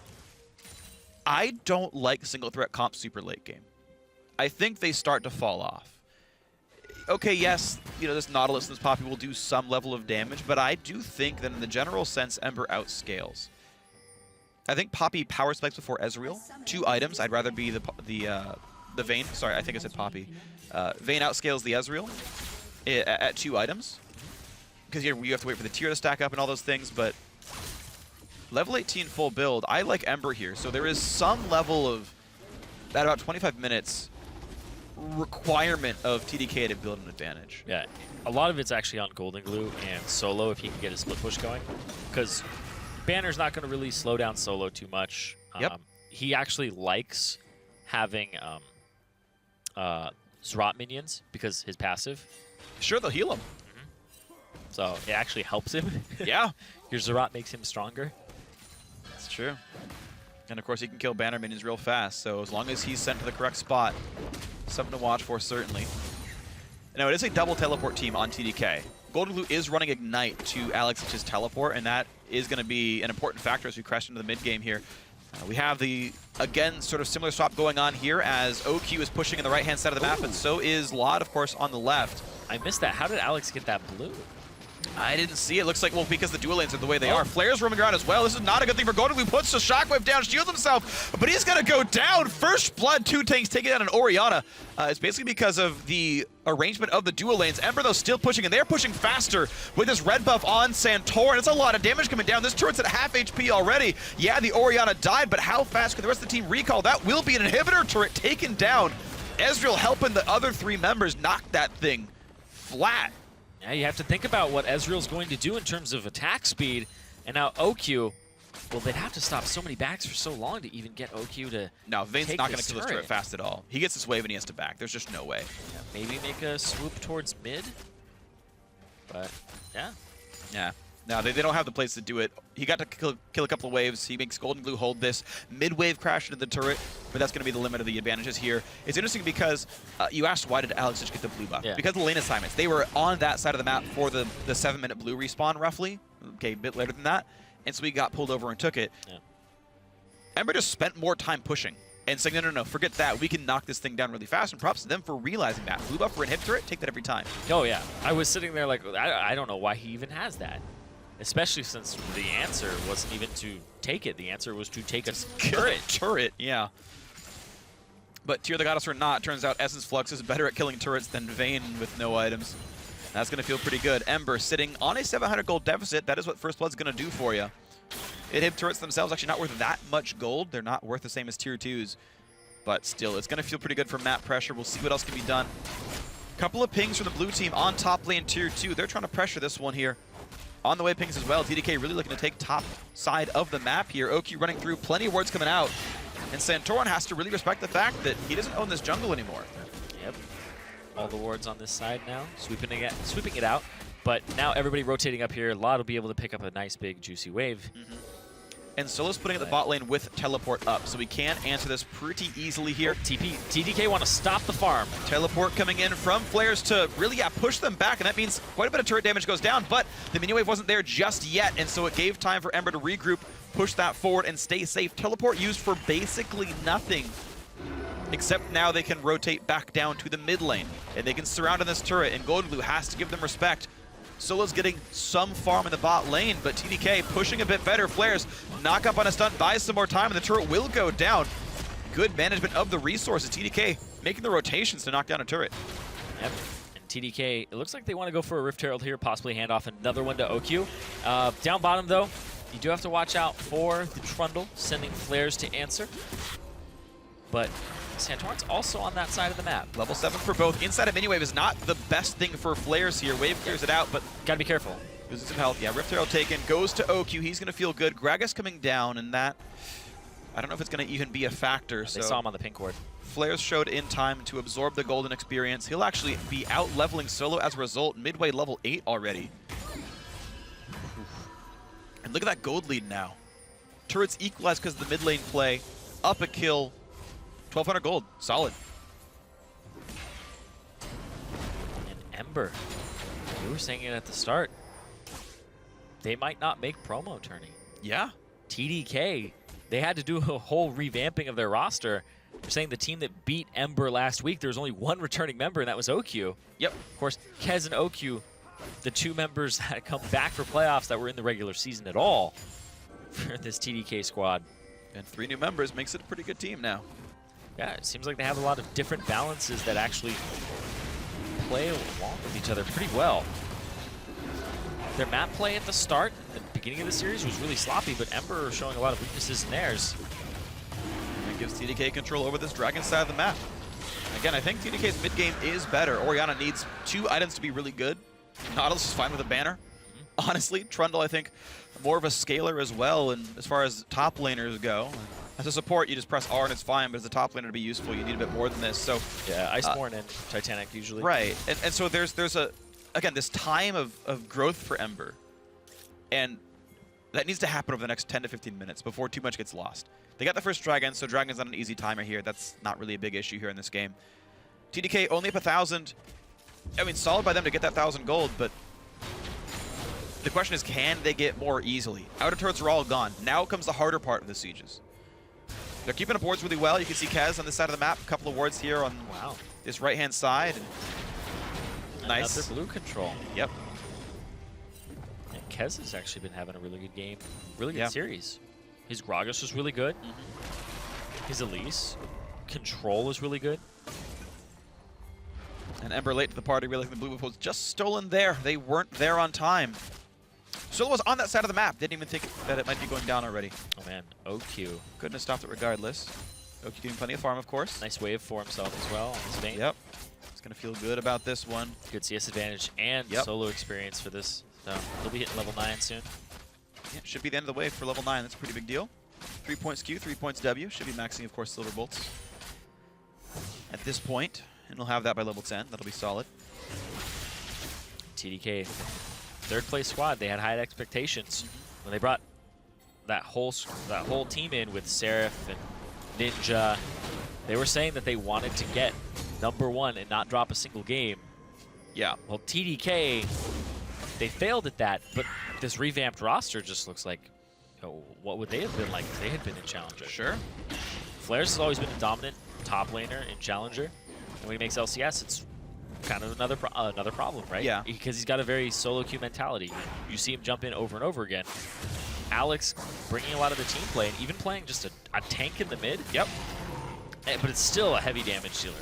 Like, don't be deceived. Sure. He's got pretty good mid-game damage. It eventually falls off over time, but that's how tanks work. Their first few abilities do plenty of damage, then it starts to scale away as people get more health in their pools, and they stop buying damage items. But that is not this time. The mid-game is TDK's time for sure. Flair's going to find the stun into Solo. Plenty of damage dealt there, down to 2/3. Trades right back in. And Flair is still just winning this matchup for now. Solo getting pushed back. No one's on this side of the map right there. Red buff respawns. FLICKR still pushing in. And now a new minion wave says Solo could trade right back. Gets the Grasping and Dying heal, and FLICKR kites back until his passive's back. Pops the ulti. Sends him up towards the river. Santorin's right around, though. And he's there to defend. Kez doesn't even want to fight this. He's just taking his red buff away. Minion wave's being controlled back and forth. Mid lane wave meets. Solo, I don't think he's going to like fighting flares anymore. Although flare's actually now out of mana, means it could be a bit better. Pops the ulti, and in comes the team, but teleport is popped. That could be Alex is showing up there. Flashes, almost gets the stun. That was close. Alex rejoins the fight. Kez to be here as well. Stuns Santorin. Anchor toss in. Look at the damage, and whoa! Santorin thought he could save the day, but instead only gave up 450 gold. And Ember falling farther behind. So much used there as well. Flash from Solo, and Santorin just trying to salvage the situation. Those TP turnarounds are big, and Golden Blue didn't take one this time. He took Ignite, most likely to try and deal with OQ later on in the game. Yeah, he's trying to feel damage. But I honestly think that the Ignite isn't that great, because when you're up against that Vayne that late in the game that your Ignite is going to matter, he's going to have QSS. Like, that's my take on it. I think that having you have the exhaust on stun, which I think is good for the early game, especially since you're going to be laning against the Vayne a decent amount. But I think that the TP is just something that has been proven throughout the series. Really useful. Be super useful in Absolutely.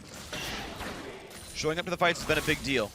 Team Dragonites, 2,500 gold up, 2 kills to 0. Rift Herald was theirs yet again. This time given away to Kez. He's going to continue to power up. Aegis built second for him after the Runic Echoes. We see Flair's not going for that same banner Zerat build, because guess what? You're against Trundle. You need actual combat stats for this one. Going towards what looks to be maybe Dead Man's Plate second item here. After the Sheen with Sunfire Cape. Kez clears away a pink ward without too much trouble, and you can see the TDK. Look at their ward line. Yeah, they don't have a ton of super deep wards, but they have a few watching the jungle. But there are 0 for Ember. They have not been able to cross the river successfully in really any meaningful way here. Yeah, this blue buff has been the property of TDK. Yes, it has. Since the second spawn. I think every single one. Their dual lane was bot side, wasn't it? Yeah. So they would have gotten the first one from Kez at the very start of the game, and that blue buff has every single time gone to TDK. That's not a good thing for Orianna, who no longer gets blue buffs. Yeah, Athene's is nice, and he's going towards Luden's Echo second, which is good because it gives him some upfront damage. But it's just a slow game of Ember trying to scale up before TDK takes too much from them.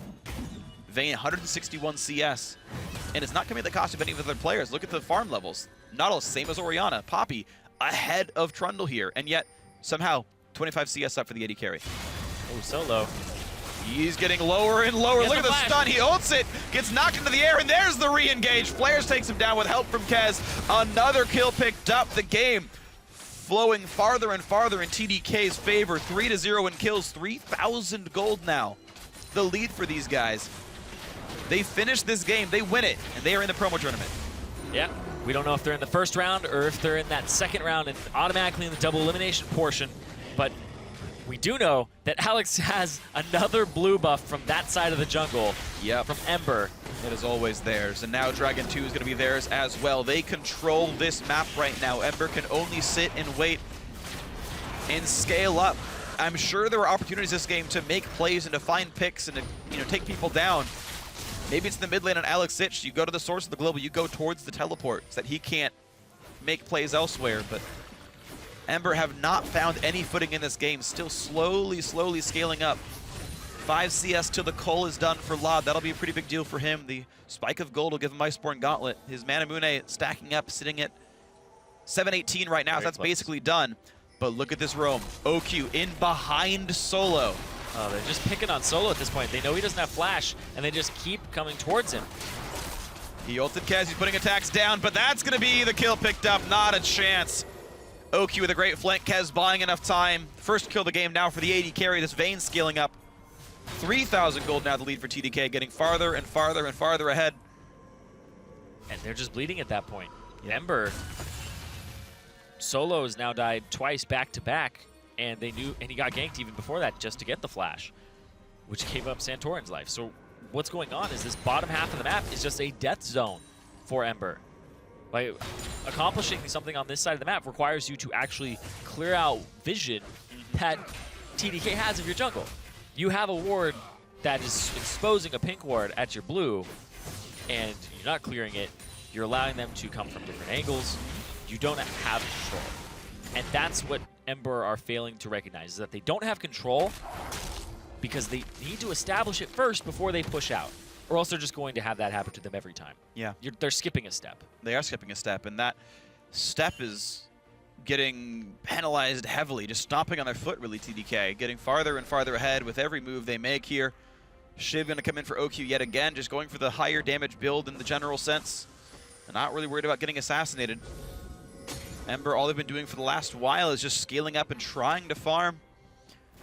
Solo is going for the Iceborne Gauntlet second, but that means he's actually pretty squishy, all things considered. Flares has the Iceborne for himself, and here's again the battle, but here comes the Nautilus yet again. Someone comes in from behind, and Solo yet again skips the step, gets knocked around, has to flash the wall, does get away, but that is a summoner spell lost for the fact that they don't have the ward control to spot these roams. Yeah, and they keep doing this. They're just like, keep going towards the Trundle. The Trundle is pretty squishy right now. He doesn't have any resistances. All he has is some HP, and that's and the an power ulti on a drop. Poppy. Yep, he'll ulti, he'll get a little bit back, but honestly, just the amount of damage that they're able to do to the Trundle. Get his flash. Now, I wouldn't be surprised if they just keep trying to throw 4 people at that lane. Sure. It's working. They're getting income out of it, right? TDK aren't necessarily taking objectives because the turrets are mostly already dead, but it's a way to scale up into the game here. Solo, a level down behind, getting some damage, but look at that. It barely even affects flares. Just does not have the health damage, and he's just not getting through anything. I'd rather see Ruin kick tank than this build. Solo pushing up, and they don't have eyes on Alex, means that he can just TP in at any time. And with wards behind him, that could certainly happen. If he pushes in one more time, that TP can land into the ulti, into the kill. He's got no flash. He's got no ulti right now as well. You can see Flares winning that fight pretty handily. Of course, out of mana on Flares, so Yeah. you can't keep it up for too long here. The one benefit for Solo is he's less mana gated by his gameplay here. Into the turret he goes, actually. Flare's taking a chunk of damage. Solo ulted him, and he wants this fight to happen, but guess what? No teleport on his team. No one can flank Flares. If Orianna had that, that could have been a kill. But now it's actually Baron being attempted. Both top lane is low. No one can TP. That's fine. We'll 4v4 you at Baron. Force the rotation. Doesn't quite happen. Recall gets stopped. It wasn't going to die from that one, but certainly buys some more time. Okay, so that ulti was popped by Lod. What does Ember get with that extra 15 seconds of time? Looks like they get to go run top lane. They don't get to do anything on Poppy. They don't Get to do react to anything TDK. mid. Yes. Solo gets some farm and recalls again. This is definitely not looking good for Ember right here. Solo's almost 2 levels down. He was level 11 to the 13 of Flares just a moment ago. Now finally resets the wave. Still can't complete Iceborne Gauntlet. Actually still sitting at 450 gold and not enough to combine the items. So just getting farther and farther behind. I mean, there's 2.5 full completed items for Flares here. He's nearly got that Spirit Visage. No longer even building for his lane opponent anymore. Trinket used it again, spots the fact that Baron is getting taken down rather rapidly. 2 tanks in a vein. Not going to make that too hard for Baron to go down. Solo in the front lines. He's got the ball, and he's going to get hit up. Anchored in. Where's the shotgun? That's going to be important. The knockback, and he just goes down. Couldn't even ult. Shotgun hits 2 tanks, but no one cares. Gornaglu's nearly dead. Lot's trying to run. Kez is back in the mix there. And the Mystic Shot misses. Couple of slows come through. Distortion to buy some time. Stunts maybe going to go down, and he will. OQ on a killing spree. 6-0 in kills. Ember can't find any legs to stand on. And Ember, they have to be so worried right now because TDK, they're about to wrestle complete control of this game. They already were basically getting their hands around it, and now it's almost in their clutches completely. Team Dragon Knights in their 3rd straight LCS promotion tournament appearance. Twice from the Challenger side, once from the LCS side. This could be it if they win this game right here. Ember need a minor miracle to catch back up on this one. Santorin looking for the attempt to steal, but he's getting locked up too hard, getting back, tackled by Poppy. But Kez running out of health, gets a smite in time. That will be Baron, just barely for TDK. Solo wants in, he wants to kill off Alex Zich. The ulti's on, they might get that first kill, but 1 champion kill as a trade for Baron. Not a good thing for Ember. They will not stop Flares, he will get out. And TDK so far ahead now. Ember just look lost. They look all over the place.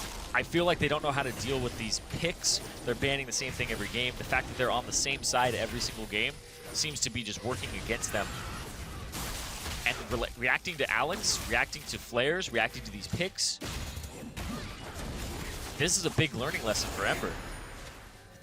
Of course, they do retain their Challenger Series spot if they end up losing this game for next split. But man, they looked really good at the end of the split. Playoffs though, completely different looking Ember. Yeah.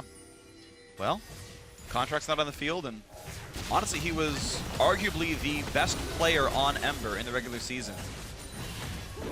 And they took the gamble saying, look, playoffs might be harder with Santorin, but we want to be in shape for the promo tournament. That's the real goal, is the LCS. Maybe this team would have looked different with Contract playing for him. But they went for the play, the longer term play. And Ember may be stuck in Challenger for another split, as they have not been able to pass through the mini-boss that is TDK. Trance does a really good job here of locking up Golden Glue, and Solo got locked up at the same time. So you're not able to actually relocate where the ball is, and Flares just jumps on the Golden Glue. Of course, the Nautilus ultimate ends up getting fizzled there by the Poppy ultimate. So Golden Glue would have died there if it had been in reverse order. And he actually probably would have knocked up multiple members of his team because he tried to flash away instead of dying. And Kez's cocoons have been on point. Yeah, 2 in a row, very good ones. Yeah, good pick player. He's also good at controlling the vision, which is something that TDK have been excelling at over Ember. Absolutely. They've been strangling them out of this game. Yeah, totally true. And Kez has always been the vision control guy, and when you have a team composition that just kind of needs to make plays for Vayne, and then they're able to get these picks off of Solo. I mean, the problem is that TDK has normally been too passive, and it's not like they've been incredibly aggressive. Yeah. This game in particular, last few they've been pretty good, but Ember just did nothing. Nothing came out of this team in the early game. They got 1 kill just now on the backside of Baron. That shouldn't happen. And Golden Glue having his flash blown very early on, and then the pressure from Santorin really wasn't there. He was kind of being reactive to Kez. Solo not on something that could even really hold up the flares later. Ooh, nice bit of damage there, the turret helping. Of course, with 3 dragons already picked up, TDK could just poke at turrets and put the dot on them and slowly wear these things down, so flares will make progress against Solo in this matchup. As the team rotates back to the mid lane here, Ember late to the draw, actually. Nope, top turret has a Zerat on it. Yeah, so it does. See what happens there while they whittle away at mid and bottom. And whittling away is what's happening here. Baron buff has timed out. Not too much was gained for that. Gold lead remains 6,000. That is big, but not insurmountable. This is still a winnable game from Ember, but TDK are in the lead and looking to make their way into the promo tournament with this win. And here they go. Next attempt for the mid lane inhibitor turret. Flares on one side, OQ on the other. Pulling in tanks to keep the team afloat. Kez did go lock it before he went for that Ryle's Crystal Scepter, but still a mix of ability power and tank stats. Back to the top lane they go. OQ has no competition. Top lane tier 2 will go down, but that was an eventuality. There was no way Ember could repeatedly save this as well as the inhib turret, so that does finally go down. Good rotation by TDK and OQ in particular. Now the top lane he goes, but no one's here right on time, so he gets 5, 6, 7 auto attacks in this turret before finally tumbling away. And the burn is actually quite significant. Sure. It scales with level, I believe, so. Yep, the Ember turrets. Right now. Great work for him. Solo had to go bottom. Solo had to clear out that gigantic wave. And then in the mid lane, everybody just kind of expected TDK to continue to push, and that's how OK was able to just easily get to that top side. Delays Kez. Not too bad, though. Yeah. The problem with doing that, though, is we're on 6.4. The Ezreal ultimate has a much longer cooldown now. Yeah. And honestly, using your ulti just to stop recalls, that's not always up for the next team fight afterwards. Not that Ember are really winning team fights anyway, and you know that's of course an issue, but that is a non-trivial amount of the damage coming out from Ember here. And if it is indeed down for the next fight, that's a big deal. Right now they're okay. Minions cleared back and forth. Red buff on OQ is going to feel pretty good. Shiv and a Phantom Dance are actually his next item, so very attack speed focused, really anti-tank. And that'll be interesting to watch what he can do with this. Of course, it makes it even harder to kill him in a duel. It makes it very hard to catch him as well. Yeah, he's real quick. Really slippery. He's able to use the QSS as well if he does get locked up. Yep. It's going to be real hard to get rid of that Vayne. OQ is the key damage member of the squad, but the rest of TDK are doing at least some with 2 Sunfire capes, you know, a couple hundred ability power on the Elise. It's not no damage, it's just not 35-minute crush you team fight damage. Yeah. It does, over time, shift more and more to OQ. Yeah. Dragon 4 is up in 55 seconds. Yeah, Baron's also going to be around the same time. Yeah. EDK could possibly go for one of those, Vayne is doing Dragon. Maybe we kind of contest Baron and stop it, or we do it. But it's back and forth. Flares has a Hex Drinker as well. And this is something that I usually pick up on Poppy when I'm just really far ahead. Just because I want more MR and damage. Right, you want to start being a bigger Yeah. carry force.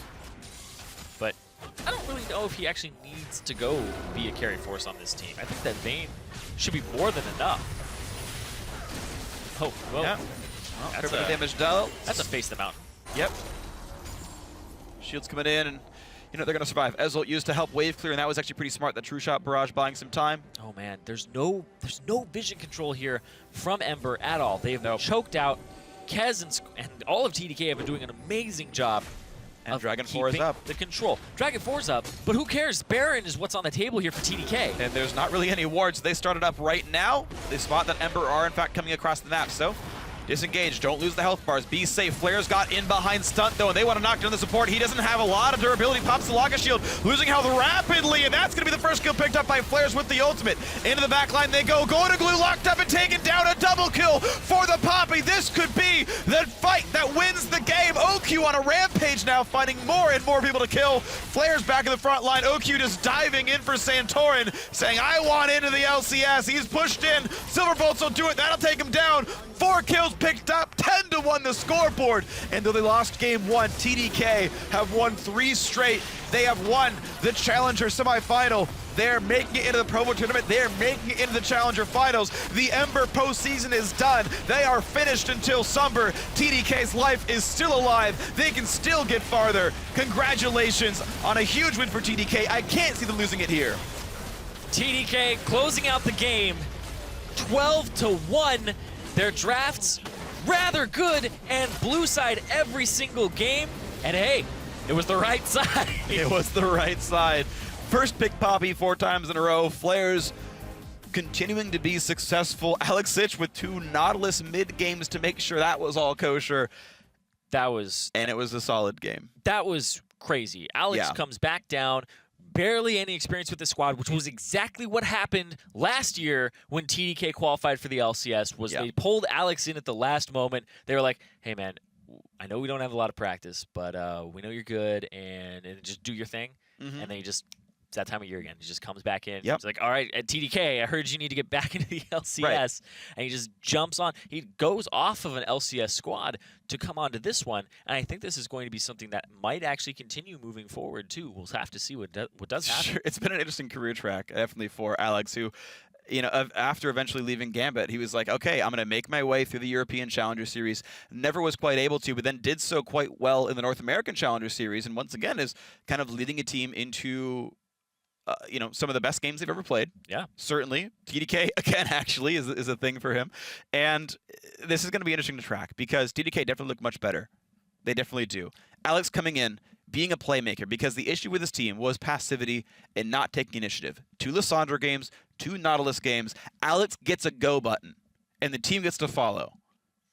Yeah. Turns out, when there's a big green targeting reticle over somebody, whether you speak English or Korean or Russian or whatever it is, you look forward, you start hitting that target, and Alex was able to get the team to make some very good choices. And I mean, overall, right, this team played much better than they did all throughout the regular season. And they won, and they deserved it. Yeah, and that's why it's an upset. 3rd seed just knocked out the 2nd seed, which could have been the 1st seed. They had, I believe, 4 points dividing them. 6 points for TDK, 10 points for Ember. Yeah. Ember was only 1 point ahead of 1st place, where they maybe could have avoided this matchup, right? Yep. You just think about that game that they dropped against TDK last week. Yeah. Maybe that would have been enough. Yeah. They would have been actually able to pass.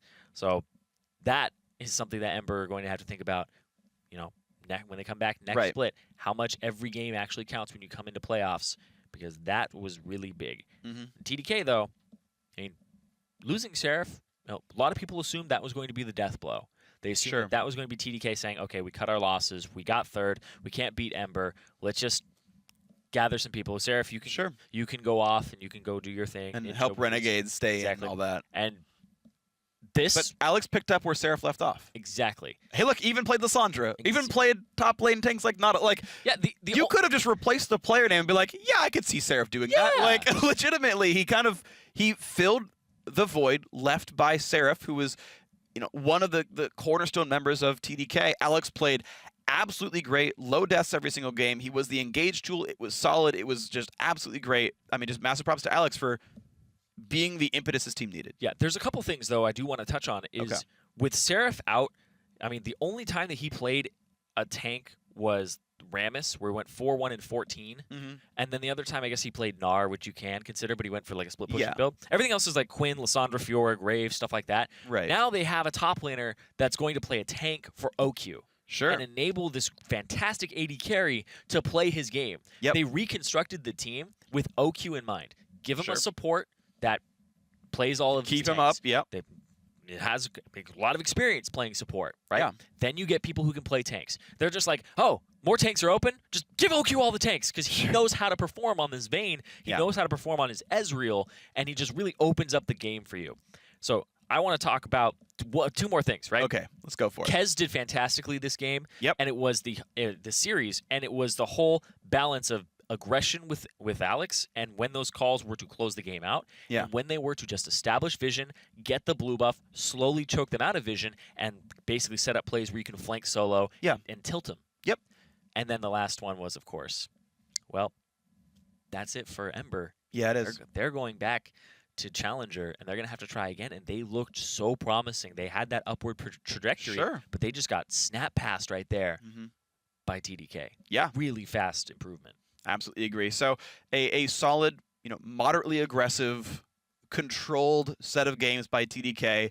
Really cool champ selects, really good innovations there. The mid lane Nautilus, definitely exciting. Sticking to their guns at the top lane Poppy ended up working out. By game 2, they said, okay, let's bring in Trundle to kill the Nautilus. By game 3, it was let's steal the Nautilus. Let's start counterpicking the composition as it's coming together. And again, it worked out. Ember, honestly, would have liked to see more from them. I felt like there were so many opportunities for them to play a bit more aggressively. Santorin kind of going back to that invisible TSM situation where just, look, his scorelines were fine. Like his Rek'Sai game was like 0-1 and 6, 100% KP, 1 death. That's not bad, but we just didn't see enough come out of these guys. Right? The game starts in a lane swap where you get the same number of turrets and the same amount of gold, and you're like, all right, here we are 10 minutes in the same situations. And then, Ember never pull the trigger, and TDK does, and beautiful stuff by TDK. Yeah, TDK played a fantastic series, and the adaptations that they were making were the big part, because Ember didn't seem to adapt. They seemed to be very slow, golden glue on utility over and over again, not taking the Nautilus, seeing... Like, the Nautilus going mid seemed so overwhelming that they didn't even want to do... They didn't do anything about it, and it happening again. I don't think Ember adapted well in champ select. TDK had a couple of things that you can consider champ select advantages, champ select victories, and that they're more likely to win. Either way, it was a great series by them. We're going to actually pull up a replay of the final game-winning push, the push that got TDK into the promotion tournament here, and we'll have that on your screen shortly, actually. Right now we have just the victory screen, but I'm sure that will change very shortly for us here as we get ourselves into the situation where it was TDK actually winning the whole entire thing. I mean, these guys played such a good series. The composition, being able to pilot it properly, it's something you have to scrim with, right? It's something you have to prepare coming into the match. And I guess we don't have the replay for you right now to talk about this one, but coming into the matchup and knowing, okay, look, it's a massive tank composition. It's putting everything together and knowing what lanes you can focus, getting Kez to actually gank that solo lane so much that he was... It's funny because it was a protect the Vayne composition, right? 4 tanks in a Vayne. You think it was, oh, get OQ ahead, get him all the kills, and that wasn't actually required by TDK. Their practice had paid off, and they were able to say, you know what, no, we can just simply focus on the top lane matchup. We know that we can get solo behind, we can get flares ahead, and OQ can just take the farm, right? No one else needs the same kind of items as everyone else. Here we do finally have the situation, and it's flares making the big plays, getting the knockup on a stun, and they're happy just focusing a support. As long as you put all your damage on one person, that's fine. Alex and Flares still just in the front, buying time for everybody, and just being a wrecking ball going forward and forward and forward, and they can't be stopped at the end. Okay, everyone's dead. OQ is happy to flash into the base and outplay everyone else, but honestly, just really impressive stuff that they were able to understand when it was time to go, when it was time to push in really hard, and actually really press for those kills. It was honestly just a great set of games to watch. When they played these 4 tank compositions, they executed them so well. First team I've really seen play a comp like this. Normally Protect the Vein has supports. You're seeing Morganas and Jannas and Lulu mids and things, but it was just the tanks. And it was beautiful because OQ, it wasn't always just about him. It was about Kez making a lot of really great ganks, getting the lanes ahead. It was about Alex coming in and helping to engage the fights. It was flares on the TP flanks. It was honestly a team game from this squad. It was honestly really beautiful. So that was the game-winning push. Honestly, massive props to TDK for playing a really, really good series for themselves. And of course, that sets us up for the playoff bracket because, hey, TDK are into the finals, right? They're into the finals. They're going to find out who they play tomorrow. Of course, we will see Apex take on Team Liquid Academy tomorrow at the same time that this series started, but it also means that TDK are for sure in the promo tournament. If they win the finals, they get a better seed into that promo tournament, which would be a really big deal. Either way, we wait to see what's going to happen. Their final match will be taking place next week. And in the meantime, of course, it's all just been a whole bunch of fun casting series. A best of 5, well played by TDK, taking down Ember. Tomorrow at 6 p.m. Pacific will be the other semifinal. Tomorrow, 6 p.m. Pacific, 3 a.m. Central European time if you want to get up early or stay up late for that one. But that will be when the Apex versus Team Liquid Academy matchup happens. But right now, I'd like to welcome a victorious member of TDK, Kez. Welcome, Hello. man. So first of all, I got to ask you about your prep for Ember here, because you came up with some really interesting team compositions. Yeah. Of course, they're coming in as I think many would consider favorites, and you had only a week to sort of play with this new roster. So talk to me about how difficult putting all that together was. It was really difficult because the meta shifted a lot to the point where we see like really weird champions playing at mid. Like Graves mid is a thing, and we didn't have a lot of time to prep for it. So we just picked some champions that we were really comfortable with, and then we just practiced with it. So you had to sort of pick a subset and say, we'll just practice these comps. If we're left without them, you're just kind of screwed. And you hoped you could get them. But it worked out, of course, for you. So I guess you practiced Nautilus mid. Yeah. I assume at some point. Where did this come from? Who decided, guys, I'm gonna bring Nautilus here? I honestly have no idea. Like Alexich, when he came in, he was like, Nautilus is really OP, and then he just like played it at mid during the scrims, and it was really strong. So we like decided to go with it.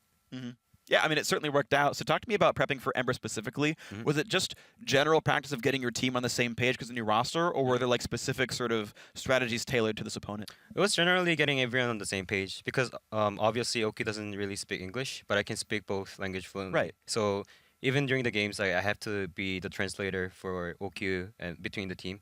And it was really hard for me to do it at the start because even in team fights, I have to like translate to OQ like what the team's gonna do. Oh man, go And vice forward and versa. type back Yeah. to someone. And it was really hard. stressful for me. Sure. So I'm actually sort of curious because we see a lot of these multi-language teams in professional play. China's got most of them in that situation. How frequently are you having to translate things? Like if you could like guess how many calls a game you have to put in both languages. How many calls? Yeah. Oh god. Is that hard to estimate? Yes. Is it like 50 or is it like 5? I'd say every 30 seconds. Every 30 seconds yeah. you've got to Yeah. give direction to both languages. Yeah. That is pretty tough. Yeah, it is tough. Okay, but I mean, you guys made it work, right? You had some really good aggressive plays. I lost my train of thought. Dang, I've done this twice this. I feel bad about this. So, but talk to me about your growth as a player, because we've seen you around for a very long time. You've been with TDK for now almost ever at this point. I mean, I remember you way back on like Cloud9 Tempest as well. So, sort of, what are the kind of things you've learned along the way as sort of a shot caller the whole time and as a jungler the whole time, as the game has shifted for all these years? Tell me some of these lessons you sort of learned. Like right now, the meta shifted towards like the carry jungle meta, and that's not really my style from the beginning. Like I'm more like a support player. Like everyone calls me out on buying side stones and stuff, and I kind of I don't know. It was a team effort. Like I couldn't really gank well, but my teammates would like tell me like where to gank, like how to gank, and from there I caught up on like a lot of stuff. Yeah, it seems like you had a really great series. You got a lot of kills for the team, and hey, you guys won a really outstanding series, 3-1. It's super impressive. Kez, props in the win. Congratulations. We'll see you in the finals. Thank you. And thank you, of course, very much for joining us. So now, on behalf of myself, Kez, all of TDK for the great victories, Irene, and the entire live broadcast crew, thanks for watching. We'll see you back here tomorrow for day 2 of our Challenger semifinal coverage. Good night. Yo, man, look at me, man. I got on the jewels. Look at my shoes, man. I'm sharp. Man, I look good. I look good. I look exactly the way you wish you could. I look good. I look good. Come on. I'm in love with a girl that I call old school. Sipping on my brandy, I'm feeling brand new. Got the feather in my hat because I'm just that cool. You peeping at my alligators bent kinda slow. They peeping at me pimping cause I got all the game. And even if the day changed, it's all the same. You rolling up the block, but you in the wrong lane. You hating on a brother, man, you must be insane. I look good. I look good. I look exactly the way you wish you could. I look good. I look good. Come on. I look good. I look good. I look exactly the way you wish you could. I look good. I look good. Come on. Joe said that I'm the best in the West. I got the girls singing, damn, look at how he dressed. No need to guess, just bless my finesse. I keep him in a mess, all up in this caress. Jeans, fitted, shirt, knitted. Man, she need to quit it, she already did it. She gotta be Latina cause she look mixed with it. She all up on me, so I guess she gonna get it. I look good, I look good, I look exactly